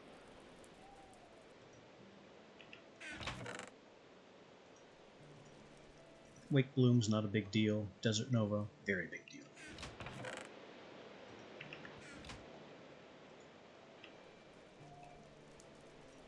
Alright, has the garlic not improved, and that's why it's doubled? 1045, 1045, no improvement. You disappoint me, garlic. 668 on the sugarcane. 779, can't do better than that. 1036 Desert Nova.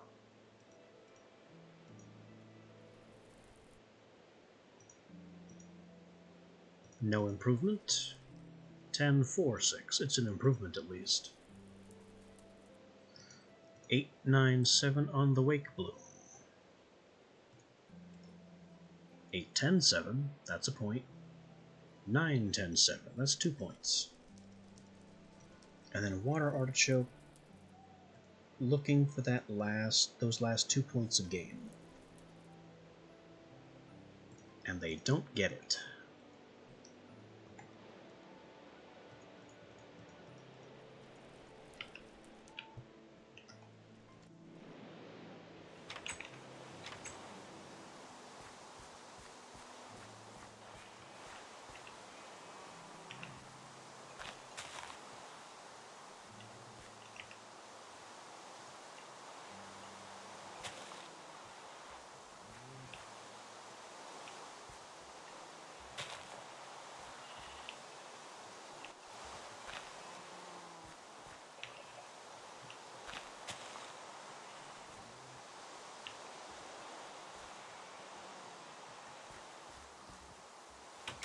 How are the dark crops doing?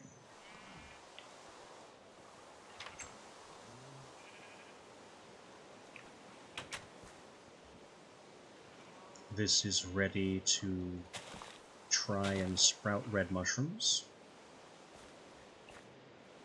And we can clip spread these.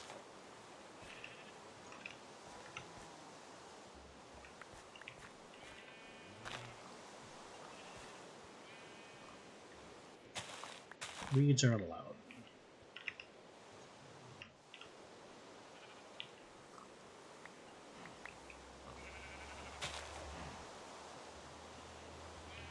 Those brown mushrooms almost didn't plant.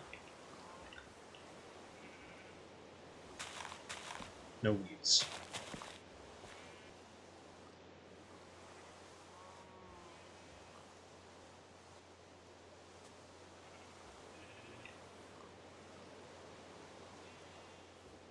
You got 9 strength and 7 strength. You should be able to make red mushrooms happen between the two of you.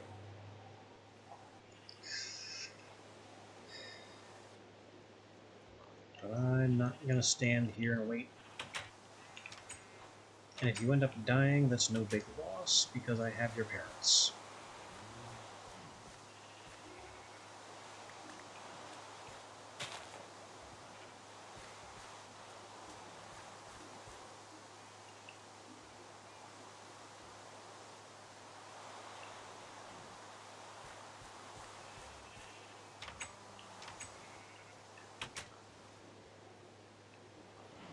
Still no good. Not yet, anyway.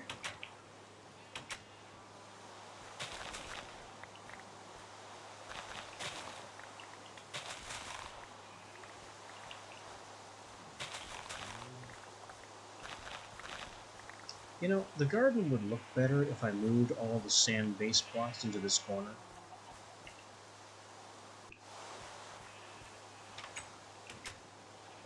I don't really feel like going to all the effort, though.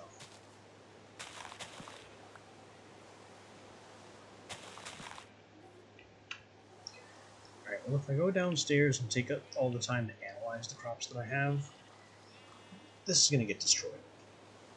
Oh. Oh, it happened.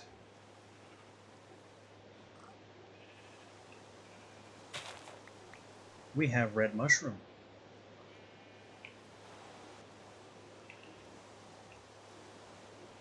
That means these can go ahead and get weed eaten. Oh, we have a second red mushroom at the same stats.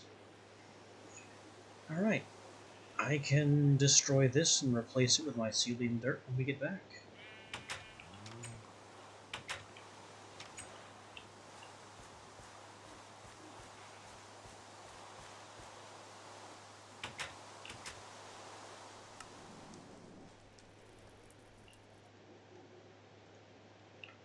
Red mushroom, which I'm surprised I never found any spores for. It's weak, but it is a new crop.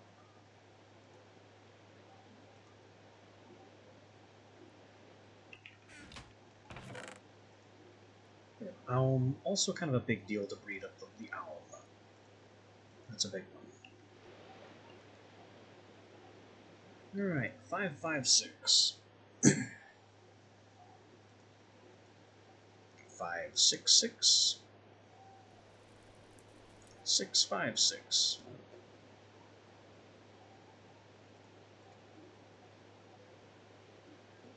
So a point of gain or a point of growth. Gain's more important if those are the only stats on the field.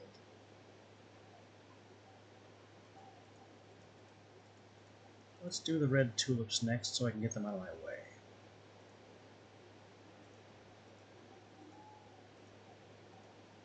Eight, 2, 7, 9, 3, or 9, 2.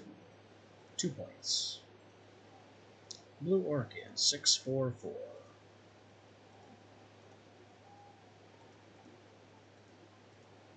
7, 4, 5. 6, 5, 5.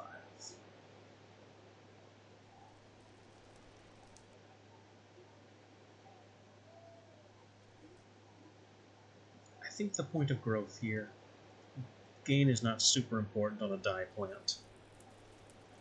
And finally, orange tulip. From 796 to 797 or 8106. I think we take the 2 points over the strength point.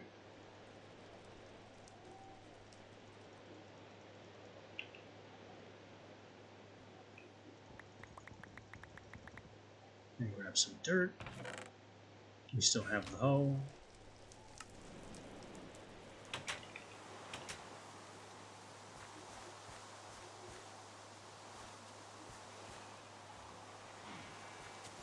Should have grabbed some sand as well.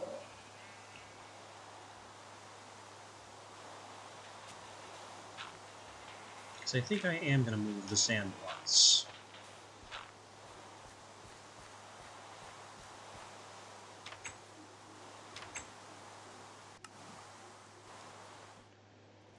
It's not really a necessary thing to do.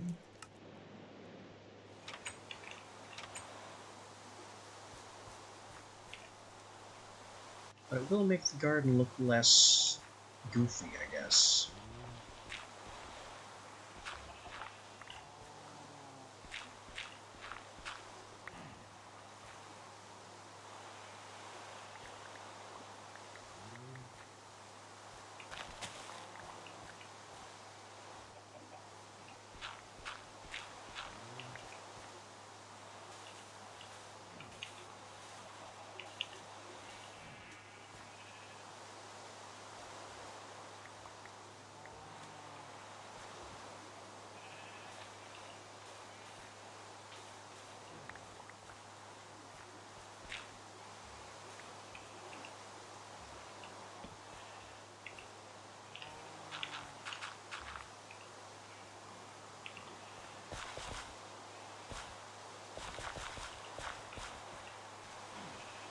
Alright, now the elm has to go over here, because it requires the witchwood block.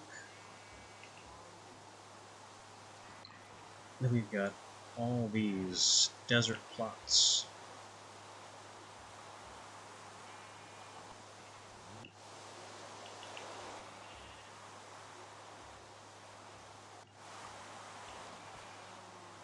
Wait a minute.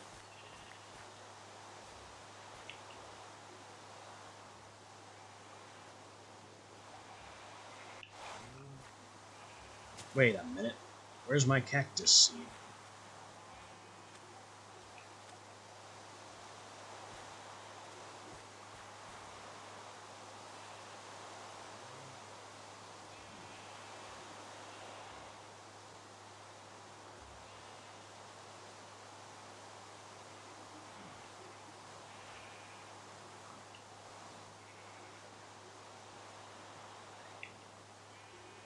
Desert Nova, garlic.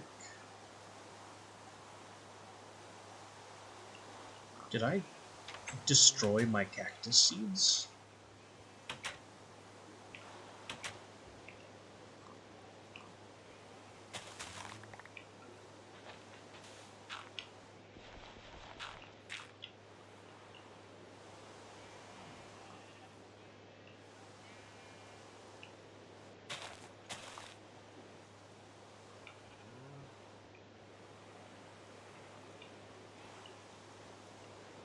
I mean, that's very irritating that I'll have to start from scratch on cactus.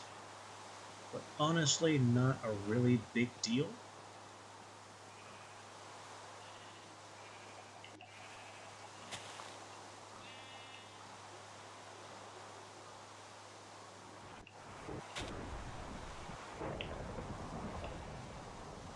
Because cactus, I mean, it's just a green dye plant.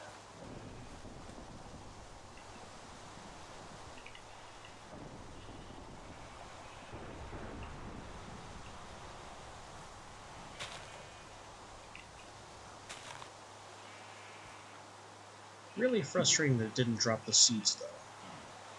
Seriously, where did they go?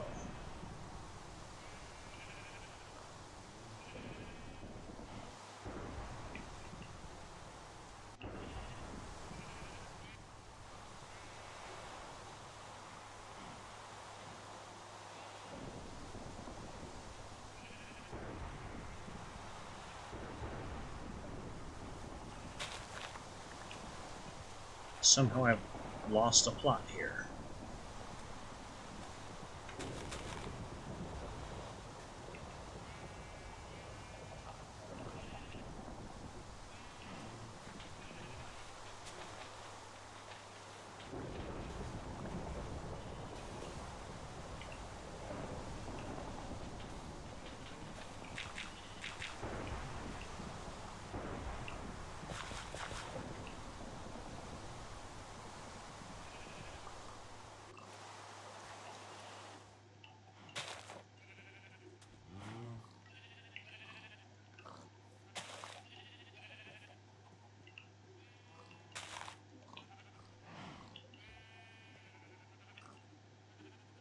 Yeah, cactus. Either cactus never dropped a seed, or I accidentally forgot to scan cactus and just destroyed it.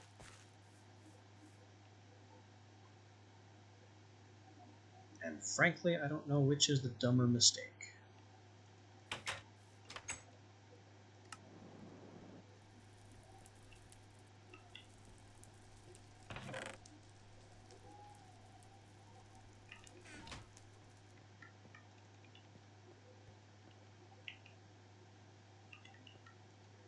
We did plant garlic.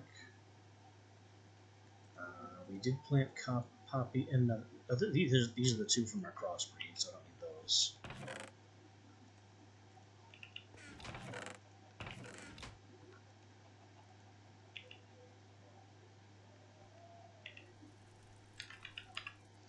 Alright, how do I get cactus again?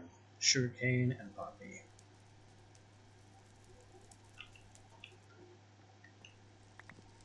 I can do that.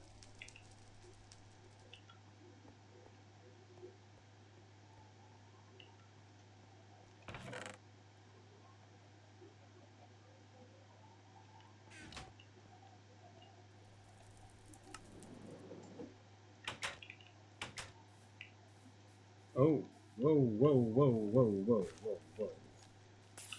None of that now.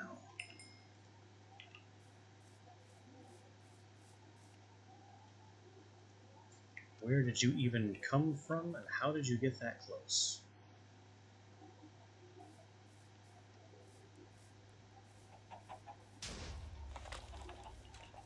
Moonstone. Alright, about this planter. Yeah, that's pretty full, isn't it? With all 4 sapling types.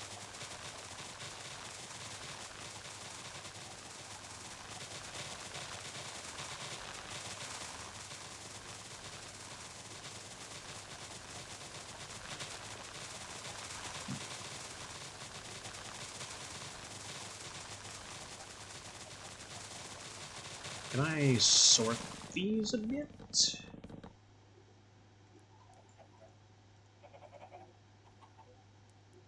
Just very quickly.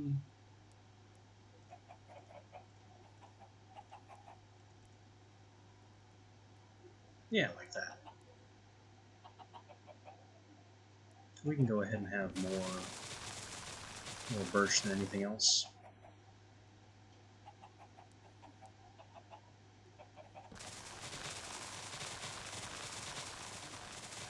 We grab some of these so they stack in this slot. Because what we want is for the birch saplings to fill these last two slots. Which, that does it. Easy.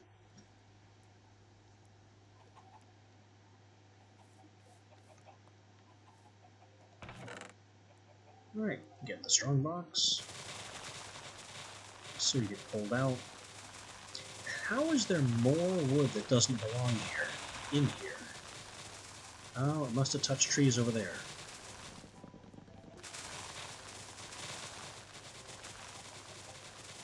Well, this is the bizarro lumberjacking world we live in. Let me just take all the stuff you don't need. And we will deal with this.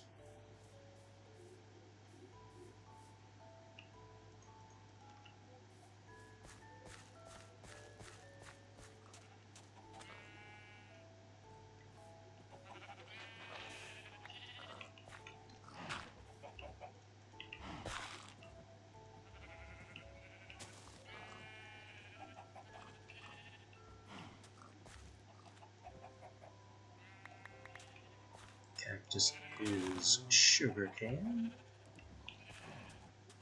and poppy.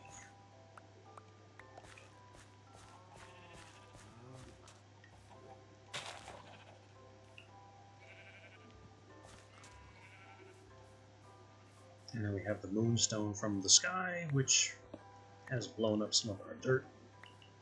If it wasn't so destructive on the dirt, I'd be a little happier about it. But it's always blowing holes in the ground. It just doesn't need to do that.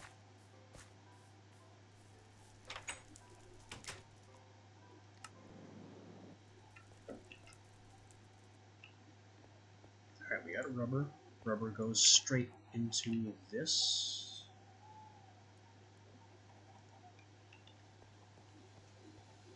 Store what you can, give nothing back.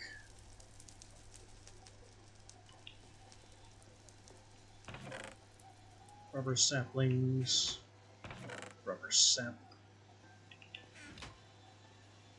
trash clippings, the apple from our harvest potion, gunpowder, moonstone.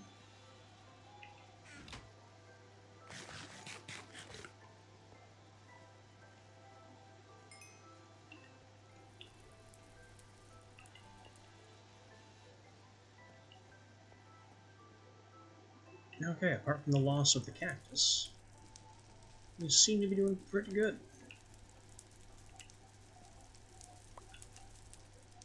Top off those jars. Maybe could use some more jars. We're down to like 2 stacks and change.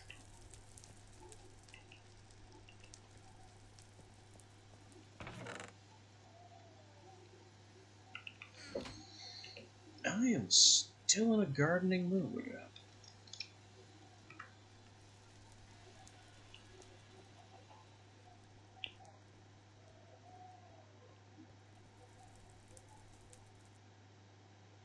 But we also need to do something about this room. Oh, wow, how long has this been dark? That is not allowed.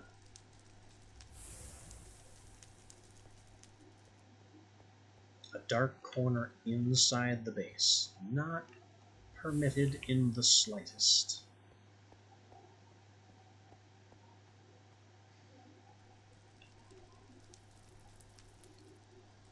So what I was about to say is that this room needs to be more blast resistant, apparently, since demons like to just go nuts. And I think that will involve replacing the floor with obsidian and Thermal Expansion's hardened glass, because that has blast resistance.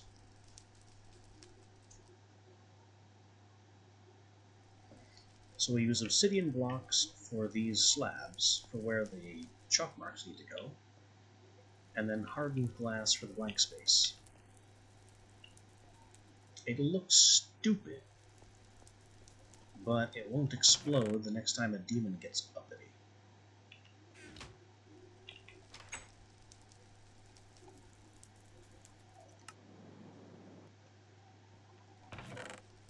This means we're going to need more obsidian.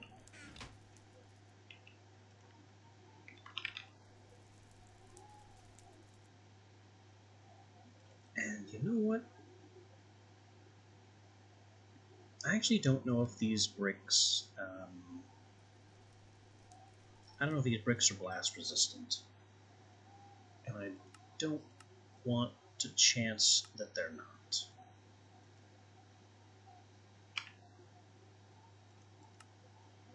What else can obsidian do? Ender storages. Whoops, went too fast. There's the bricks again. It makes armor, which might be nice.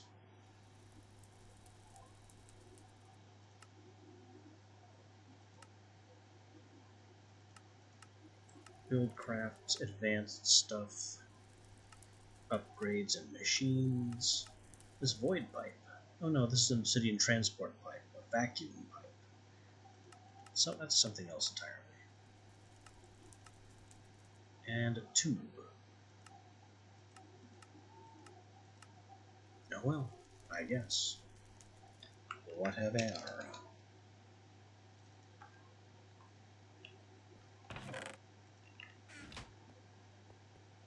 Let's make some obsidian.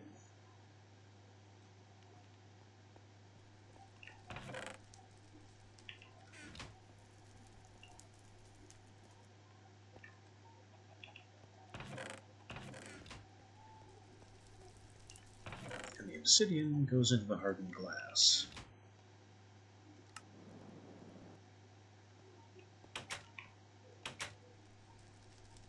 Hardened glass floor is going to be so very strange.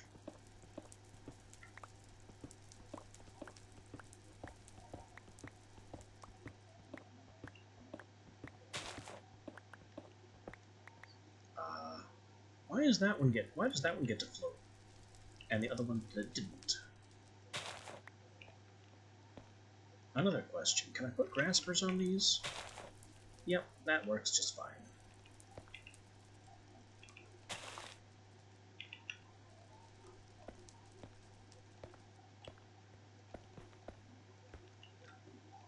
Oh, and this is before they had a connected texture. Oh well, just another layer of weird ugliness.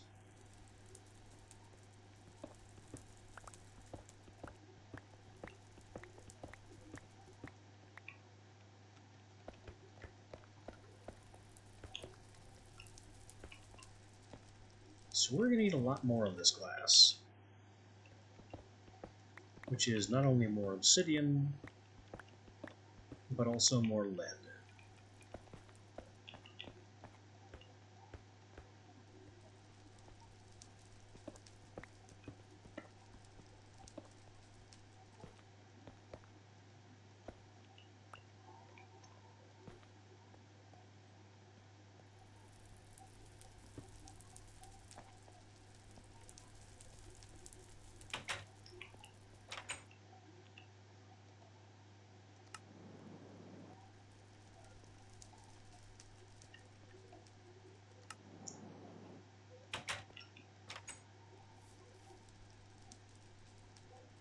Also related to more farming time, let's give this a test.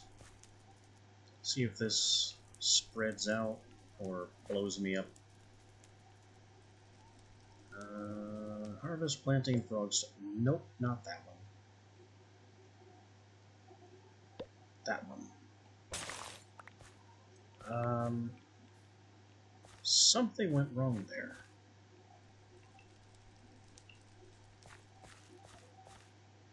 Something went very, very wrong. It affected the wormwood, which was not intended.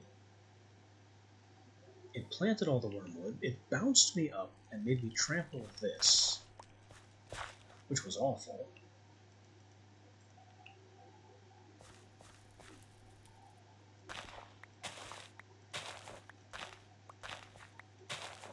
I don't know why it prioritized the wormwood. And I don't even think I got any benefit from the Mandrake.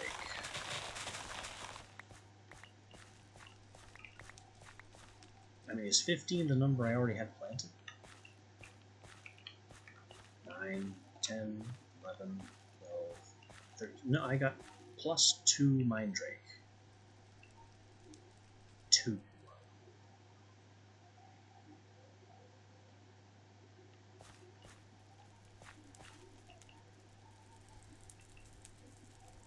So the potion worked, just not the way I wanted it to. I should probably plant this wormwood somewhere else.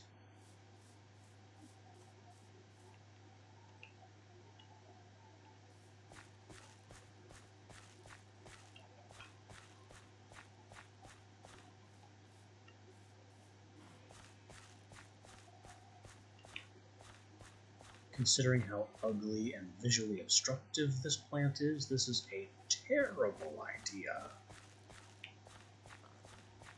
But what else am I going to do with it?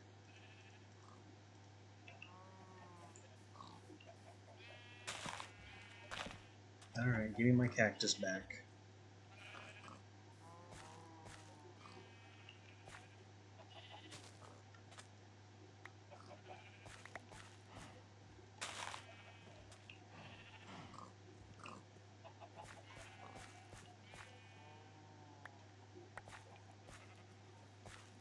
I really have no idea why the cactus plant didn't drop seeds.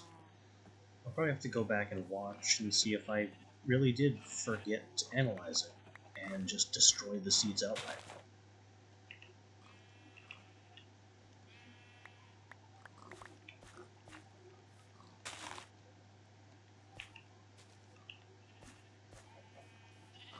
Whether the case of the disappearing cactus is a result of me being dumb, or Minecraft and Agricraft being dumb, is largely an academic question. The cactus is gone all the same.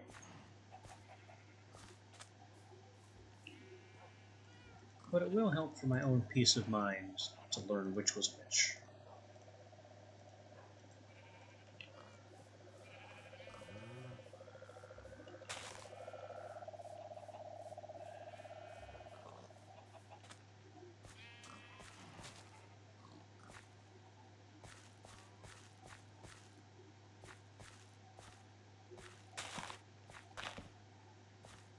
These pumpkins have just got a pumpkin.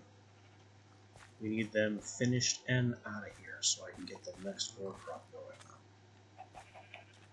Sugarcane, you fail.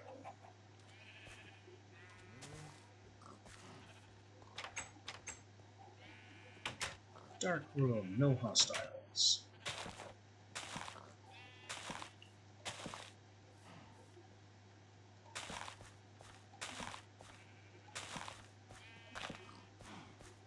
It's dark and spooky. This dirt should be becoming mycelium at some point.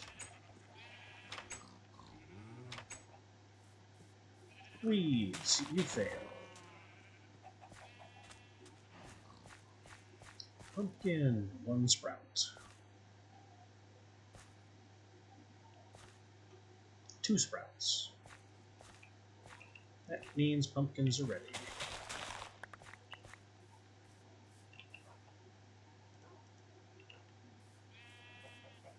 Cactus and cactus. We got cactus back.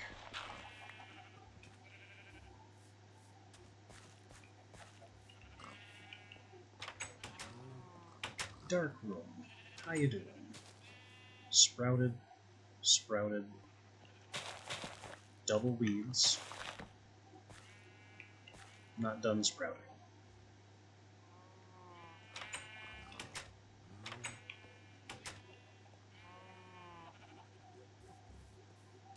I need to get a sand block.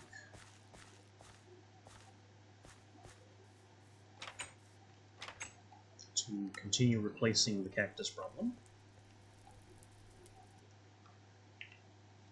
Sugarcane was garbage.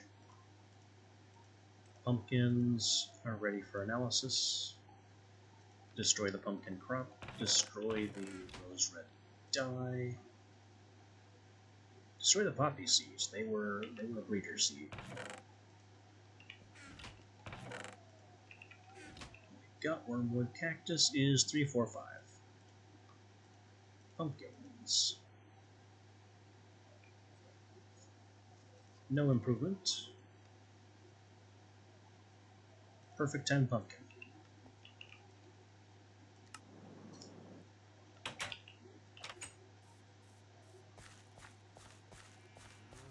I did not grab the sandblock. I was worried about these. Specifically this. Weeds not allowed. Stop it.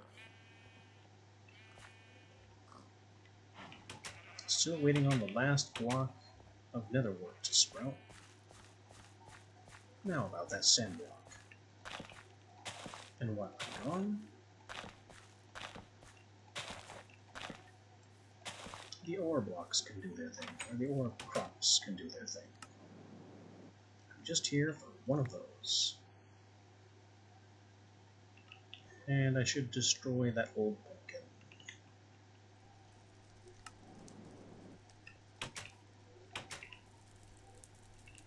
New pumpkin.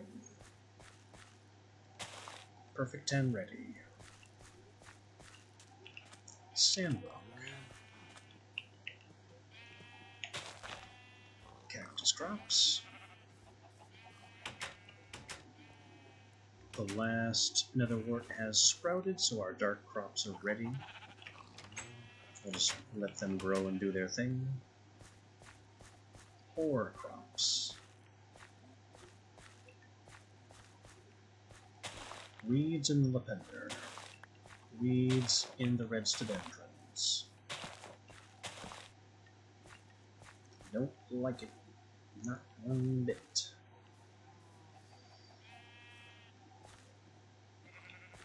Weeds are a ceaseless plague.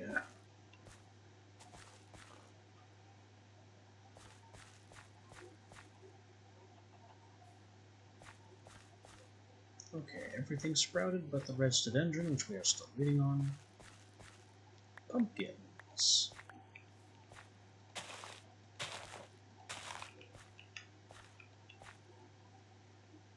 Boost the pumpkins out so we can really get some clippings going. All the oil crops are successfully sprouting.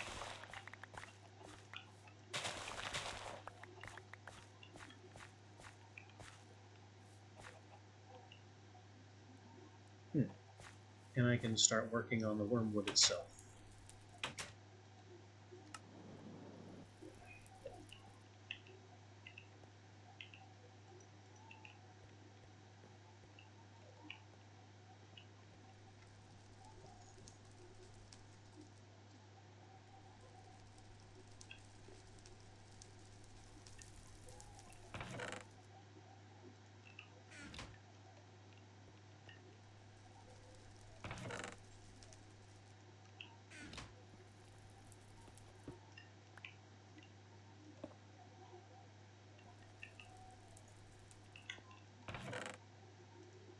Pumpkin.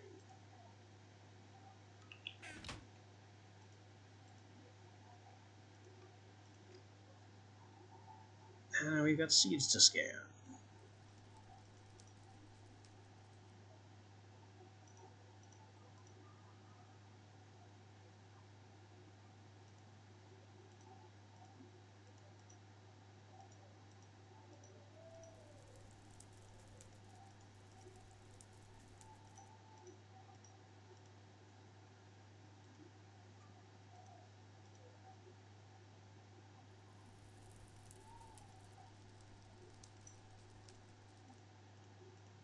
Alright, how do we do? 5, 4, 5, 5, 4, 5, 6, 4, 6, 6, 6, 5, 7, 7, 5, 7, 7, 6, that's 3 points. 6, 7, 10, 7, 7, or 7, 8, that's 2 points. That's the best it can do. 8, 7, 10, 8, 8, 10. That's a point.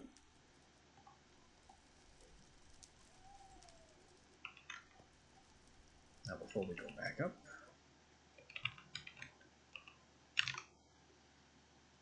I'm making a compacting.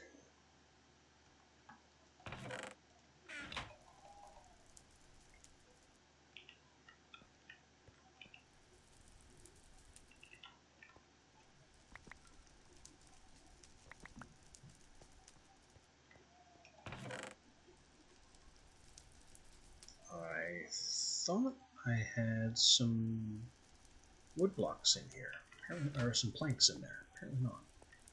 Why have you stopped? Oh, because you're full. Give me that.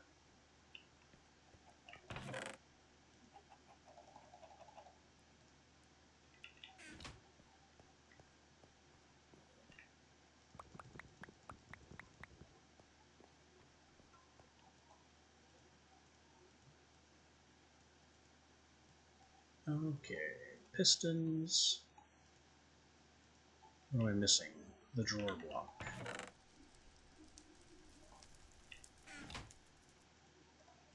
Pistons, drawer block, iron, stone, compacting,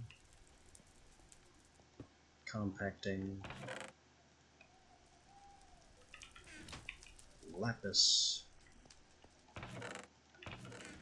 key.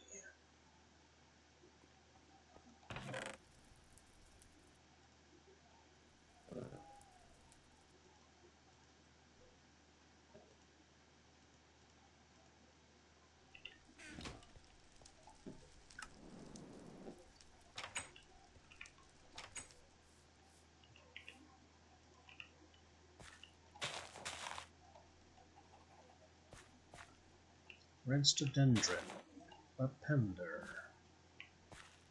Next one is the Origold.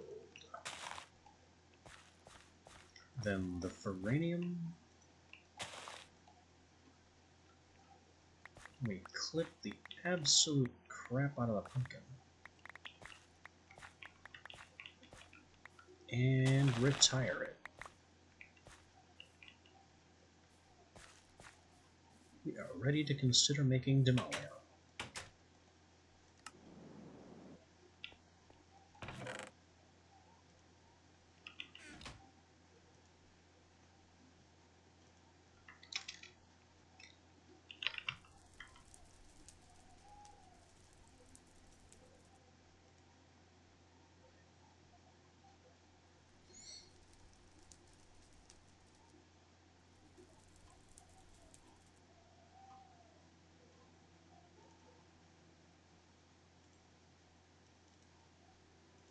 Demolia again is Origold crossed with Lapender over Diamond Ore. So that means I need one gold ore that we don't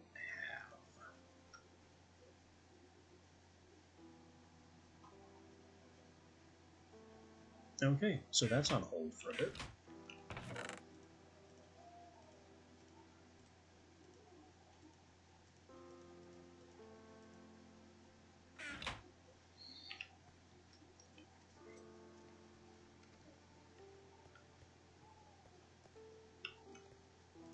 In the meantime, our obsidian train is running.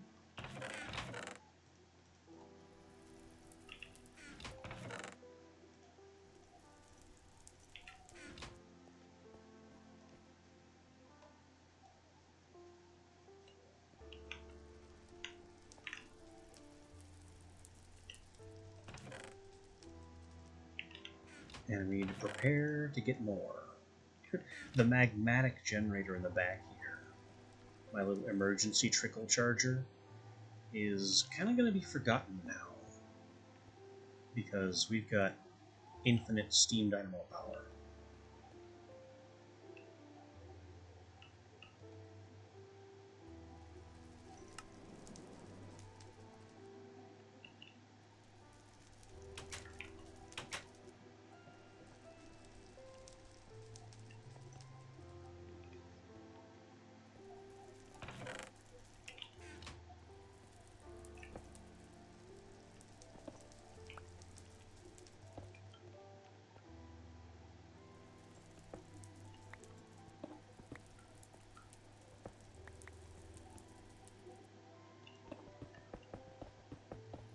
Gotta wipe up all the chalk, because chalk is a pain to drill through with a pickaxe. And it's not always possible to access a block from the side.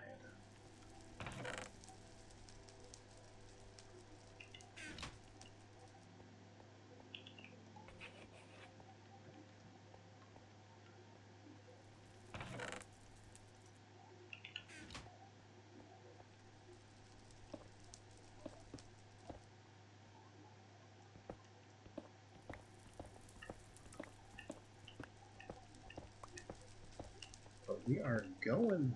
The remodel is underway.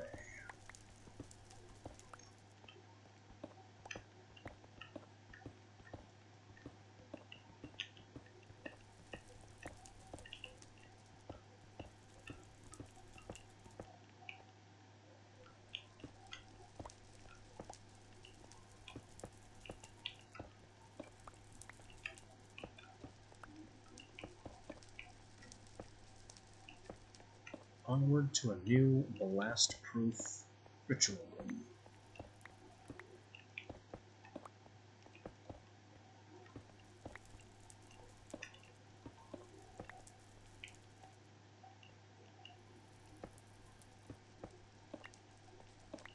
Is it unusually dark on this side? It is. Because that light is gone.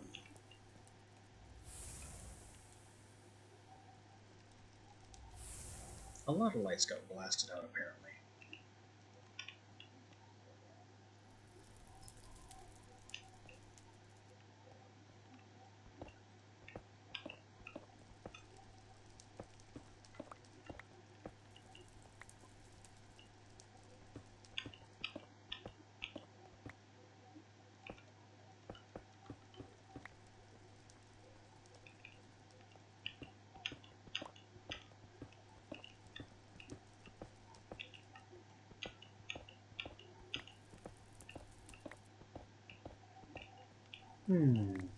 We shouldn't have darkness down here either. I guess this edge light got removed.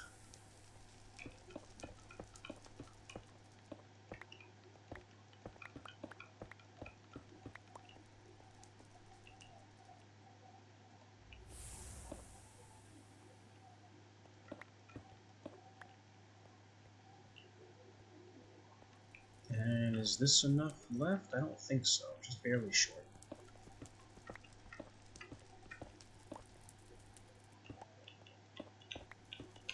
Two obsidian short of finishing the circles.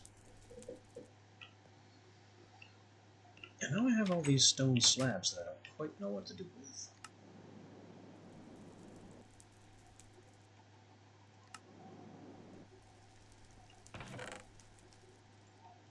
But for now, they go in here.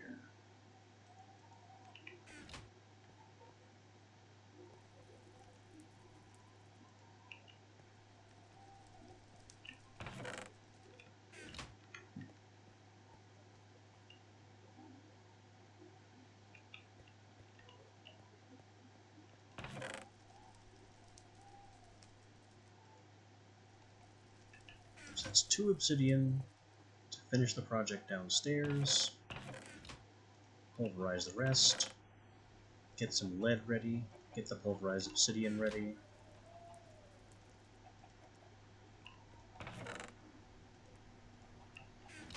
And we're cooking more hardened glass, which will be more useful anyway. Hardened glass is just a nice substance. It's something I don't mind having in bulk, not only as a component, but as a nice, strong, transparent material.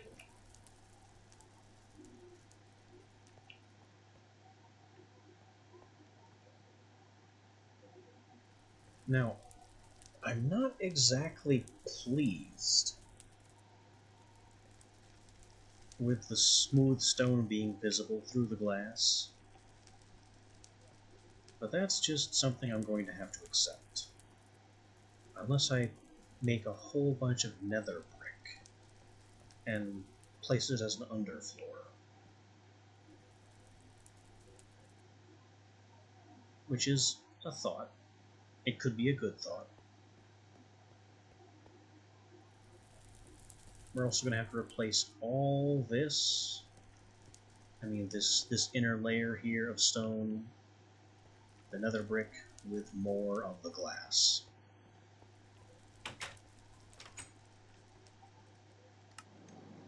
So that's a lot of hardened glass coming out.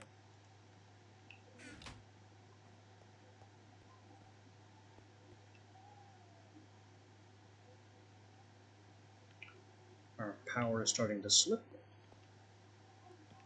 And how are we on spell components?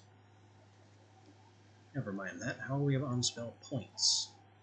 4 blue and a green. And I've remembered that there's something else I want that I believe is in the utility tree here. Looking. I know what the icon looks like, but I forget where they put it. I mean, Rift would be amazing. But Rift is kind of limited until you get access to the buff power. And buff power is a secret skill that you have to have a lot of other skills to unlock. Is it in defense? Considering I haven't even touched defense. That's it. Appropriation. Appropriation is an extremely useful spell part. You cast it on a block or a tile entity, and that block or tile entity disappears. The next time you cast the appropriation spell, it places the very same block that you grabbed at that location. This can be used to move practically anything, including monster spawners.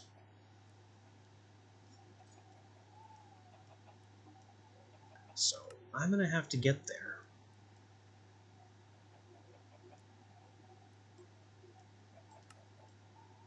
The utility is also where buff power lives.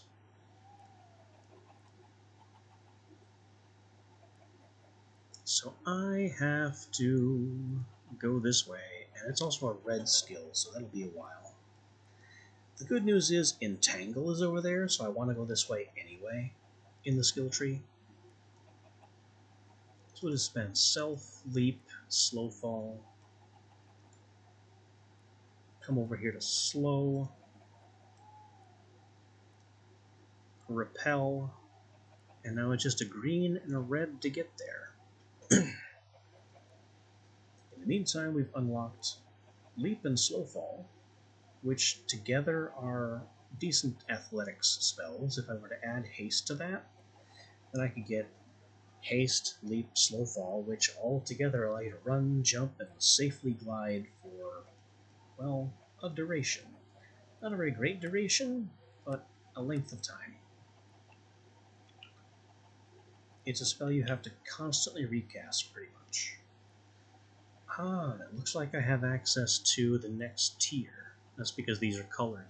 These are just plain dark all the time. But they're still available. Do I have enough XP to get all of them? Looks, well, not here. These two aren't colored on the boots. But for the rest, we can take Drown Damage Resistance. It sounds very niche, but that'll be important. Explosion Damage Resistance can go on my legs because that's where I already have Blast Resist. My chest plate,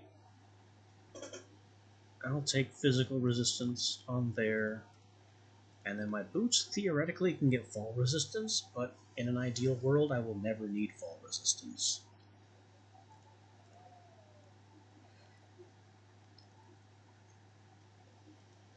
We'll get there.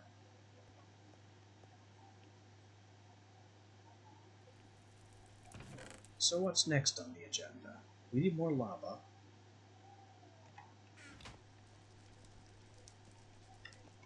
So I can get more obsidian, put more obsidian into my blender here.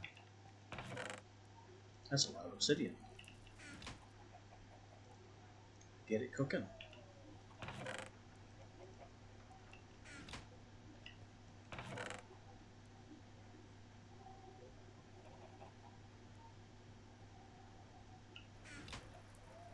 And you know what? Maybe some of this obsidian should not be blendered.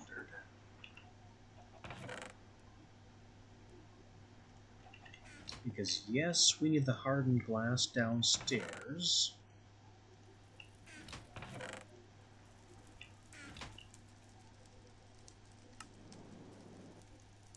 But I also need to consider the blast resistance of the actual walls.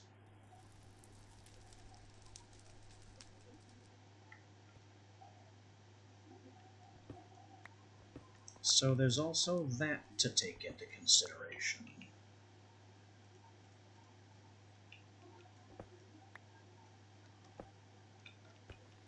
Basically, this little project has a lot of moving parts.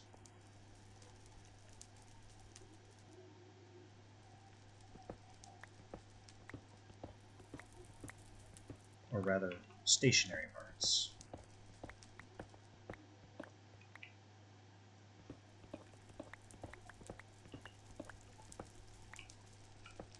And I am going to go ahead and try this nether brick decoration angle.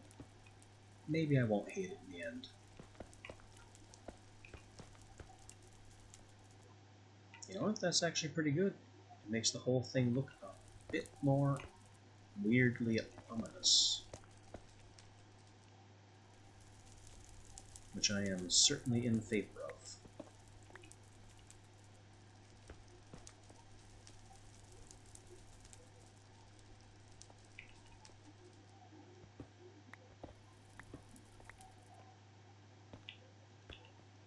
You might be wondering why I grabbed the crescent hammer. The reason for that is because hardened glass blocks are weird. They can be removed with that crescent hammer, or wrench, or whatever you want to call it, with a shift right click, just like machines.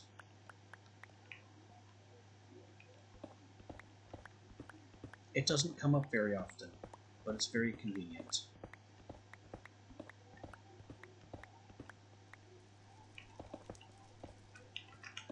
It's just your casual reminder that hardened glass isn't quite real glass, and doesn't share some of glass's flaws.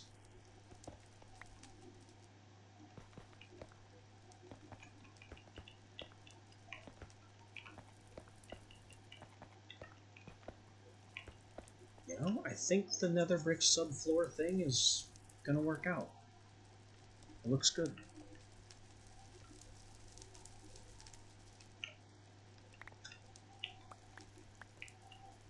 Shame I don't have nearly enough of it.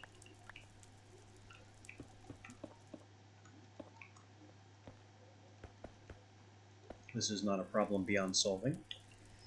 There are a few sources of nether brick.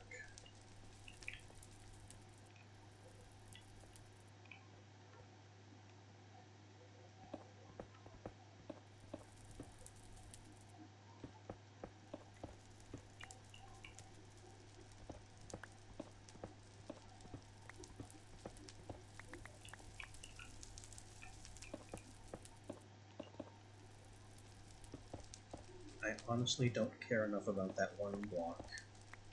Oh no, I am going to take it. Surely I have cobble to block this up with.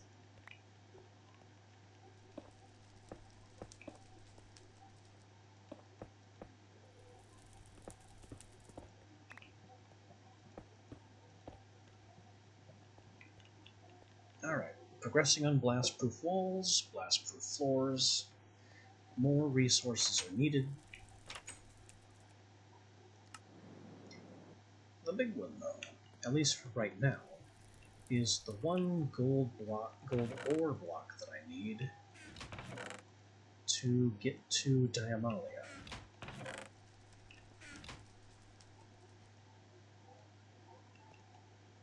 But, you know, all the obsidian's good too.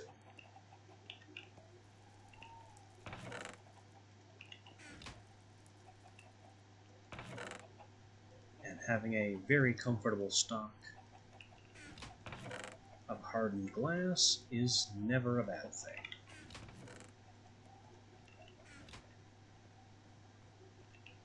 So let's get back into the mines, find ourselves some gold.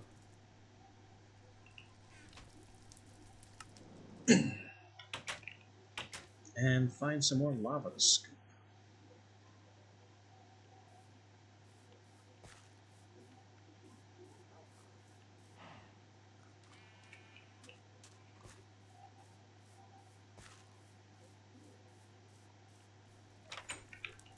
Let me also try this one more time. From the dead center. I still don't know why that bounced me up. But I think it worked.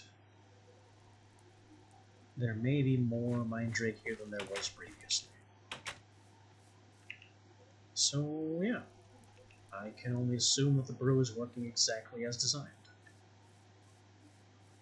Very good.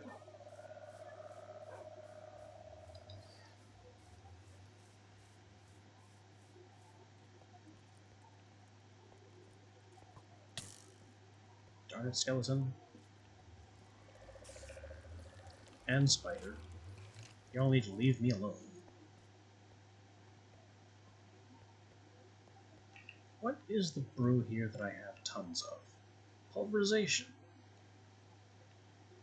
I can make use of that too.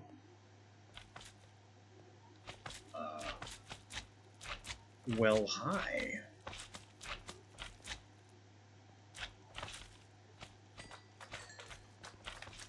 Your prodigious size is not important to me.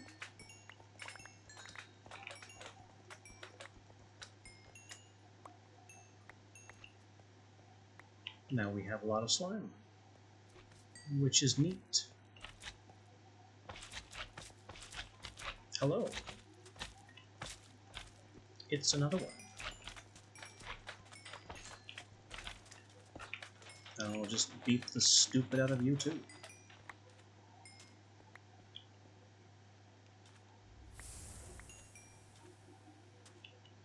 Okay, this wasn't exactly on my agenda, but we have done this now.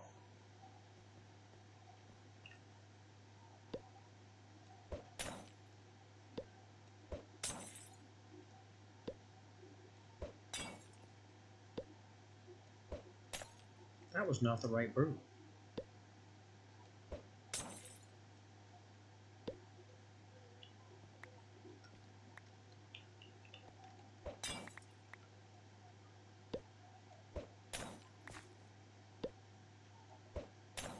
I'm pretty sure I just whipped a ender inhibition at the rock.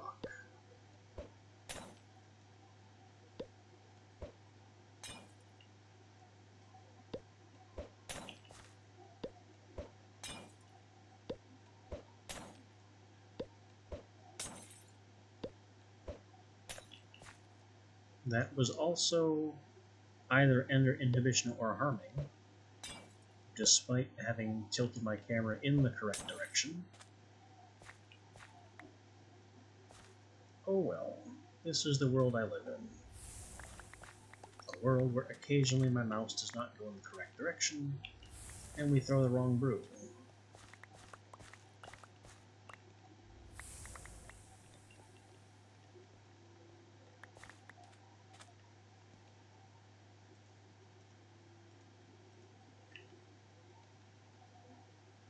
Oh, that's because it's in the digger pack.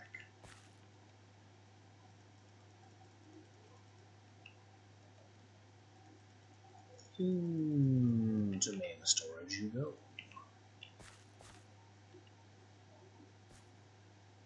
Hey, shiny Israel.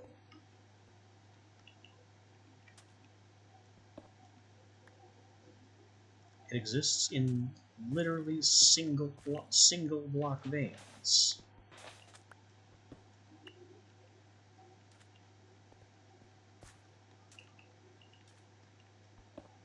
Interesting. more than a little stupid. It has the rarity of industrial craft iridium.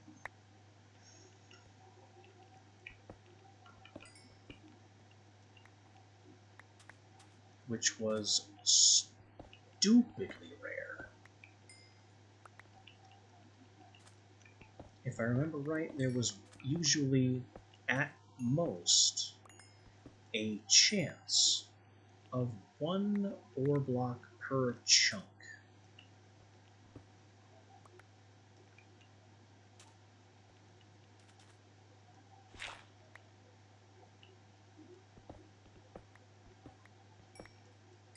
So if you had one of the old style quarries running, you would get at most 4 of them from a giant quarry hole.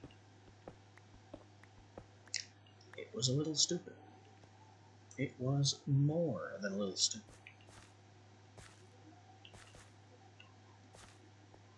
Also more than a little stupid is this giant hole I've cut to very little effect.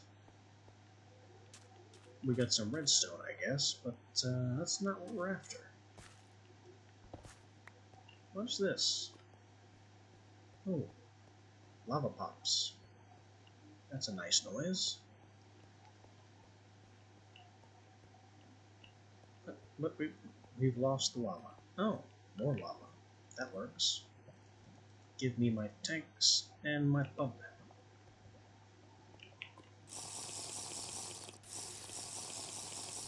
And it is lava stealing time.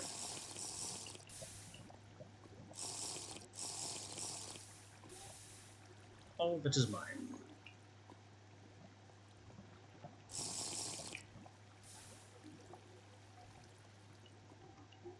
Every single burbling scrap of liquid fire.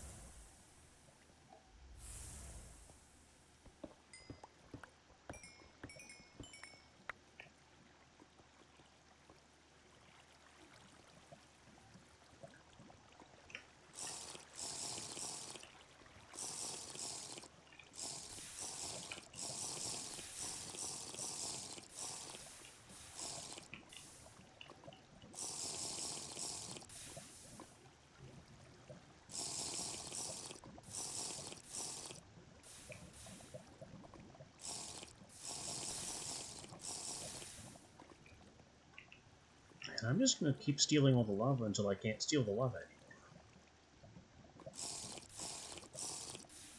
Which, the fluid dynamics are making a little difficult.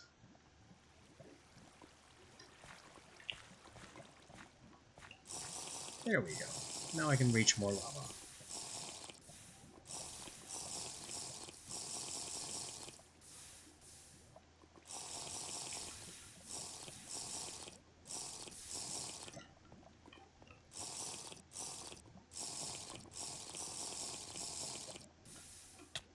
Ow.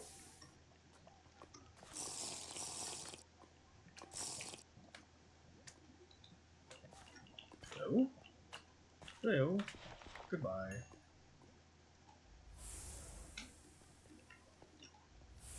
Slime noises.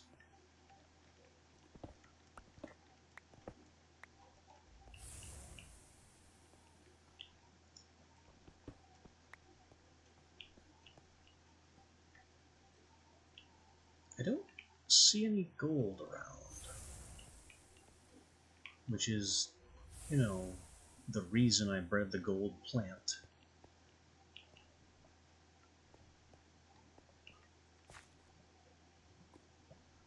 Needing gold ore to continue breeding the gold plant, which I bred because I couldn't find any gold ore, is kind of a self-perpetuating problem.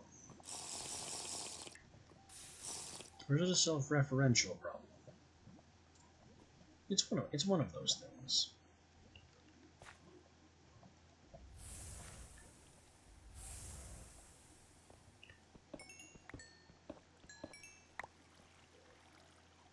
It's definitely one of those things.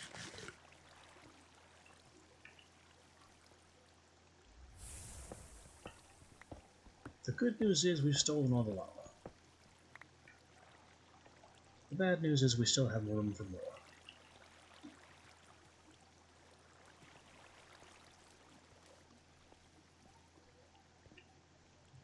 So we are not yet done harvesting and hijacking lava.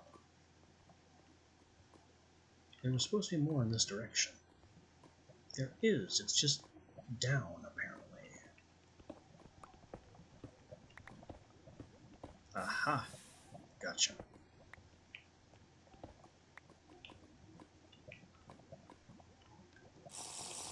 Lunchtime.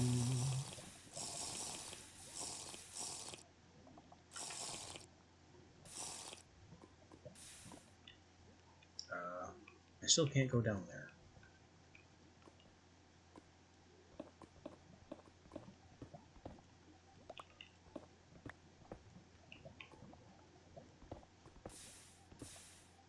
Okay, this is walkable. A bit risky, but walkable.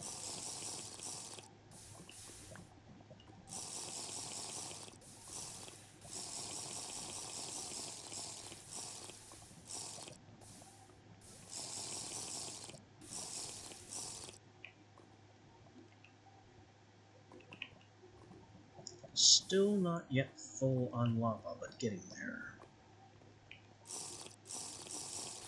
I don't think I'll be able to clear this iron deposit.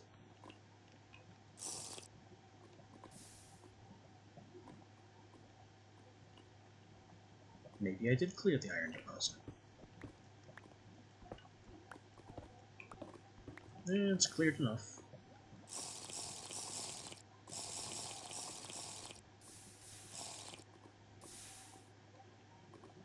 Yep, and we're full.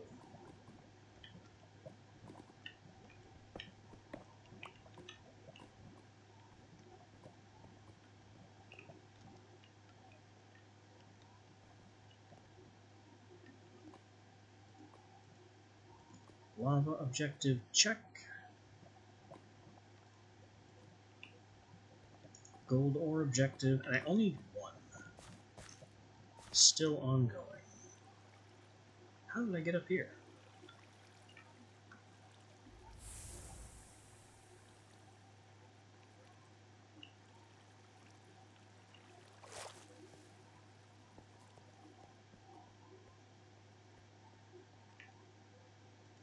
Redstone and coal.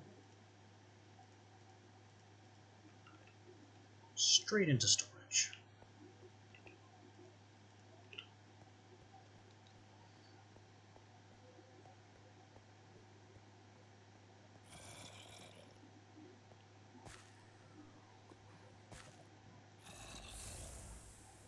That's a noise I shouldn't be hearing.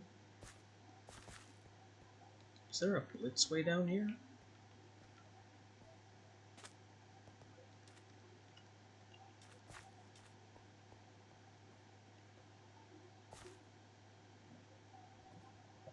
I mean, minimap suggests there is.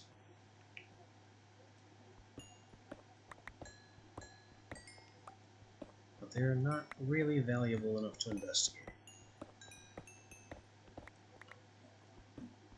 I will take them just fine on the surface.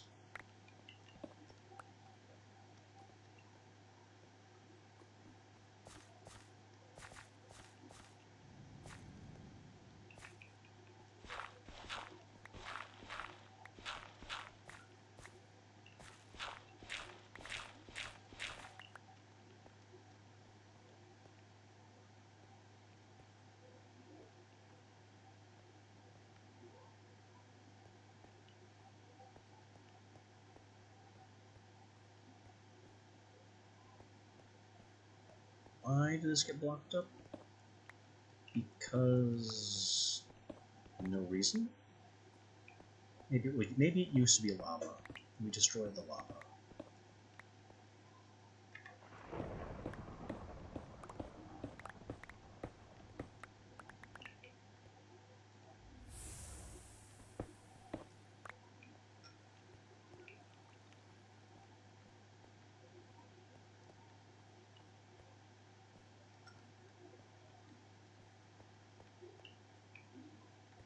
Yeah, probably lava.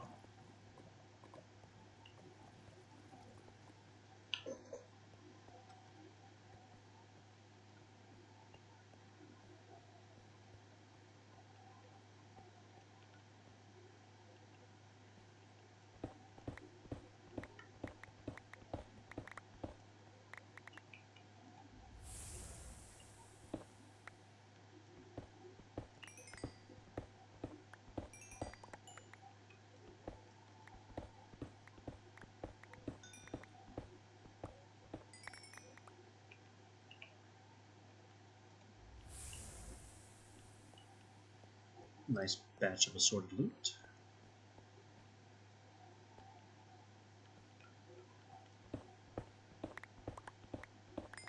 Oh, I didn't even notice that was diamonds. Well, it's a bit late to be drinking my luck potion on that now.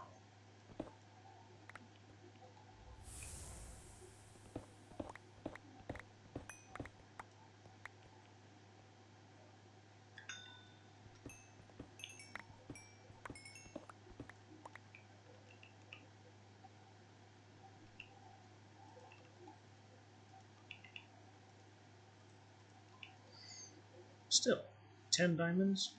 Pretty respectable for just fortune.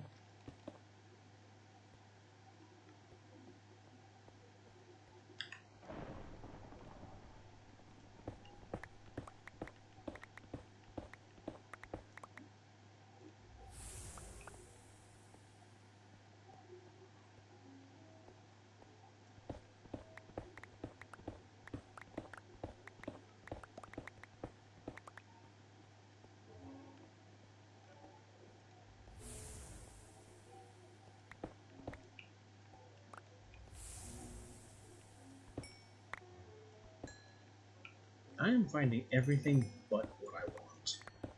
Pretty typical.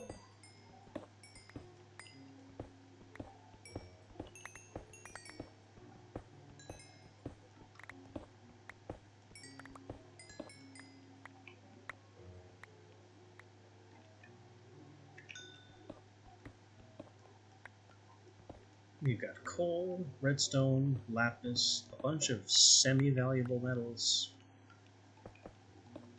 Not a single gold ore block.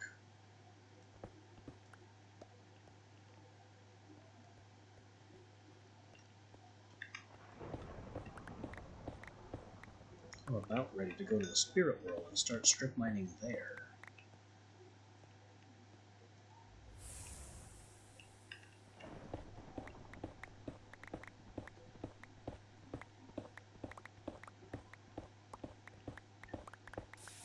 Hi.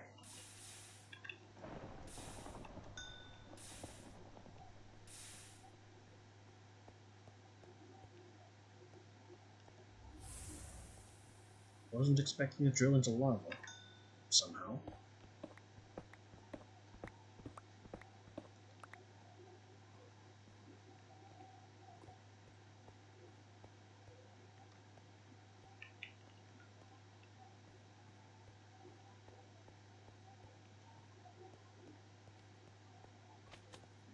Isn't this where I just lost it, sort of drilling everything?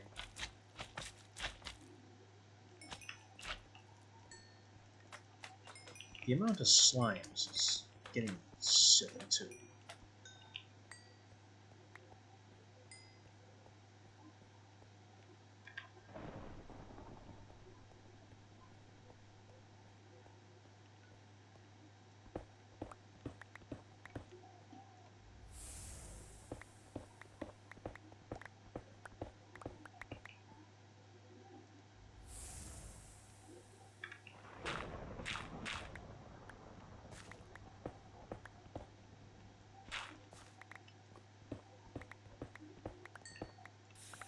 Hello, even more lava.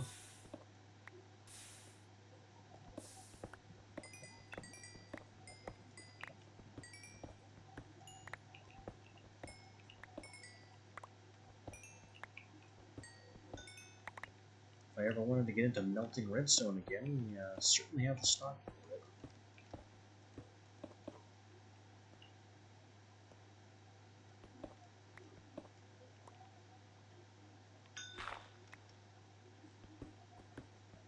But that is still not what we are currently about.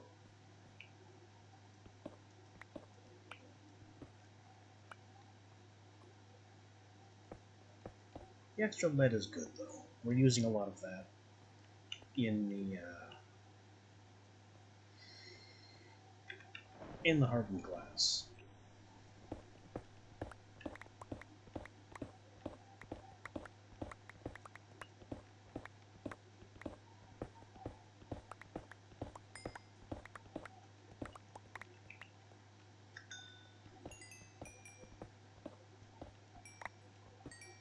And I've gone back into forget it, just tear everything apart mode.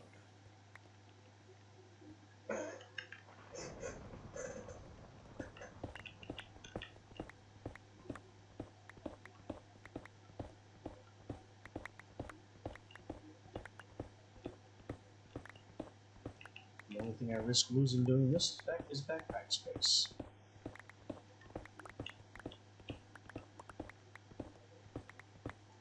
So there's no downside to just tearing everything to pieces.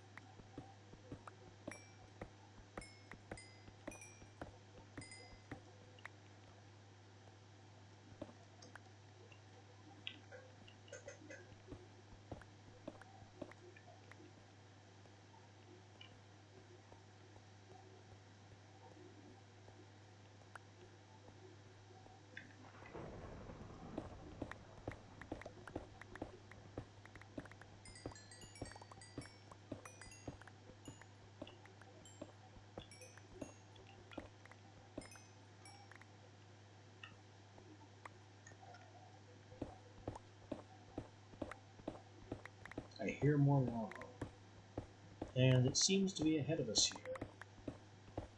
On the minimap, anyway.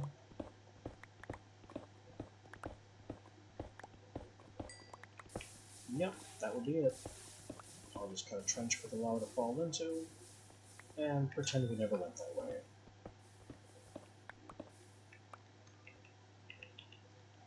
Miner's pack is full. Coal is overflowing into my inventory.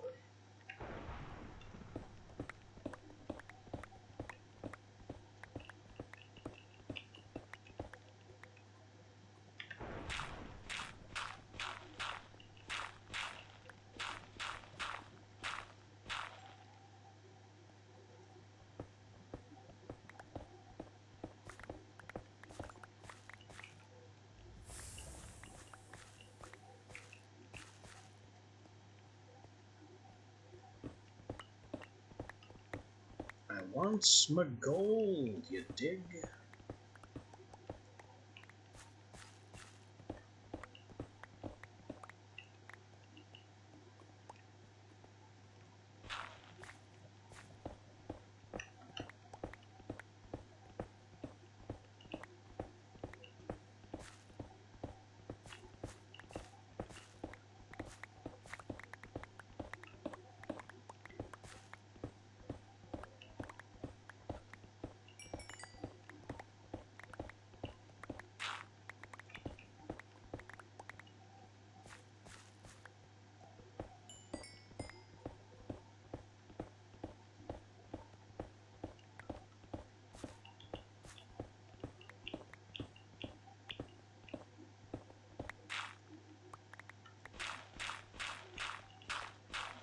Gold!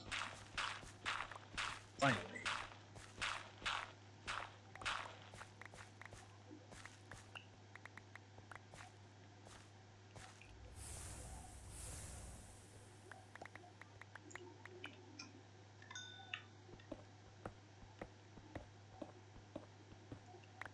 This mad drilling adventure can cease.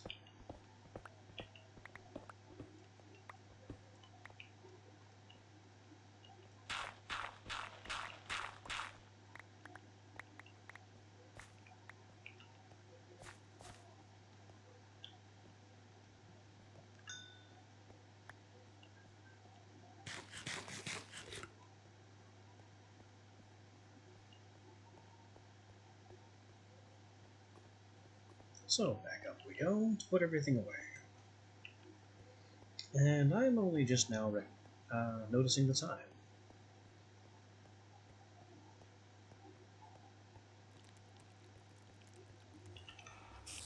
Skeleton?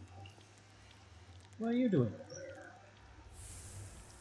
That shouldn't be dark enough to produce skeletons.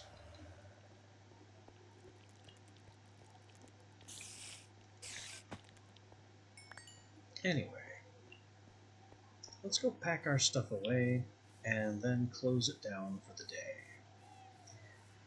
Today has been very productive. We lost and regrew our cactus seeds. We are now ready to begin producing the Dymalia plant. I'll just drill this as a statement of intent.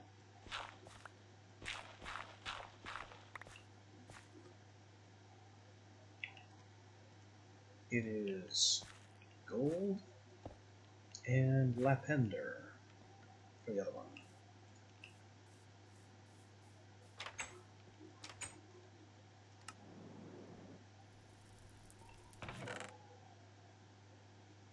Got the other lapis, and I've got the 2 diamond to get that started.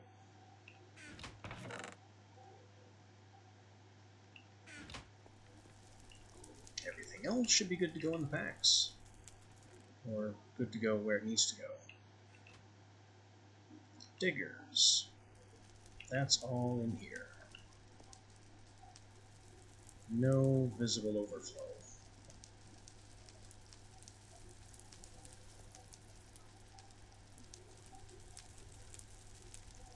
Miners. This is going to have to be done manually. A lot of this stuff. I mean, all these, the lapis, the redstone, the chimerite, the coal, that can be automatically deposited. These ores all have to go into the ore chest by hand. But the rest of this stuff, boom, it just populates up there.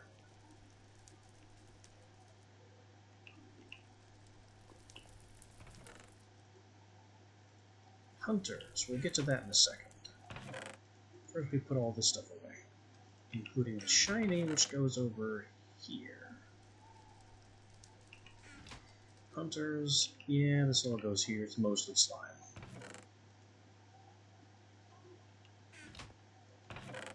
And as my statement of intent for tomorrow,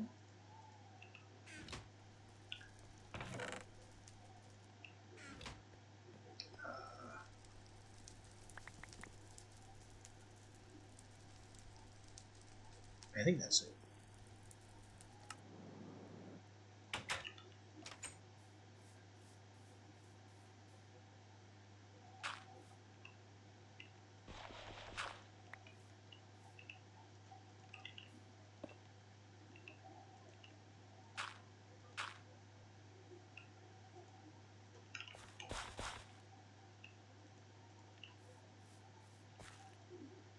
Let's get the ore gold and the lapender before I place the diamonds, so I know which is which.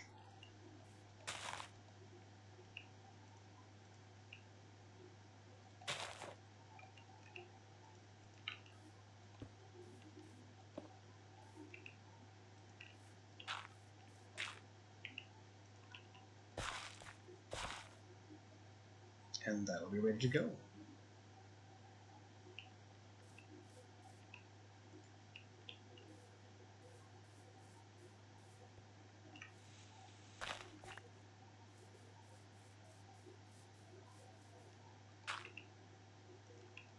Just had to put that back.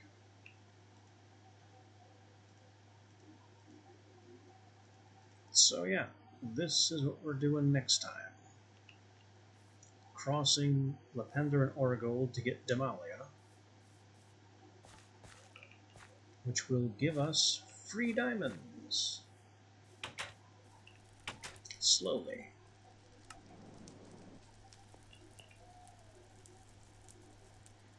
That'll do it for now. See you next time. Until then.